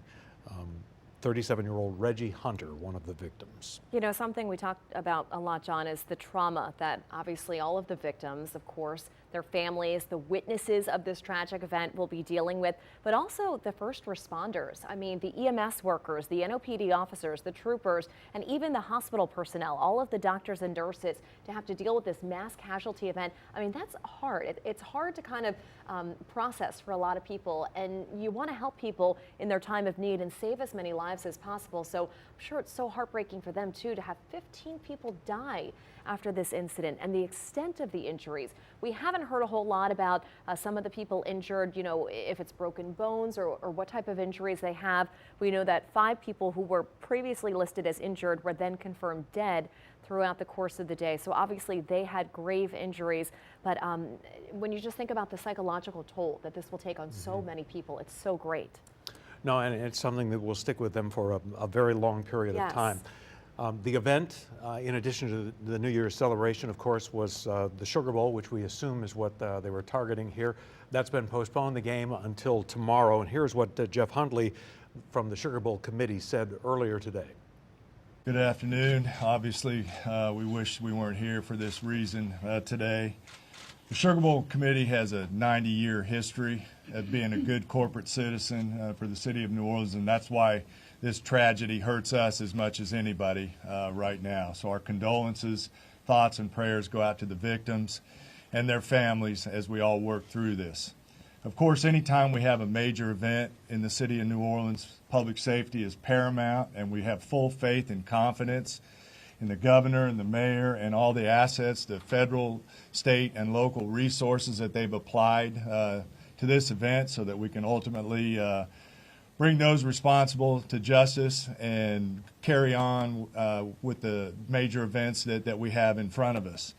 Speaking of which, we were scheduled this evening to have a CFP quarterfinal played in the Superdome at 7:45. We have been in consultation with ESPN, with the College Football Playoff, with the Southeastern Conference, with the University of Georgia, with Notre Dame, all parties, and all agree that it's in the best interest of everybody and public safety that we postpone the game for 24 hours.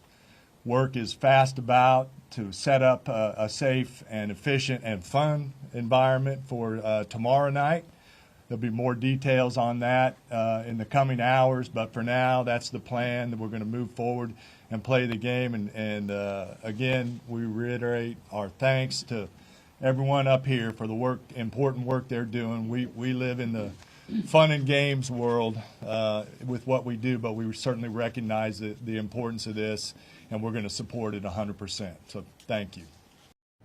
And there is as Garland Gillen explained to us earlier from the Fox 8 Sports Department, there is a certain urgency here on the part of the teams because they want to get this game over with. They're supposed to play in the next round, the winner of this game, next Thursday. So the games are next weekend, but then next Thursday is the first one. So they're already at a little bit of a disadvantage.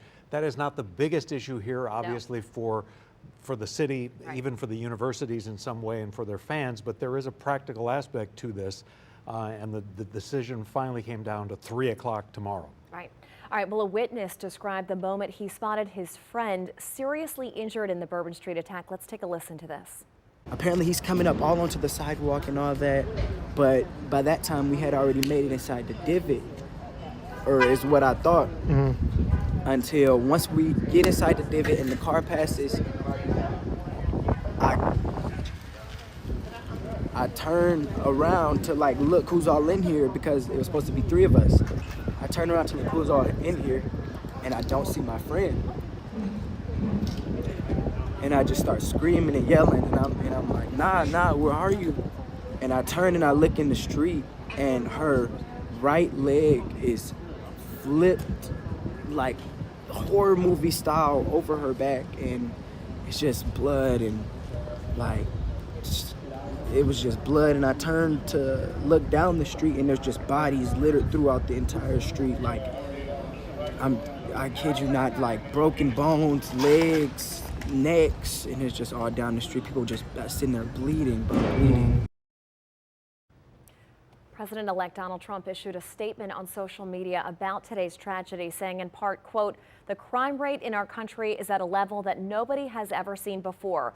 Our hearts are with all of the innocent victims and their loved ones, including the brave officers of the New Orleans Police Department. The Trump administration will fully support the city of New Orleans as they investigate and recover from this act of pure evil." Well, and that's the thing, because we are, when you talk about the resources of the federal government here, this will still be an investigation, perhaps very active. We'll see how it plays out when it will need, the support of the new administration too. Liz Murrow, the state attorney general, said today that parents got a call this morning that no parent ever wants to receive from this heinous, cowardly act. Congressman Troy Carter, and let's go back to the Trump statement for just a minute. He does point out that the crime rate in our country, he says it is a level nobody has ever seen. And again, there is the rest of the statement. He has said his hearts went out to the innocent victims, the brave officers of the New Orleans Police Department, and then again pledged his full support against this pure evil. Troy Carter, the New Orleans congressman, said of the attackers, or the potential co-conspirators here, that they are still looking for. "We will find you. We will bring you to justice." He said nobody does big events better than New Orleans. The decision, he said, to postpone the game was not done lightly, but Senator John Kennedy said he felt it was wise to postpone the game. He said there was too much stuff they simply didn't know about this potential conspiracy and others that might be involved, presumably is what he meant by that. It's not worth it, he said. Well, and I think it's interesting because there's a lot of questions still about these potential co-conspirators, whoever may have helped the suspect, if in fact there are people. The FBI saying they do not believe the suspect acted alone. So there are questions about, the game happening tomorrow. Now, obviously the governor said he's going to be in there in the Superdome. He has, full confidence in the security, but we were speaking to a former Secret Service agent, Donald Lane, and he was telling us, I'm surprised that they made that decision, that they're going to have the game tomorrow. Who knows, maybe it'll change, but as you pointed out, John, there is a practical aspect of getting this done. Well, there's a practical aspect, and there's a safety issue. A couple other things we have heard from officials during the course of the day, that they have every confidence that you can secure a building, which they're used to securing much more easily than an open area, for example. Yes. And then the other aspect of this is, if you surrender, if you let the terrorists, whether it's 1 or 4, win this round, if you will, they've won in that sense, and you're surrendering freedom. I don't think there's any, Helena Moreno said she got a ticket today. She said that she was the councilwoman. She had every confidence this would be safe tomorrow. So that's what we're hearing. We heard from Bill Cassidy as well. Senator Bill Cassidy said he just got a ticket today. He's going with a friend. He's going to show up to that game and support. All right, let's check in with our Jacob Bradford now with a look at the situation in the French Quarter at this hour. Hey, Meg. Yeah, what the situation is out here is that there's a lot of people that are getting dropped off at this corner, and they're trying to get to their hotel rooms. But the problem is that since they don't have an ID that has an address on this street, they are not allowed in. So they're having to try and walk around blocks or try and get an Uber from this location to get to where their hotel is and hopefully get in for the night. We have seen people that have sat here on this corner waiting to get some sort of ID, like an electric bill or something that can prove that they live here. And the trooper that has been here, who just left after spending 22 hours at this corner, says that once people were in their homes, they were not allowed to leave. So once you go in, that's it.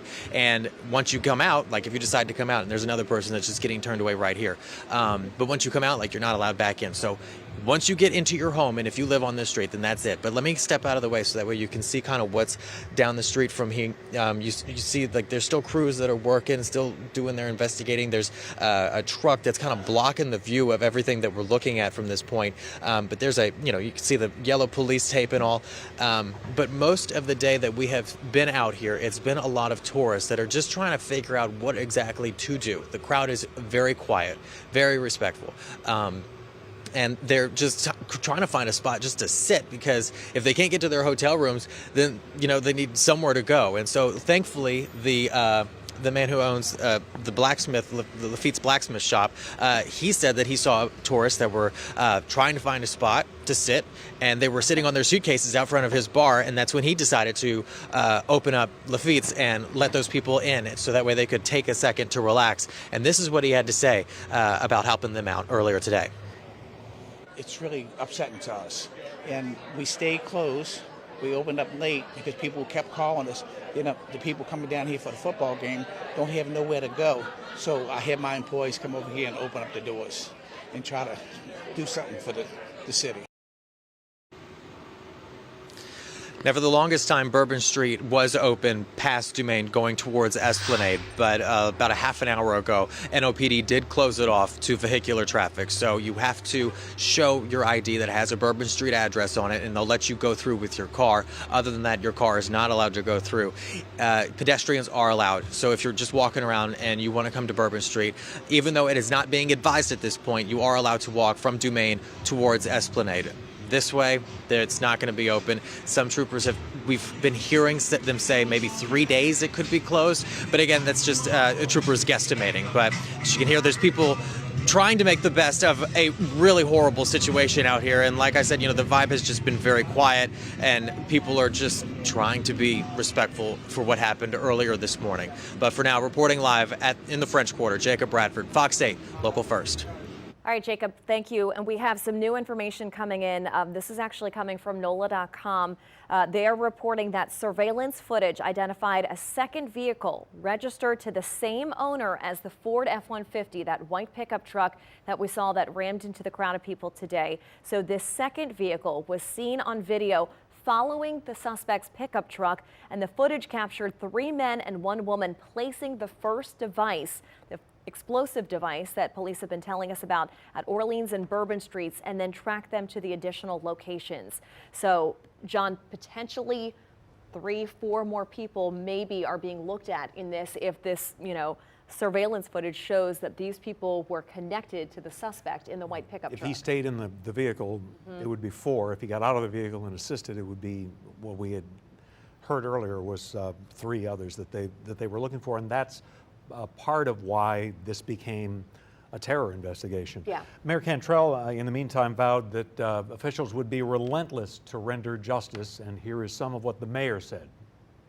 First and foremost, I want to express my deepest condolences to the families and loved ones that were impacted by this tragedy on Bourbon Street and in the heart of the city of New Orleans. And I know that the entire New Orleans City Council grieves along right with me, no doubt about that, and our people and our families.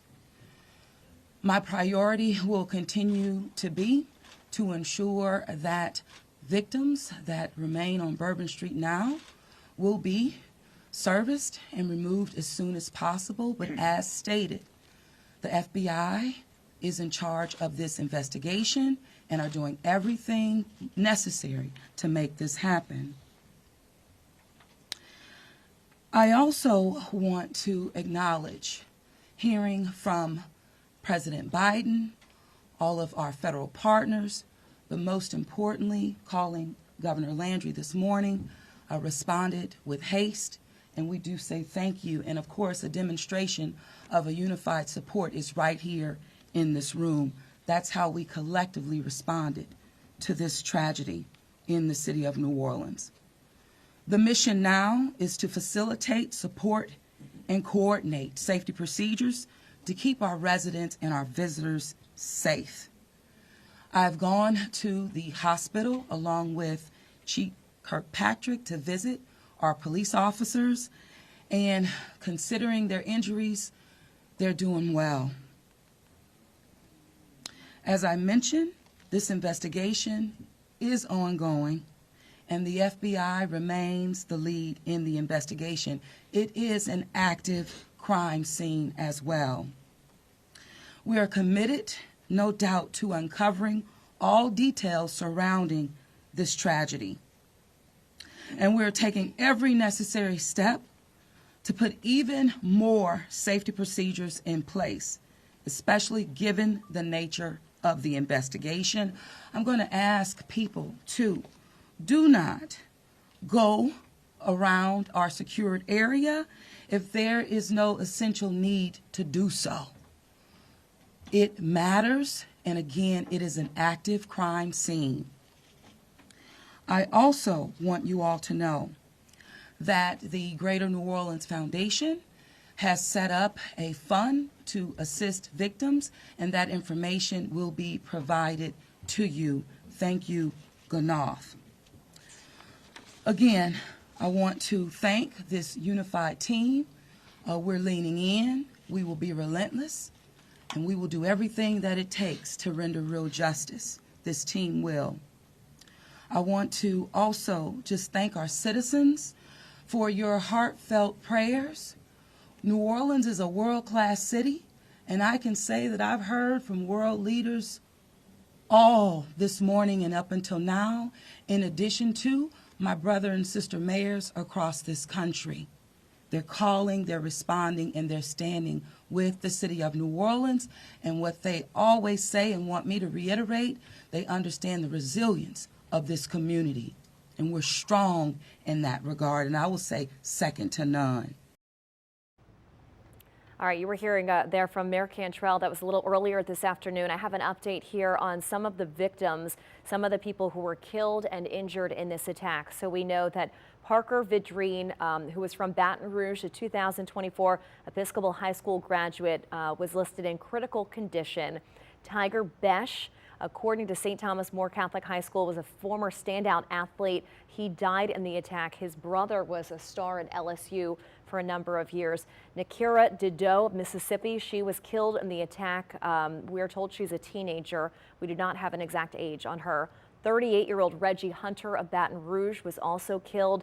Kareem Bawadi from Baton Rouge killed, also a 2024 graduate of Episcopal High School. And Nicole Perez, a mom from Metairie, was killed in this morning's attack. We know that a University of Georgia student was critically wounded in the attack. John, earlier you had a statement from the president of the university just expressing his extreme sorrow. And two 20-year-old women from Fort Myers, Florida were among those injured in the attack this morning. They were both taken to the hospital and are still being treated there at this hour. As we learn more about the 45 people, roughly, yes, who were impacted directly by this.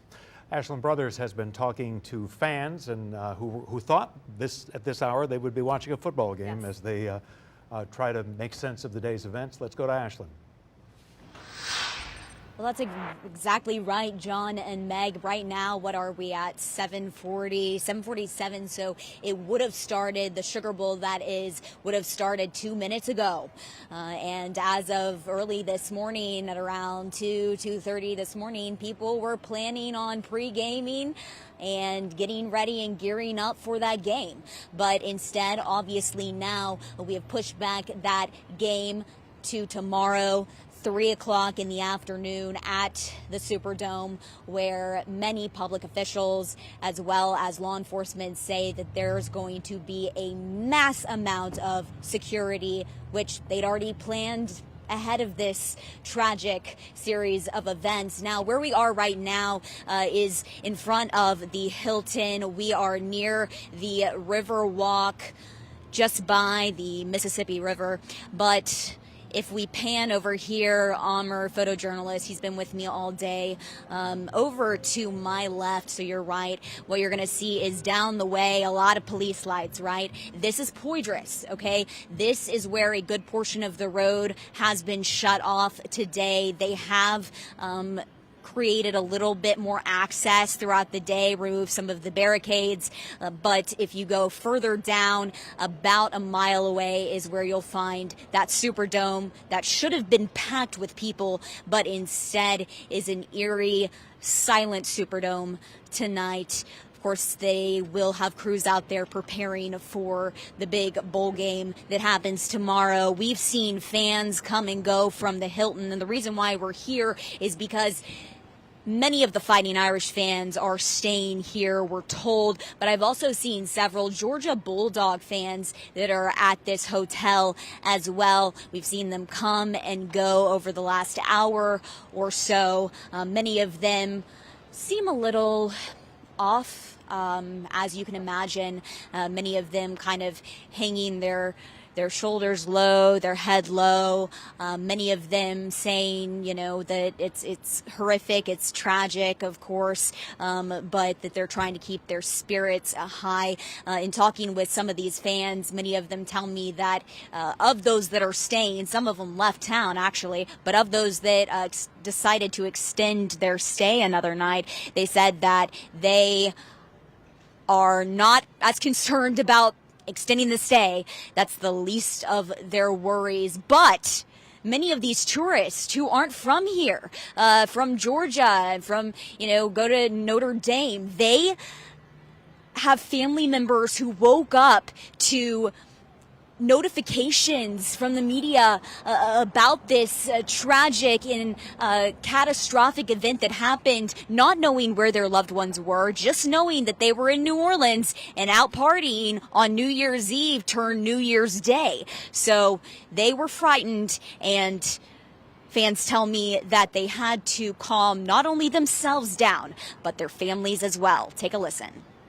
This morning we woke up to hundreds of messages, calls, everybody just checking on us who knew that we were here, because we didn't know. Luckily we came back to our hotel a little before midnight. We had a slew of text messages, didn't even know what was going on, phone and calls. was kind of confused. And then, you know, of course, you send the post on Facebook, watch the news, and very disturbing. Kind of a shared experience between many of us.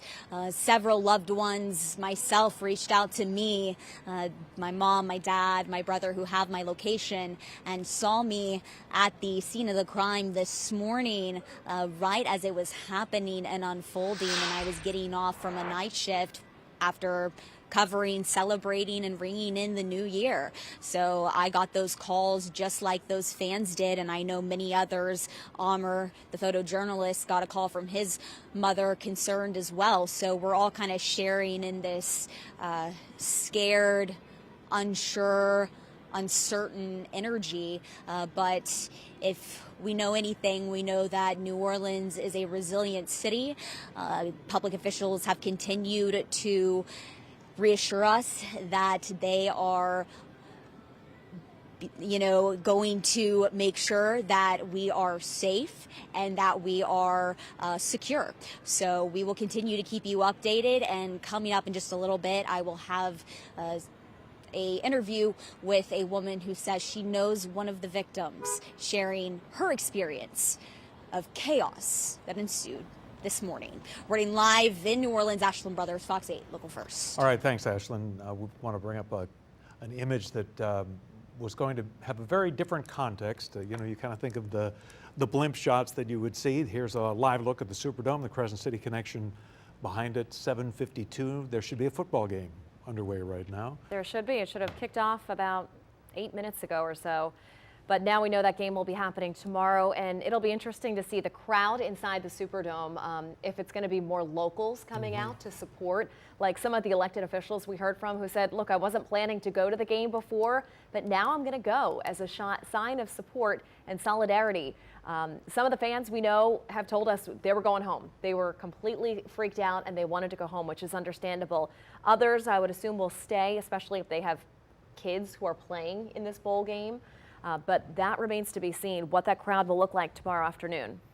Of course, people, from around the country attend these two major universities. Notre Dame has, not just people from Indiana, obviously, but the Midwest, where a good portion of their people come from, Georgia, close enough that you can drive. So there's really no way to know how many people just, went to their cars and drove home today. Exactly. And then the other layer of this too is people have to go back to work. They made their plans to leave tomorrow and may not have that flexibility. Tomorrow is a work day for a lot of people. It's not the biggest issue that we face today, but it is, a sad part of this, and we feel for the fans who had looked forward to this, and that's why so many of them kind of have this sense of being shell-shocked. Yeah, absolutely. They're kind of, I think, just trying to figure out what they're going to do and how they recover from this incident.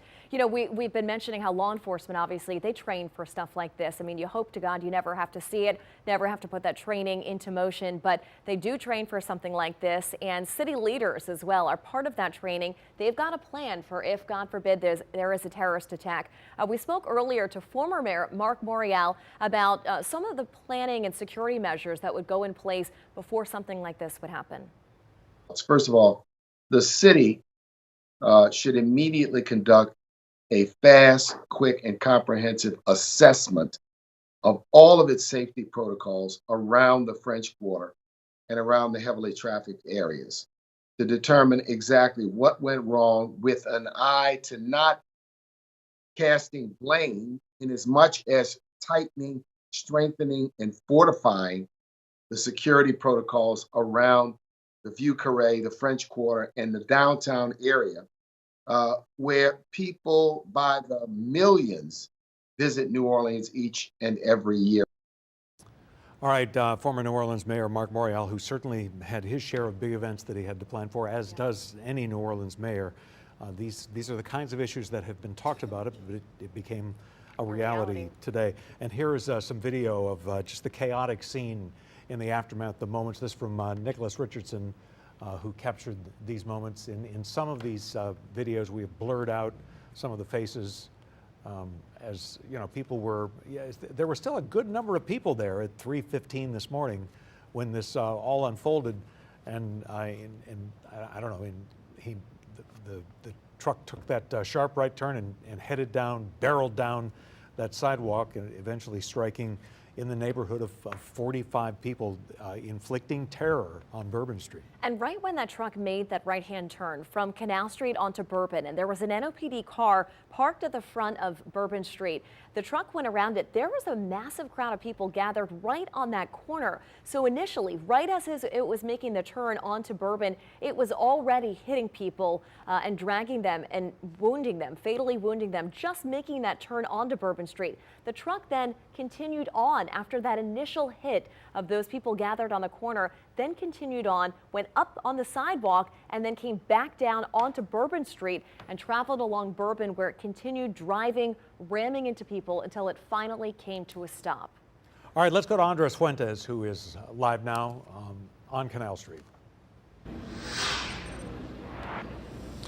All right, guys, we're here on Bourbon and Carondelet, past that police tape where Chris Joseph is at, and we were able to see the Georgia Bulldogs team buses actually go out of their hotels and then completely leave the downtown New Orleans area, heading more towards Poydras. Don't know exactly where they were heading at this point, or even if the team was actually inside. We're still waiting on more confirmation on that, but it was a somber scene, seeing a lot of those Georgia fans waiting out here on Canal Street.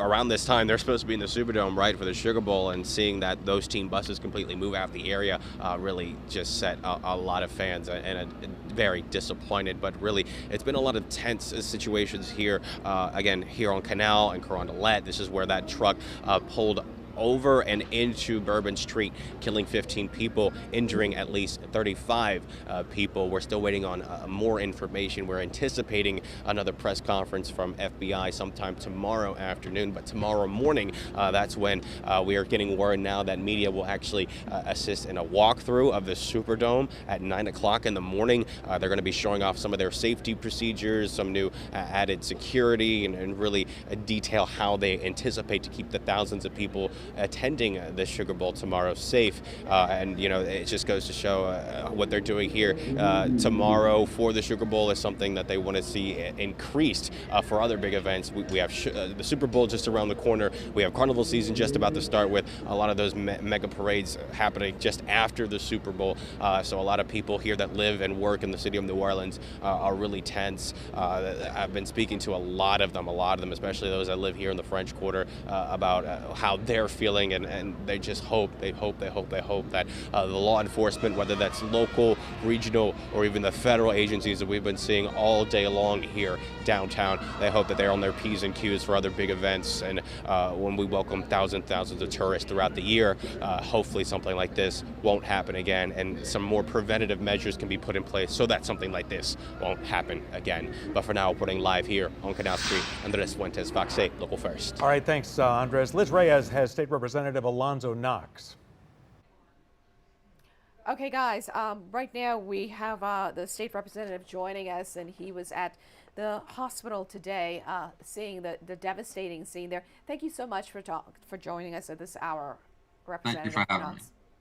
So let me start by saying, you know, it's a dark day for the city of New Orleans, and I imagine for you, you're experiencing that as well. The French Quarter, that's part of your district, right?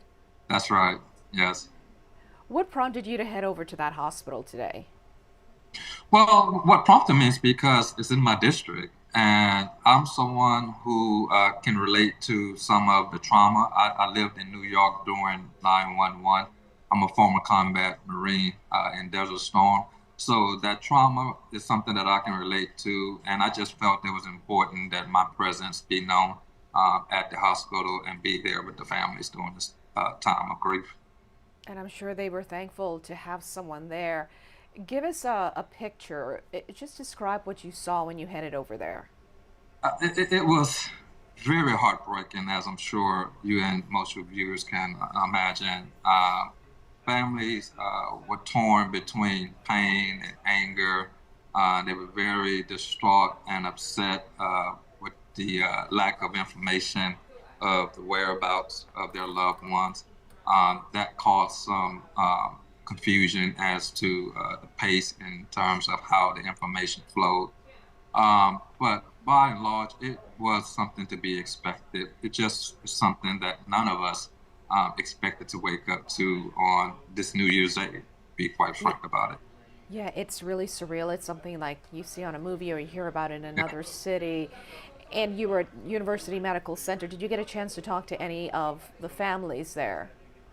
Yes, I talked to all of them, as a matter of fact, and they're from all over the place, many from as far as London, other parts of the United States, and there were a good contingent of local families there as well. And so all of them were united in their grief and confusion, and they were very, very distraught at the news as it came in as to what caused this whole horrific scene that we are learning more about today. Yeah, and you said you had some ones that were loved ones from as far away as the United Kingdom. Would you say it was a balance of local, you know, Louisiana or area families who lost loved ones, or is it more people from out of the country? I think there was a balance from my observation, and what I mean by that is that there was a group from Baton Rouge. There were some from northern part of Louisiana, as I recall, some from Mississippi, and then there were some who just came in to support their friends and neighbors. And so it was kind of difficult to distinguish whether or not they were there as support or if they were actual family members. But nevertheless, they all were there grieving together, hugging together, and it was very heartbreaking to witness for sure. Do you think by tomorrow, do you get a sense that most families will know if they were impacted in one way or another? It's such devastating news to get, and to have people still not know 24, 48 hours later, because there was such a mix of a crowd, like you said there. Yeah, I think by most accounts, most of the families have gotten the news as to the outcome of their loved ones. From my impression, as of today, there may be some new members who are just learning about this tragic attack, and they're making their way here to New Orleans. But by and large, I think the vast majority of families have gotten the unfortunate information that they were seeking. And I would imagine too, because you're a representative and that is part of your district, you must be hearing to, or you may have spoken to, your actual constituents, people who live or make a living in the French Quarter. When there were so many questions early on, were there potential explosive devices anywhere else in the French Quarter while they were searching for them? Yeah, and I'm still getting those questions. I live not very far. I live in Tremay on Dumaine Street, and many of my neighbors and constituents actually walk to the quarter to work. And I too own a business not that far from the quarter, and it's in the impacted zone. So all of this is just so surreal. It's so unexpected. It's not something you would phantom that would happen in New Orleans. And what I get a lot today is the question, why? Why us? And it's a difficult question to answer.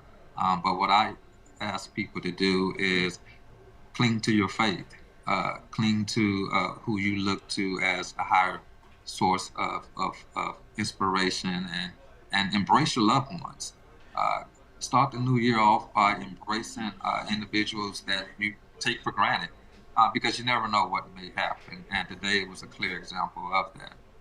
Yeah, it's still all very surreal for everyone, but the most impacted, no doubt, were those families that you interacted with today. Do you plan on going back? What do you hope to do in any way to help them tomorrow? Well, what I did today was shared a lot of my observation with state entities, particularly the governor's, his team. I've also contacted the chair of the Homeland Security Committee, which I am a member of. And I shared with him my concerns, particularly as it relates to the flow of information and the timeliness that it took to get to those grieving families. For me, it's a scene that you can't forget. And again, it is something that if you haven't been triggered before, it's something that would trigger an emotion in you when you see a sobbing mother fall to the ground on her knees once she hears that devastating news. A father who is trying to console an entire family, and he himself breaks down at the news. And so all you can do at that point in time is to hug and embrace those individuals, and let them know that if you believe in God and if you believe in a higher being, now is the time to pray to that entity. And so I think in the days coming, we're going to review everything. I think we're going to have after action reports that's going to dissect all aspects of this unfortunate tragedy. But for me, and probably because of my personal experience and what I experienced today, we cannot be lax in terms of how we get information to those who need it most. And those are the family and loved ones of the victims. And when they don't have that information, it stirs up more emotion and adds more trauma to the pain that they're experiencing. And do you hope that is something that has been corrected since you have visited with them today? I think there was something in progress to address that. I think the flow of information sped up. I'm still not fully satisfied as to the bureaucracy that was in place that made it such a challenge. And for me, I'm still a little perplexed as to why it was and why we just didn't forego whatever protocols or bureaucracy in place to make the families a priority. Well, hopefully that will be addressed. I mean, no doubt everyone was all hands on deck, from the hospital workers, and to law enforcement and yourself. So hopefully all of those things will work out. But in the meantime, is there any, as we wrap up this interview with you, is there any one last thing you want to get out to your constituents and of course the families grieving? Yes, absolutely. Just to acknowledge their pain, just to acknowledge that we're all going through this together. This is uncharted territory for us all, particularly here in New Orleans. We have an awesome team in place. We have a tremendous amount of support and resource from the federal and state areas of government. And we have a tremendous law enforcement in place. And if I have to give a shout out, I want to give a shout out to those heroes who ran towards the danger. I want to give a shout out to those who put their lives in harm's way and saved so many more lives in the process. And I want to let everyone know who's listening that if you believe in a higher being, now is the time to pray to that being and pray for peace and unity against pure evil, because that's what we're going up against. And I think if there's anything to unite us, we should be united to defeat the evil that exists. Yeah, and I'm so glad you gave a shout out, so to speak, to those officers who run towards danger as they did this morning when evil surely surfaced there in the French Quarter. Were you able to talk to their loved ones or to let them know how appreciative you are of what they did? Absolutely. Okay. Did you get a chance to talk to the families of the NOPD officers? I did not. I hope to do that tomorrow. My understanding is that they are recuperating quite well, and I think space and time is appropriate, and so I prefer to wait until tomorrow to have a greater conversation with them and express my appreciation personally and that of a grateful community.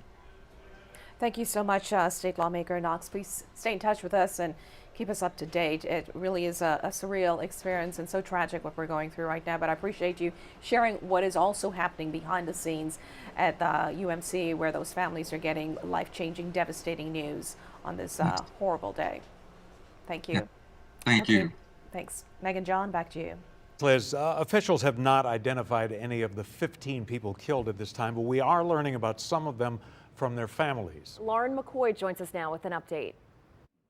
Yeah, Meg and John, we have gotten confirmation of 5 of the victims who died in today's tragedy on Bourbon Street. And we've gotten confirmation of the 5 victims, again, who died in that tragedy. And so the first one, 18-year-old Nakira Dido of Gulfport. She came to New Orleans with a cousin and a friend. Then we know that 28-year-old Tiger Besh, the older brother of former LSU player Jack Besh. 27-year-old Nicole Perez, a mom from Metairie, who leaves behind a son. Teenager Kareem Badawi, he was a senior at Episcopal School, that's in Baton Rouge, and also out of Baton Rouge too. A 37-year-old Reggie Hunter died, and his cousin was injured. Reggie's family says that he leaves behind an 11-year-old and a 1-year-old. His injured cousin is in the hospital right now and says that he last heard from Reggie a few minutes past midnight when he texted their family group chat saying Happy New Year. Reggie is described as someone who joked and liked to tell jokes all the time, and he loved his kids and his family. So the latest numbers tonight, 15 killed and dozens injured. We will keep you posted as we get more information on other victims and as they get identified. Back to you. All right, thanks for that, Lauren McCoy. Blood donors are needed. They had a center open in Metairie a little earlier today. That closed at 7. Tomorrow, though, you have another opportunity to donate blood because there's been such an obvious demand for it at these various hospitals. The Blood Center corporate office will be open from 10 a.m. until 7 p.m. on Canal Street. Former FBI Supervisor James Stewart spoke with us this afternoon to give us some insight into how this investigation is unfolding, including the discovery of the explosive devices found during the investigation. You know, when it first came out, at first I thought it was a lone wolf, and I figured it was a single actor, and that that the police had basically rendered it safe with the shooting of the suspect, and they had the scene under control to that point. And then when the other information popped out about the IEDs found in Bourbon and Orleans, it didn't sound like a lone wolf anymore. So it went, to me, it's, you have a coordinated event with several actors involved in this issue, and that's what the FBI and the police are doing right now. I'm sure the JTTF here in New Orleans is doing just a full-blown. They're chasing down every lead that they can possibly that they're getting. I can only imagine the number of leads they're getting. I can assure you it's in the hundreds, if not thousands, by this time. There's a lot to understand about the event, so they're going to have to, they start at the initial scene right there. It looks like it's right around Bienville, between Bienville and Conti on Bourbon Street. From looking at the news, finding out who this guy was that's one thing. They're going to have to work backwards between checking phone contacts. They're going to be checking email addresses, email contacts. What's he looking at on the internet?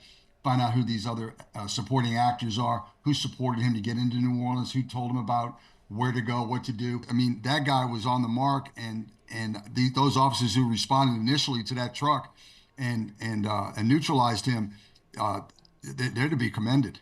They did a wonderful job in a short amount of time.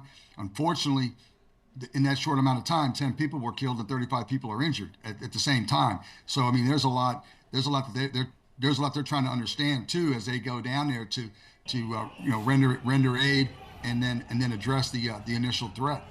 And Sure, then to find out that they had the backup threat at the corner of Bourbon and Orleans. If those bombs were in fact live, like it seems like they were, I mean, the damage that those bombs could have done at that intersection would have been monumental, especially in the French Quarter and being so close together with those buildings.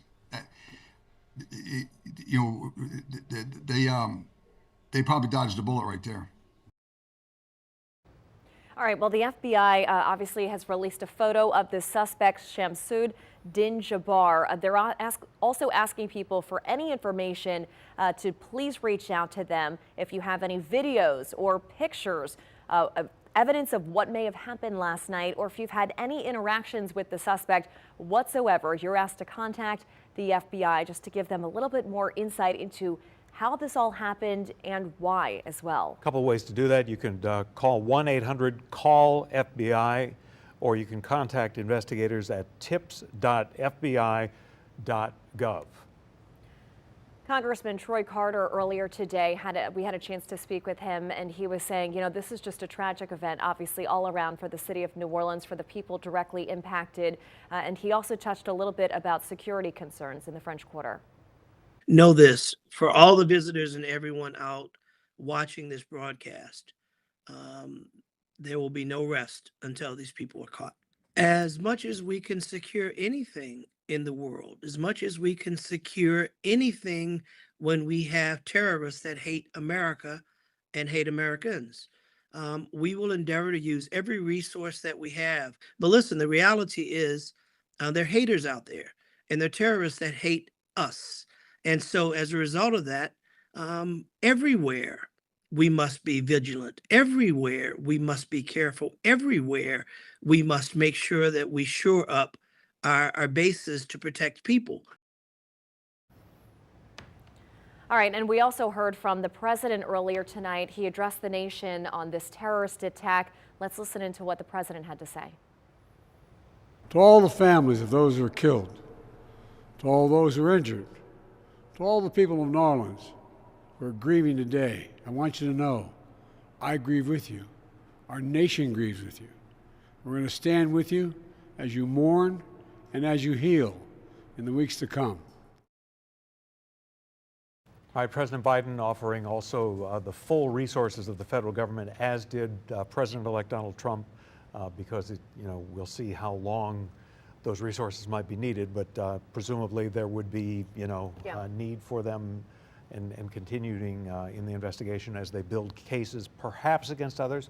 We shall see how it unfolds, in the weeks ahead. We've also learned tonight that City Hall is going to be closed tomorrow in an effort to minimize traffic around the downtown area because so many areas are still shut down. Well, specifically the large portion of Bourbon Street, but obviously the scene is still stretching for some blocks on Canal Street where law enforcement personnel are sort of posted up as that investigation continues. So in addition to City Hall being closed tomorrow, we're also told that Orleans Parish Orleans Parish Civil District Court and First City Court will also be closed. Now, Second City Court, that's in Algiers, that will be open because obviously it's not a concern over there about the traffic situation. So officials trying to do everything they can to limit the amount of people that may potentially be in this area. They've already told folks, if you don't have to be near Bourbon Street or any of these, intersecting streets where you may potentially see yellow crime scene tape, to stay away from that area because the investigators are still out there. It was pretty shocking to see. It was around 7:30, I think, John, when we saw one of the coroner vans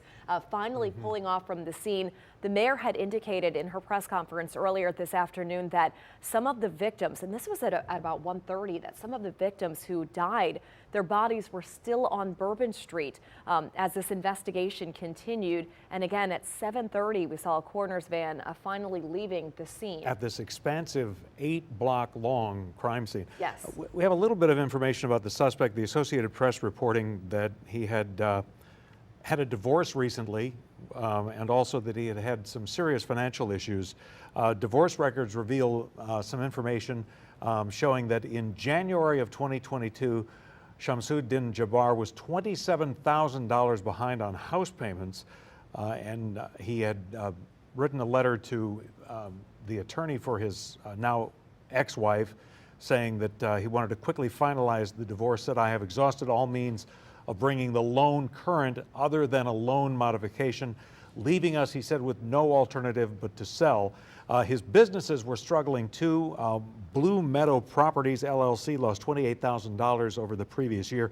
Two others, a real estate company and another one, weren't worth anything. The divorce again approved in September of 2024. And that, there had been some videos people had found online of him talking about selling real estate. Right, talking about the Blue, what was the name of it? His company, Blue something.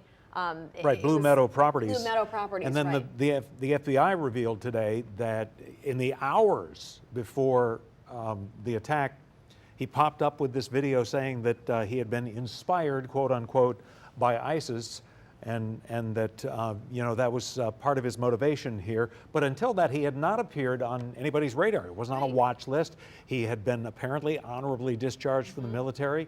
A U.S. Army veteran for many years. We may learn more about his record as national news organizations, especially, dig deeper into that. People will talk to his neighbors, that sort of thing.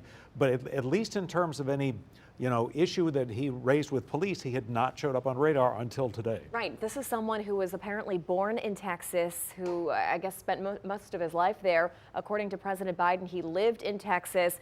He most recently lived in the Houston area. We saw a pretty large police presence in the Houston area today as the law enforcement converged on his house there to try to go in and figure out what exactly they could glean from what was inside of his house. Again, this is a U.S. Army veteran, so it's unclear when did he come to New Orleans, why did he target New Orleans for this crime, and who could have potentially helped him in this attack. I think that, you have to look at that too, as Donald Lane, the security expert, told us earlier.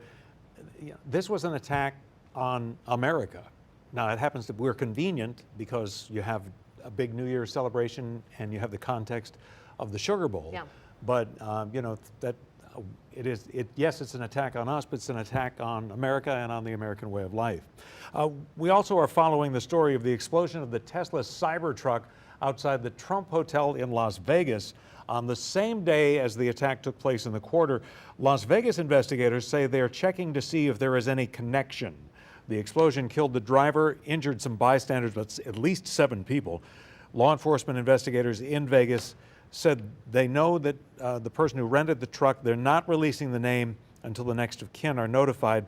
They also learned from the owner of Tesla, Elon Musk, that the truck used in the New Orleans attack and the truck used in the Vegas attack were rented using the same method for rentals, the same rental company. So both vehicles, I'm being told, New Orleans was rented from Turo and so was ours. That's another coincidence that absolutely is continuing to bear from our investigation that we have to continue to look into. Investigators also say that Tesla CEO Elon Musk confirms that the explosion was caused by very large fireworks and/or a bomb. Investigators say that Musk told them that they have confirmed it was not a problem with the Tesla vehicle. because of their access to the data on the vehicle. Musk says that they were able to determine this by using Tesla's technology that provides data. They're also looking to see if this was in any way someone trying to send a message to Musk or President-elect Trump, because Musk, of course, is working with and an avid supporter of the President-elect. For now, the goal is to learn more about the suspect and determine if there is an act of terrorism here or a link to what's happening in New Orleans. Obviously, a lot of people thought that this was, quite a number of coincidences that just didn't add up. But they're trying to, connect all the dots before they say so. And President Biden also referencing that incident in his address to the nation tonight, saying, we're still investigating. We do not have any concrete evidence yet to tie these two together to say if they are in fact linked, or if this is one big coincidence and this just happened on the same day and both of these vehicles were rented from the same rental company. So that is yet to be seen. The president's remarks were interesting too, because he talked about some of what we've mentioned. Both he and Donald Trump, President-elect Trump, have talked about resources. Biden also talked about New Orleans being a place like no other, and said the spirit of New Orleans would never be defeated. As you heard him say that, you couldn't help but harken back to George W. Bush in Jackson Square after Katrina. Obviously a very different context. The entire future of the city seemed to be at stake at the time, but for the second time in under 20 years, a president of the United States to a live audience, primetime audience on the East Coast, saying that America, would come to the aid of New Orleans. And Biden also praising the brave law enforcement officers, specifically the NOPD officers who were able to engage this suspect and actually shoot and kill him. After the suspect rammed his car through the crowd of people on Bourbon Street, the truck crashed. This man got out of the truck and then opened fire on NOPD officers. There was a very, very large police presence there, and 3 of these officers fired back at the suspect, killing him.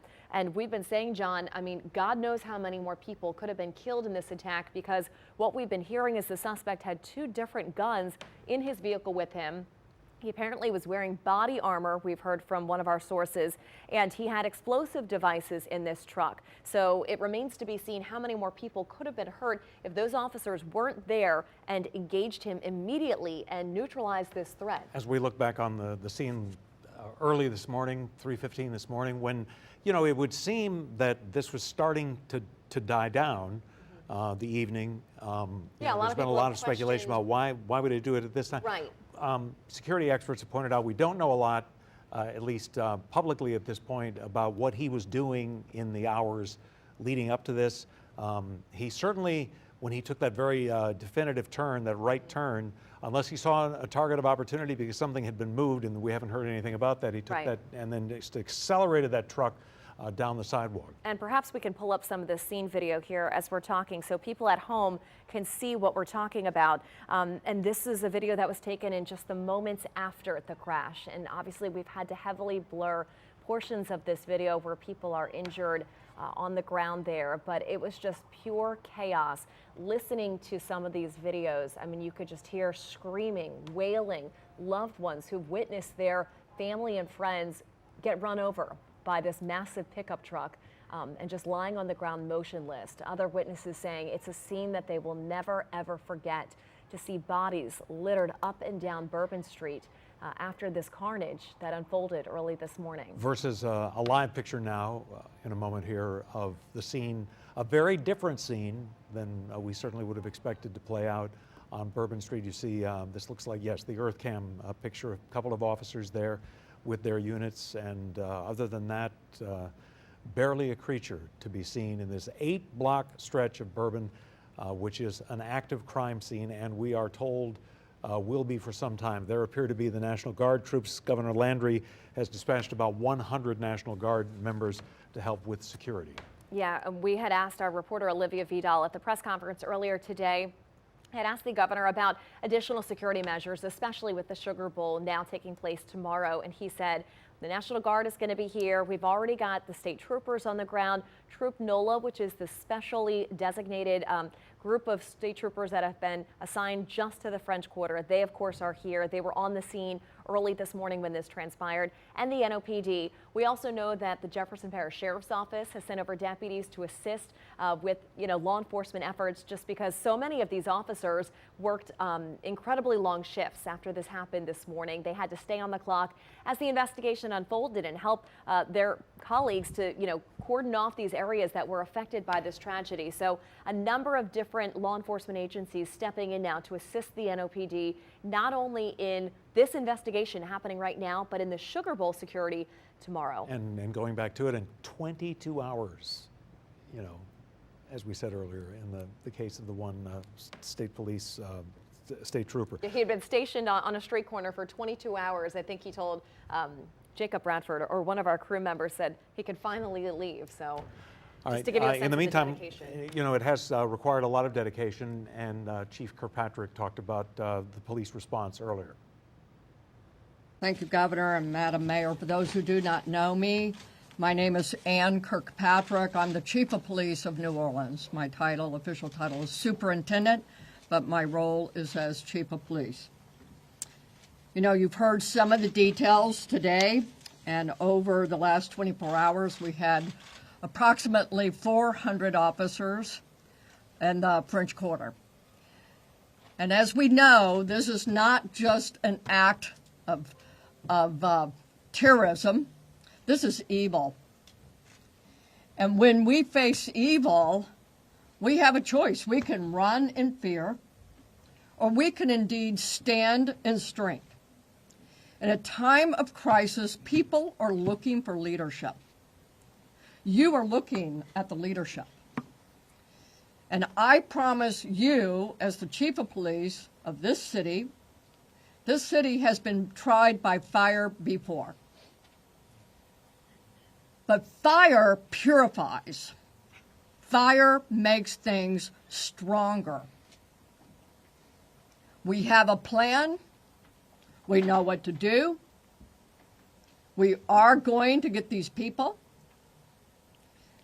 There is a path forward. Very pleased that we will be back to having a wonderful game tomorrow night.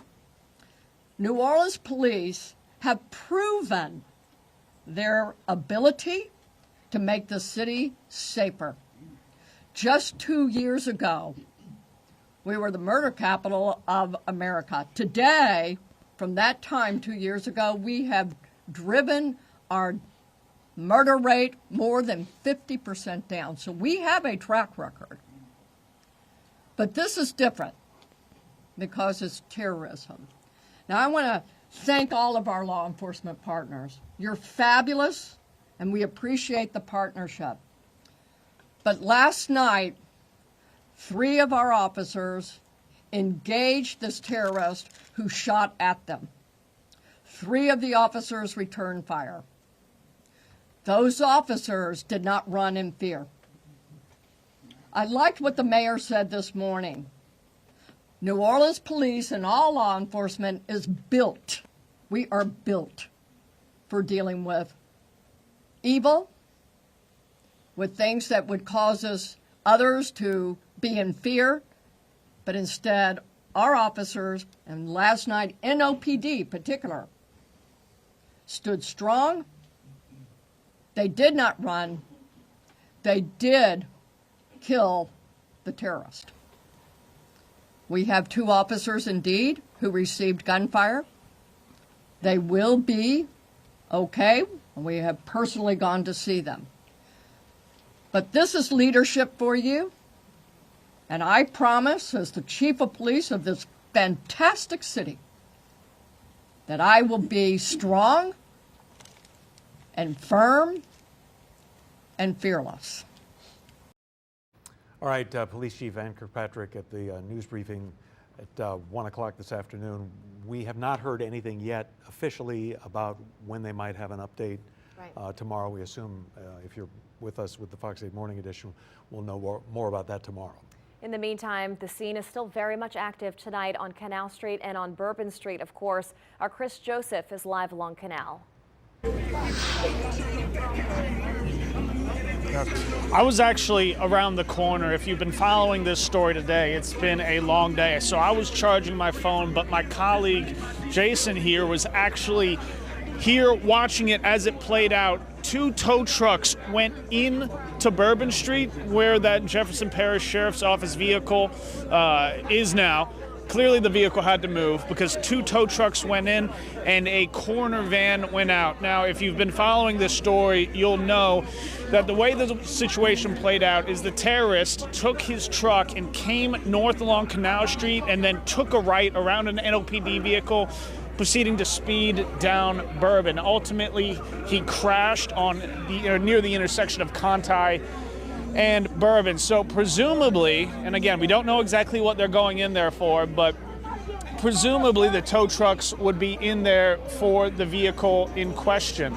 Now, we have not obviously seen the tow trucks come out this way. It's unclear if we will, but perhaps some indication as to where the investigation stands. Perhaps they're in a position where they feel they can remove the vehicle at this point, or perhaps they're taking it somewhere where they can analyze it further. Again, we really just don't know. We've seen coroner vans moving in and out of this area sporadically throughout the evening, but otherwise, as you see here, the scene has remained relatively stagnant. I'm counting at least 4 NOPD vehicles in my immediate vision. They're blocking off. You can't walk into Canal Street. If you feel you're going to have to drive to Canal Street or drive through Canal Street, not an option, not going to happen. Reroute your plans this evening.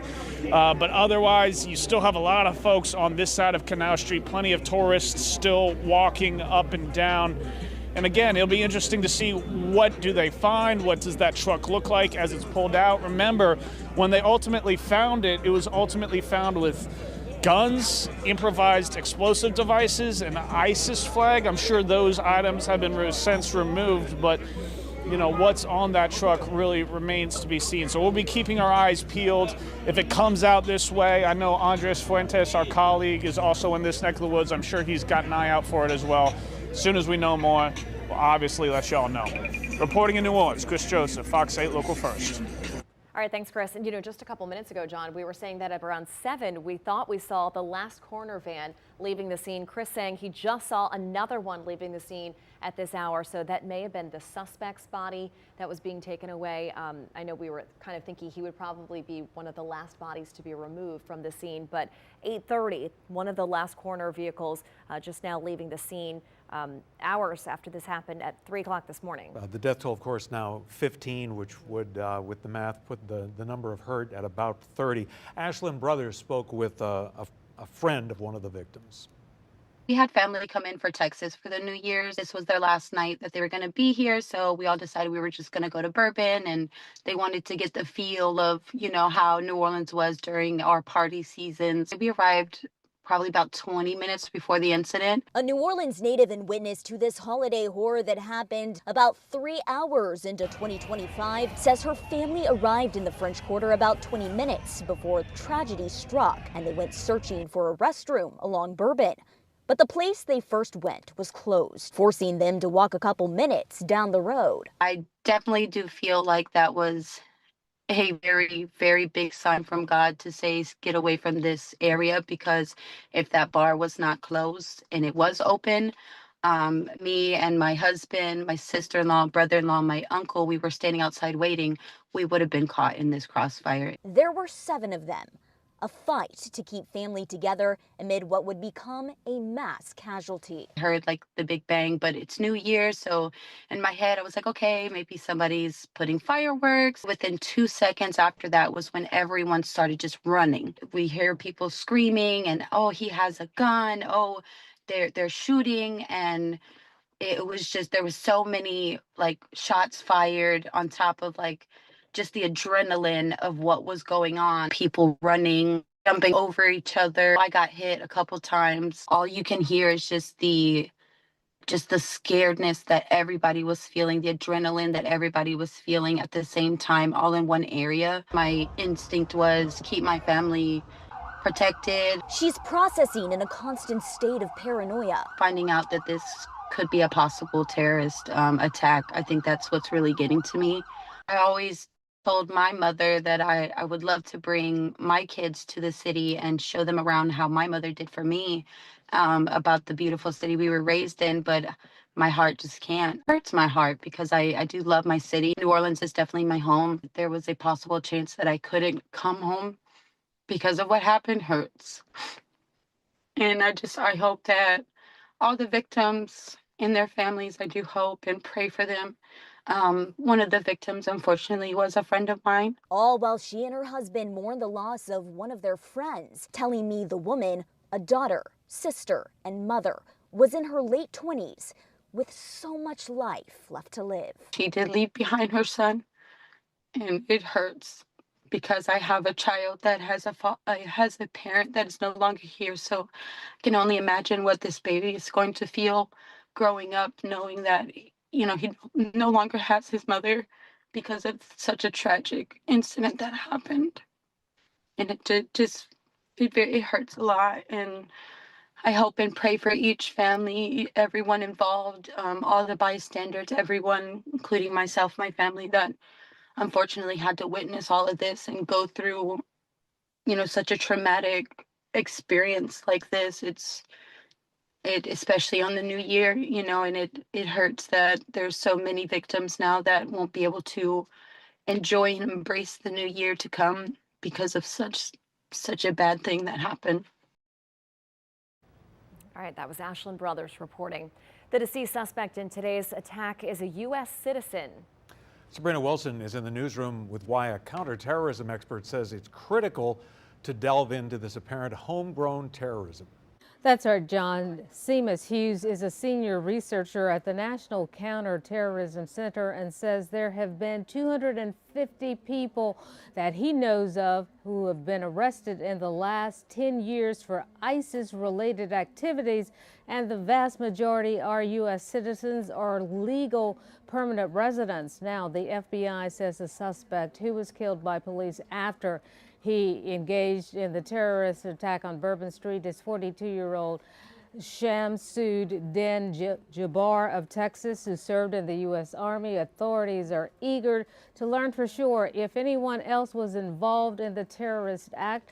The counterterrorism researcher I spoke to this evening says a lot of times terrorists are lone wolves.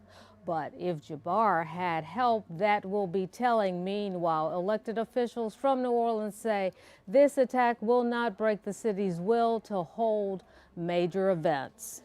If it turns out that he had accomplices, that would be very much like what we've seen in Europe, of a number of individuals committing attacks in groups and teams. And so what's happening right now is there is a team of FBI agents and analysts that are combing through all of the closed circuit TVs, looking at anyone who was around that area, any friends he may have, and really kind of shaking the bushes to see if what shakes out on this. And it's just so unfortunate that this has sent international shockwaves around something that should be positive. So we're going to do what we have to do and come together as a city. We're going to stand united. We reject this. We do not stand for this, and we're going to come together and do everything we can to heal from this and go forward as best we possibly can. Jabbar had served in the Army, and Hughes says there have been other cases where active or retired Army officers have been drawn into ISIS, a known terrorist organization. Now, President Biden says the FBI told him that Jabbar posted videos on social media indicating that he was inspired by ISIS, especially the desire to kill. Back to you.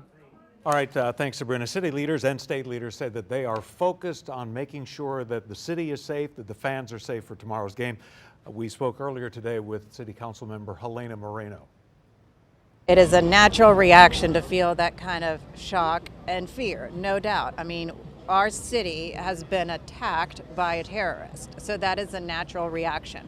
But I will say this, it's like we are pushing back with significant resources, with significant law enforcement to ensure that the city is safe. And you were talking about, you know, what is it like to work with all of the different partners, and also my thoughts about how quickly everybody came in. This is an absolute all hands on deck approach. I mean, the governor came in with such tremendous resources just like that. It was really phenomenal. Same with the federal government. The fact that the FBI for this investigation behind us, I mean, flew in folks from Quantico, and they will be processing this entire team.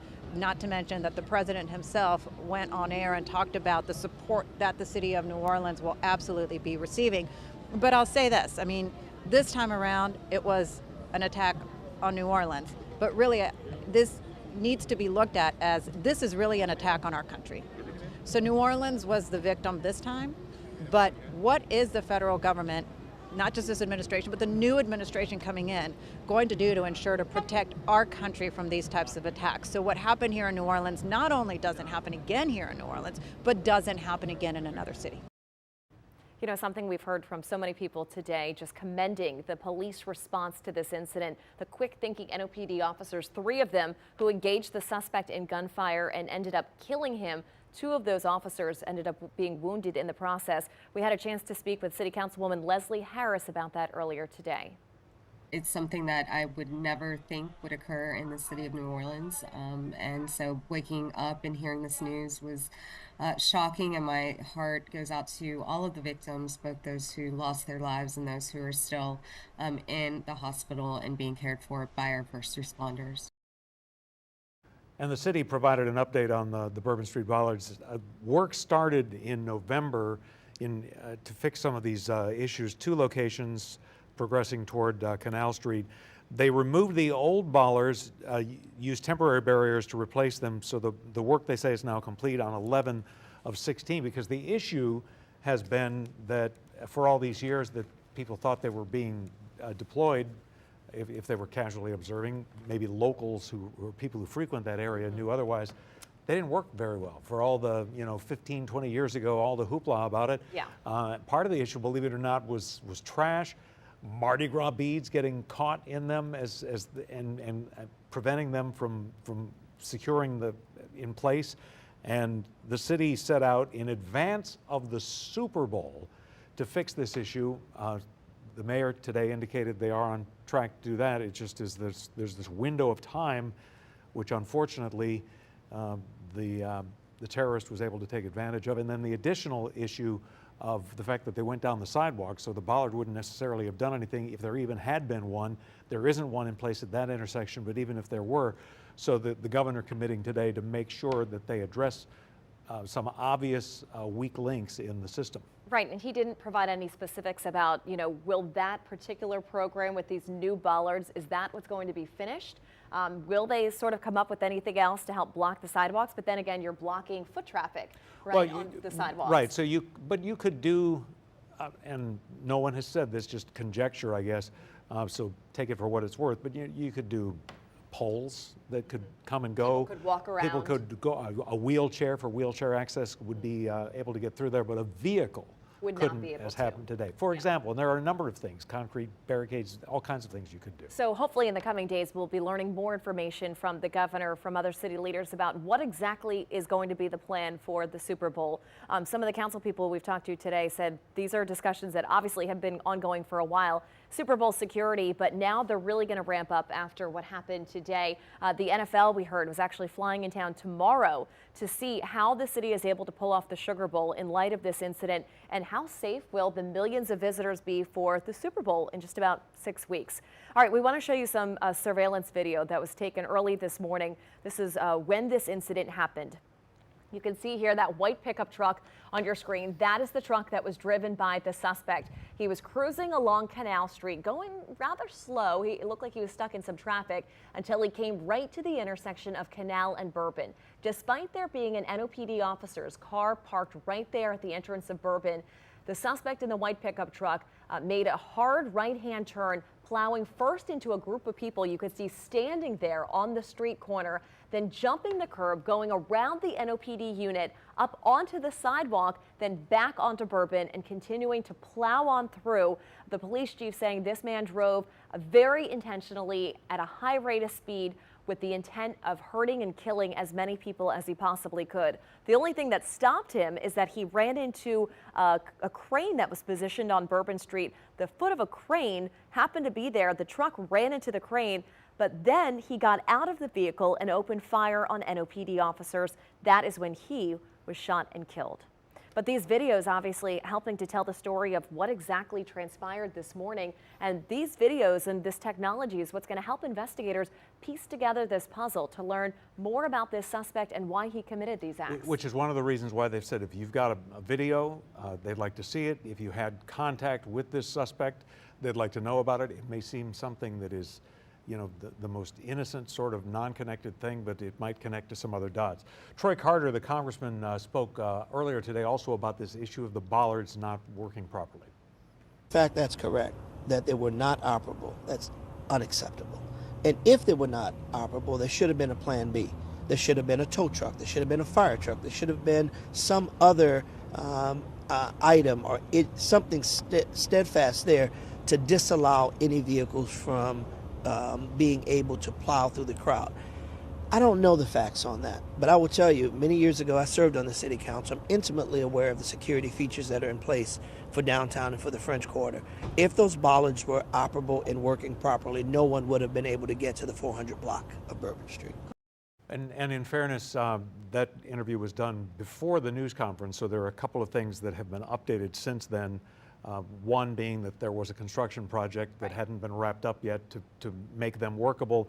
And then the second issue is that, again, the truck went down the sidewalk, so there's a glaring hole there. Could have gone around the bollards had they been in place there. The governor, frankly, saved a police captain today who was being grilled somewhat mercilessly by a network reporter about, hey, how you never thought about this? And the governor stepped in and said, look, we have, as he repeated a couple of times, we have a problem here.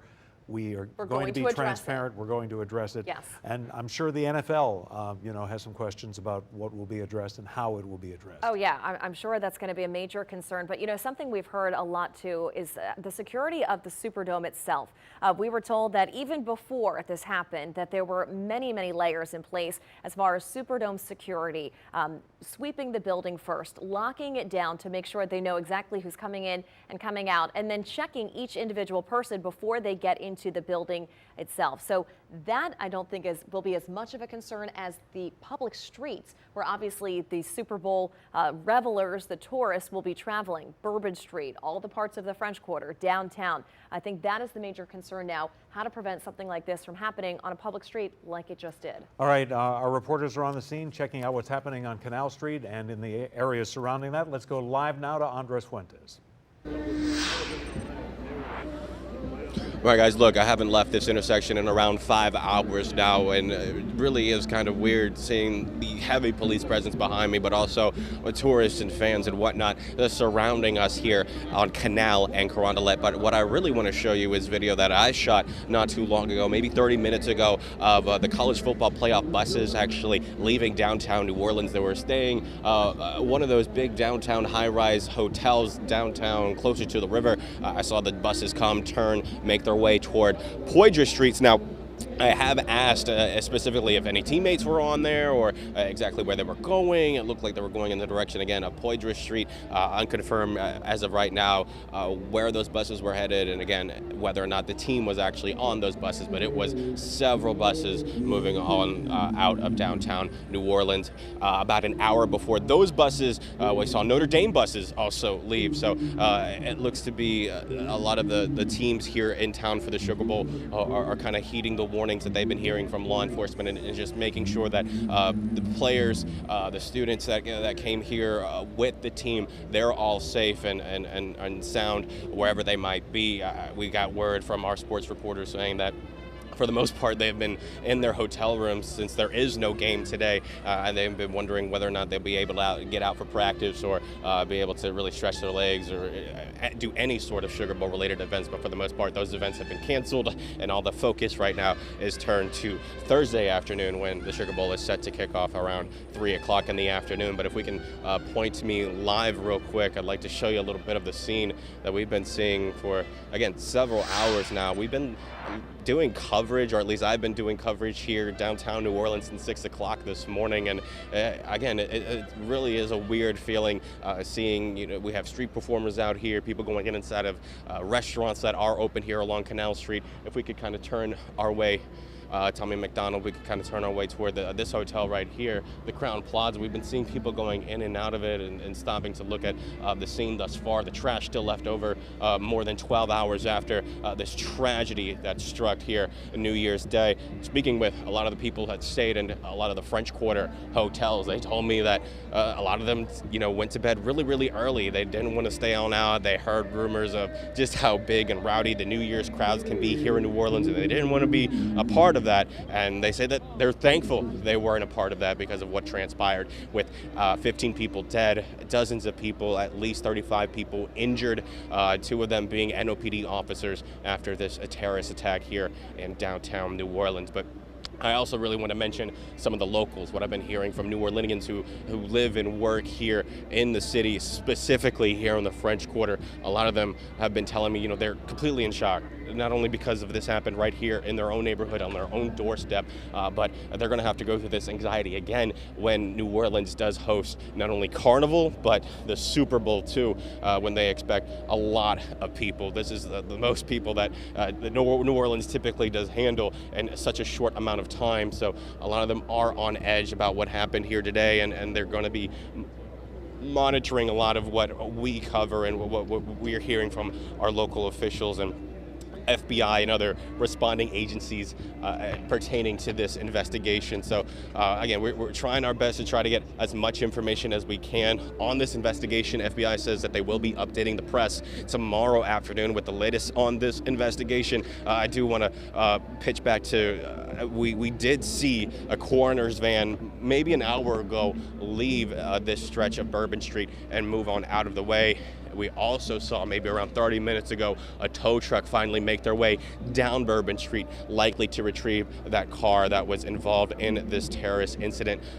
We have not seen them emerge thus far. The photos and videos that we've seen of that car, it is in a wreck, and knowing that FBI and as well as a lot of other agencies are down there investigating this scene, I'm sure it's going to take some time for that piece of evidence to be moved on out of the French Quarter and then preserved as this investigation gets underway. But again, we are monitoring the situation. We're hearing from public officials that we are going to be debriefed at the Superdome sometime tomorrow morning, likely around 9 o'clock in the morning, just to see some of the added security that the city as well as their partnering agencies has brought in, just to make sure that the Sugar Bowl goes off without any sort of hitches.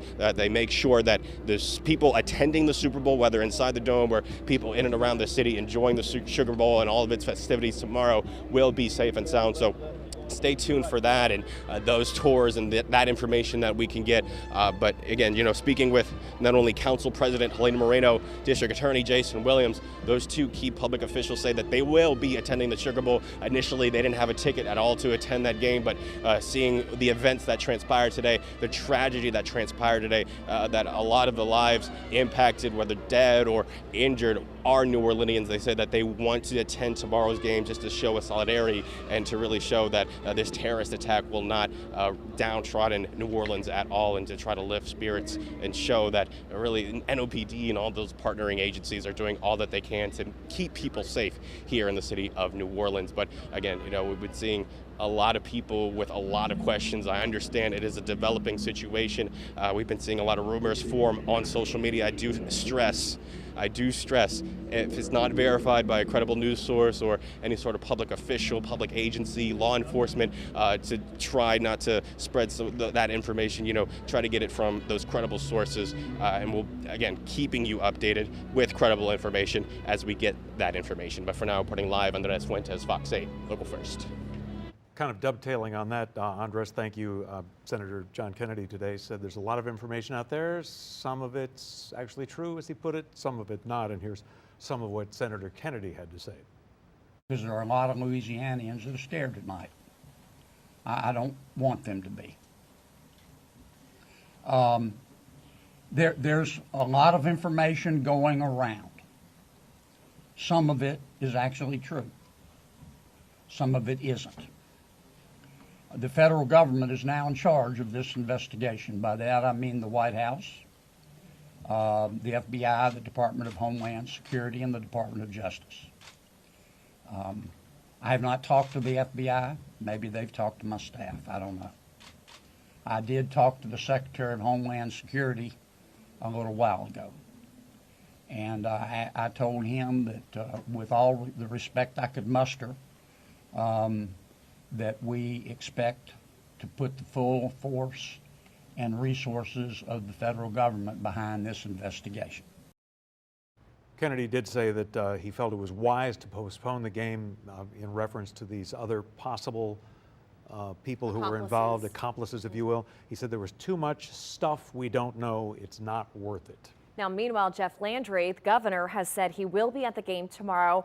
He actually posted on X about an hour and a half ago a photo of himself, his wife, Attorney General Liz Murrill, and said, "Ate dinner tonight in New Orleans. Proud to be part of this incredibly resilient city. See everyone at the game tomorrow." So it sounds like plans are moving ahead with the game to happen tomorrow at 3 o'clock inside the Superdome. And we have some new information tonight. Another victim has been identified. He's a graduate of Archbishop Shaw. Lauren McCoy joins us now with an update. Yeah, Meg and John, Shaw High School posted on Facebook a short time ago that 2021 graduate Hubert Gautreaux was killed in the attack this morning. The school calling it a senseless act of violence. He was 21 years old. In the post, the school went on to say to pray for Gautreaux's family and his friends at this time. The post ended with a prayer. 3 other victims who have been identified at this time include 37-year-old Reggie Hunter of Baton Rouge. He died and his cousin was injured. Reggie's family says that he leaves behind an 11-year-old and a 1-year-old.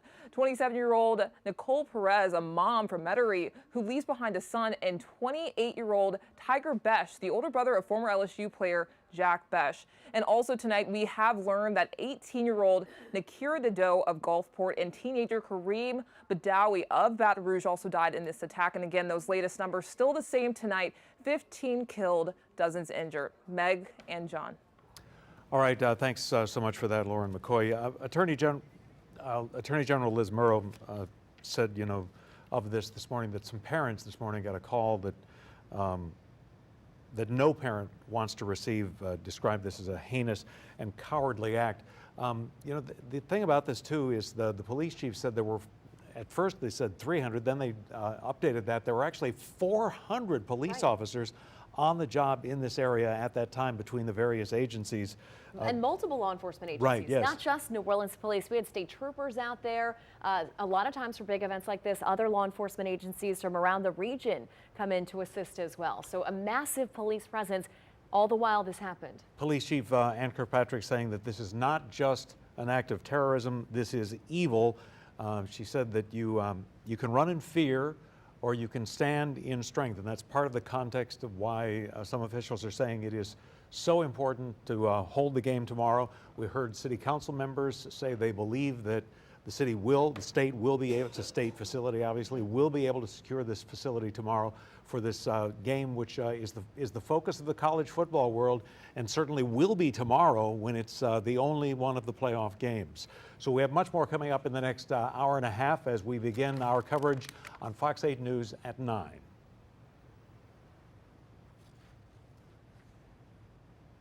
Real life horror movie. This is not just an act of terrorism. This is evil. The spirit of our New Orleans will never, never, never be defeated. Tragedy strikes Bourbon Street as we learn the names of some of the 15 people killed in a terror attack. Dozens more are hospitalized. Video obtained by Fox 8 shows a truck driving in the French Quarter before it takes a rapid turn on Bourbon Street, speeds down a sidewalk, and slams into a crowd of people. It's just one of many tragic scenes captured on camera early this morning as a terror attack unfolded. This video shows the scene after the truck plowed through the crowd. You could see people scrambling to help victims of the violence. Good evening, I'm John Snell. And I'm Meg Gatto. New Orleans officials say the driver of the truck took advantage of a failure in the public safety system in the plan that was designed to protect New Year's Eve revelers in town for New Year's and for the Sugar Bowl. 15 people have died. Dozens more were hospitalized. The closest number we have seems to be roughly 30 people hospitalized as a result of terror on Bourbon Street. The FBI says the suspected driver was inspired by ISIS. He died in a shootout with police. 42-year-old Shamsuddin Jabbar is a U.S. citizen, Texas resident, an Army veteran. State police say that he had guns and pipe bombs in the truck. In the meantime, the FBI says it does not believe that Jabbar acted alone. We're continuing our live team coverage that started early this morning as we try to get answers. Chris Joseph gives us an update live from the corner of Canal and Bourbon. This entire area has been locked down, as you can imagine, since the early hours. You can see NOPD officers obviously blocking off Canal Street. You can't cross Canal Street. There's obviously no cars on Canal Street. And then you've got a Jefferson Parish Sheriff's Office mobile communications center blocking off the intersection at Bourbon. Now, that's obviously intentional. When you talk about the vulnerabilities that were maybe taken advantage of here, that's the key. That's the quote-unquote soft spot that we've been talking about all day. The truck came north along Canal, took an aggressive right turn around an NOPD vehicle, which is where that JPSO vehicle is now, and proceeded to plow down Bourbon Street, taking out obviously all those poor victims and, making his way down before ultimately crashing on Conti. Now, that's important because just in the last few minutes, my colleague Jason here, who's working the camera, caught two tow trucks entering down Bourbon Street. Now, presumably that's for the vehicle in question. We don't know exactly what they're looking for, but one can only assume and maybe make some presumptions that the investigation has gotten to the point where law enforcement may be in a position to move that vehicle out of the French Quarter, perhaps analyze it somewhere else, or perhaps they've analyzed it enough along Bourbon Street. Again, we don't know where exactly that stands. This is being led by the FBI, so again, details right now a little hazy on that. Simultaneously, however, Jason also saw a coroner's vehicle exit. We've been seeing coroner vans sporadically enter and leave throughout the afternoon and the evening, but this one separated by a few hours. Again, we don't exactly know what to make of that. Obviously, coroners handle homicides, so take from that what you will. But this entire situation has been effectively locked down for easily a dozen hours, obviously more at this point right now. There's still folks walking along the side of Canal Street where we're located, but in terms of foot traffic, you can see it's been shut down. Reporting in New Orleans, Chris Joseph, Fox 8 Local First. All right, thank you, Chris. Taking a look at law enforcement activity in Houston, where the suspect Jabbar is believed to have lived. Officials say this is around his home near the intersection of Hugh Road and Crescent Peak Drive in North Houston. FBI personnel and specialized teams were expected to be on site there for several hours. A counterterrorism researcher weighs in on the known profile of the suspect in today's attack in the French Quarter. Seamus Hughes is a senior researcher with the National Counterterrorism Center, and he's not surprised that the suspect is a U.S. citizen or that he served in the military. Again, this is the suspect who was killed by police after intentionally driving into crowds on Bourbon Street around 3:15 this morning. He's identified as 42-year-old Shamsuddin Jabbar of Texas. He served in the U.S. Army. The FBI said he had an ISIS flag in his pickup truck. It's not known if Jabbar was on the FBI's radar.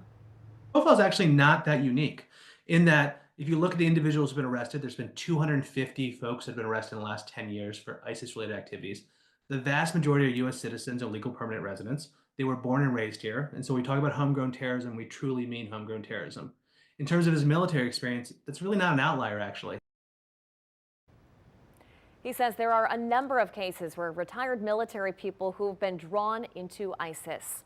The FBI is asking anyone who may have interacted with the suspect to let them know. They are also asking people if you have any pictures or videos, anything that could help this investigation, to let authorities know as well. You can call 1-800-CALL-FBI or contact investigators at tips.fbi.gov. The truck used in the attack was rented from the company Toro. In a statement, Toro said that we are heartbroken to learn that one of our host vehicles was involved in this awful incident.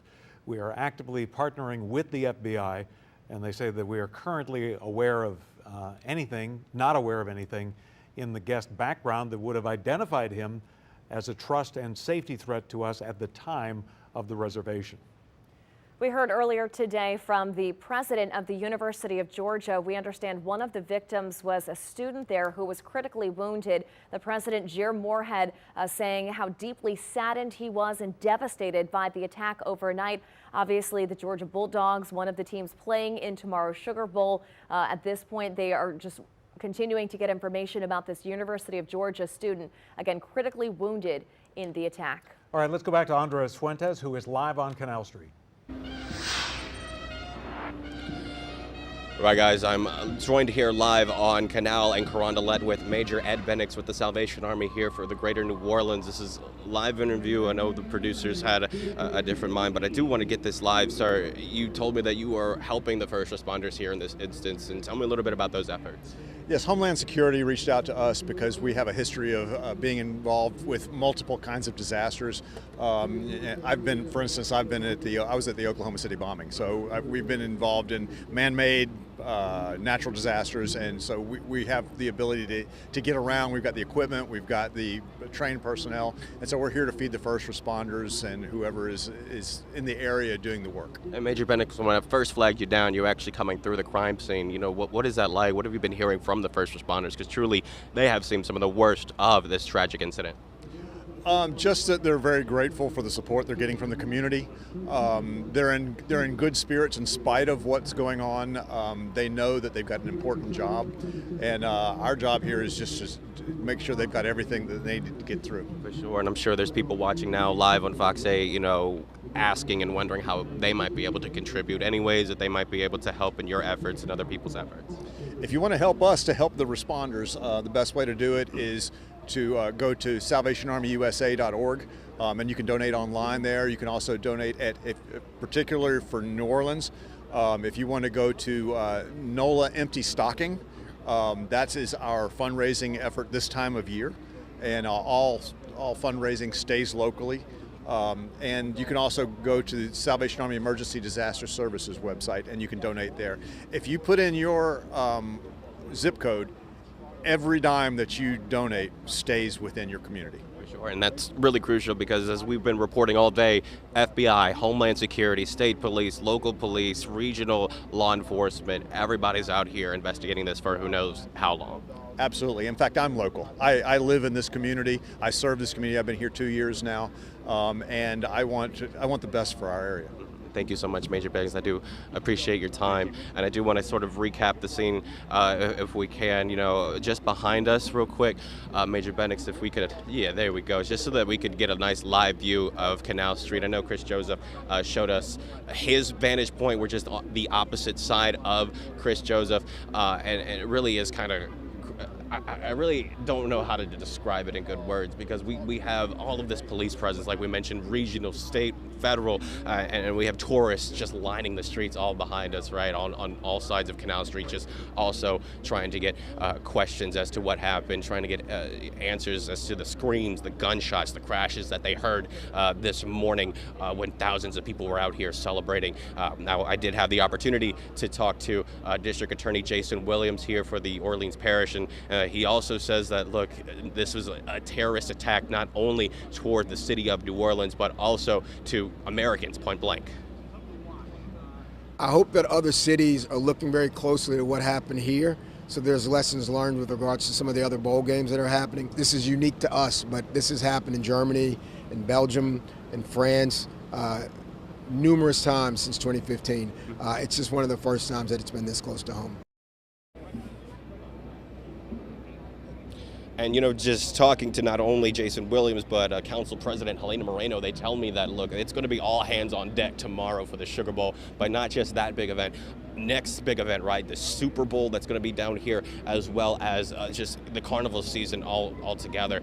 We've been seeing that added support here on the scene on Canal Street, and we've also been seeing, or at least hearing, that it's going to be just an added effort for those big events that are on the schedule for 2025. But I do want to, I know we've been talking a lot about tourist reaction and how a lot of those thousands of people are feeling now that they won't be able to go to their football game today. Some of them have to leave today.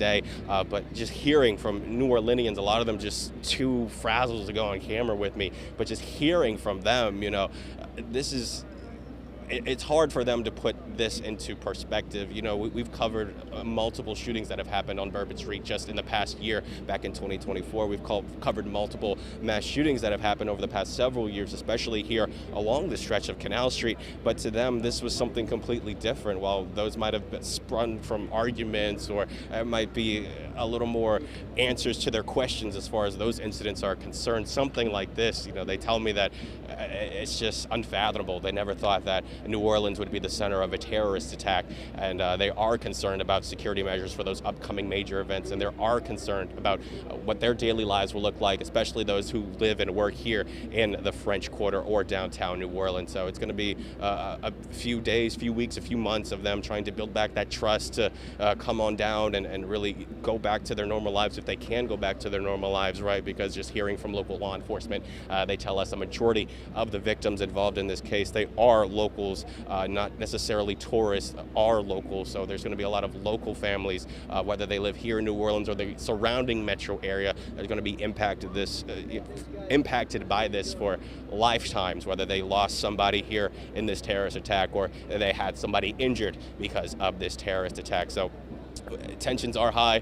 If you remember, when we did our live interview with Council President Helena Moreno, we did have an individual actually go through the police tape and sort of come here by where the press and the media are set up, and kind of spooked us a little bit. We saw all the police kind of swarm him just to make sure that he was okay, and, you know, not trying to do anything either to tourists or to us, the media. So it just goes to show that everyone really here is on edge, whether that's the first responders here, the tourists here, the locals here, the media here. We're all just trying to hunker down and trying to get as much information as we can out to you guys, the viewers. We do know that the FBI will be updating us sometime tomorrow afternoon. Hopefully we'll be having a lot more information before then to try to you know, update you guys, trying to work our sources to try to give you the best and the latest information on this case that happened early this morning.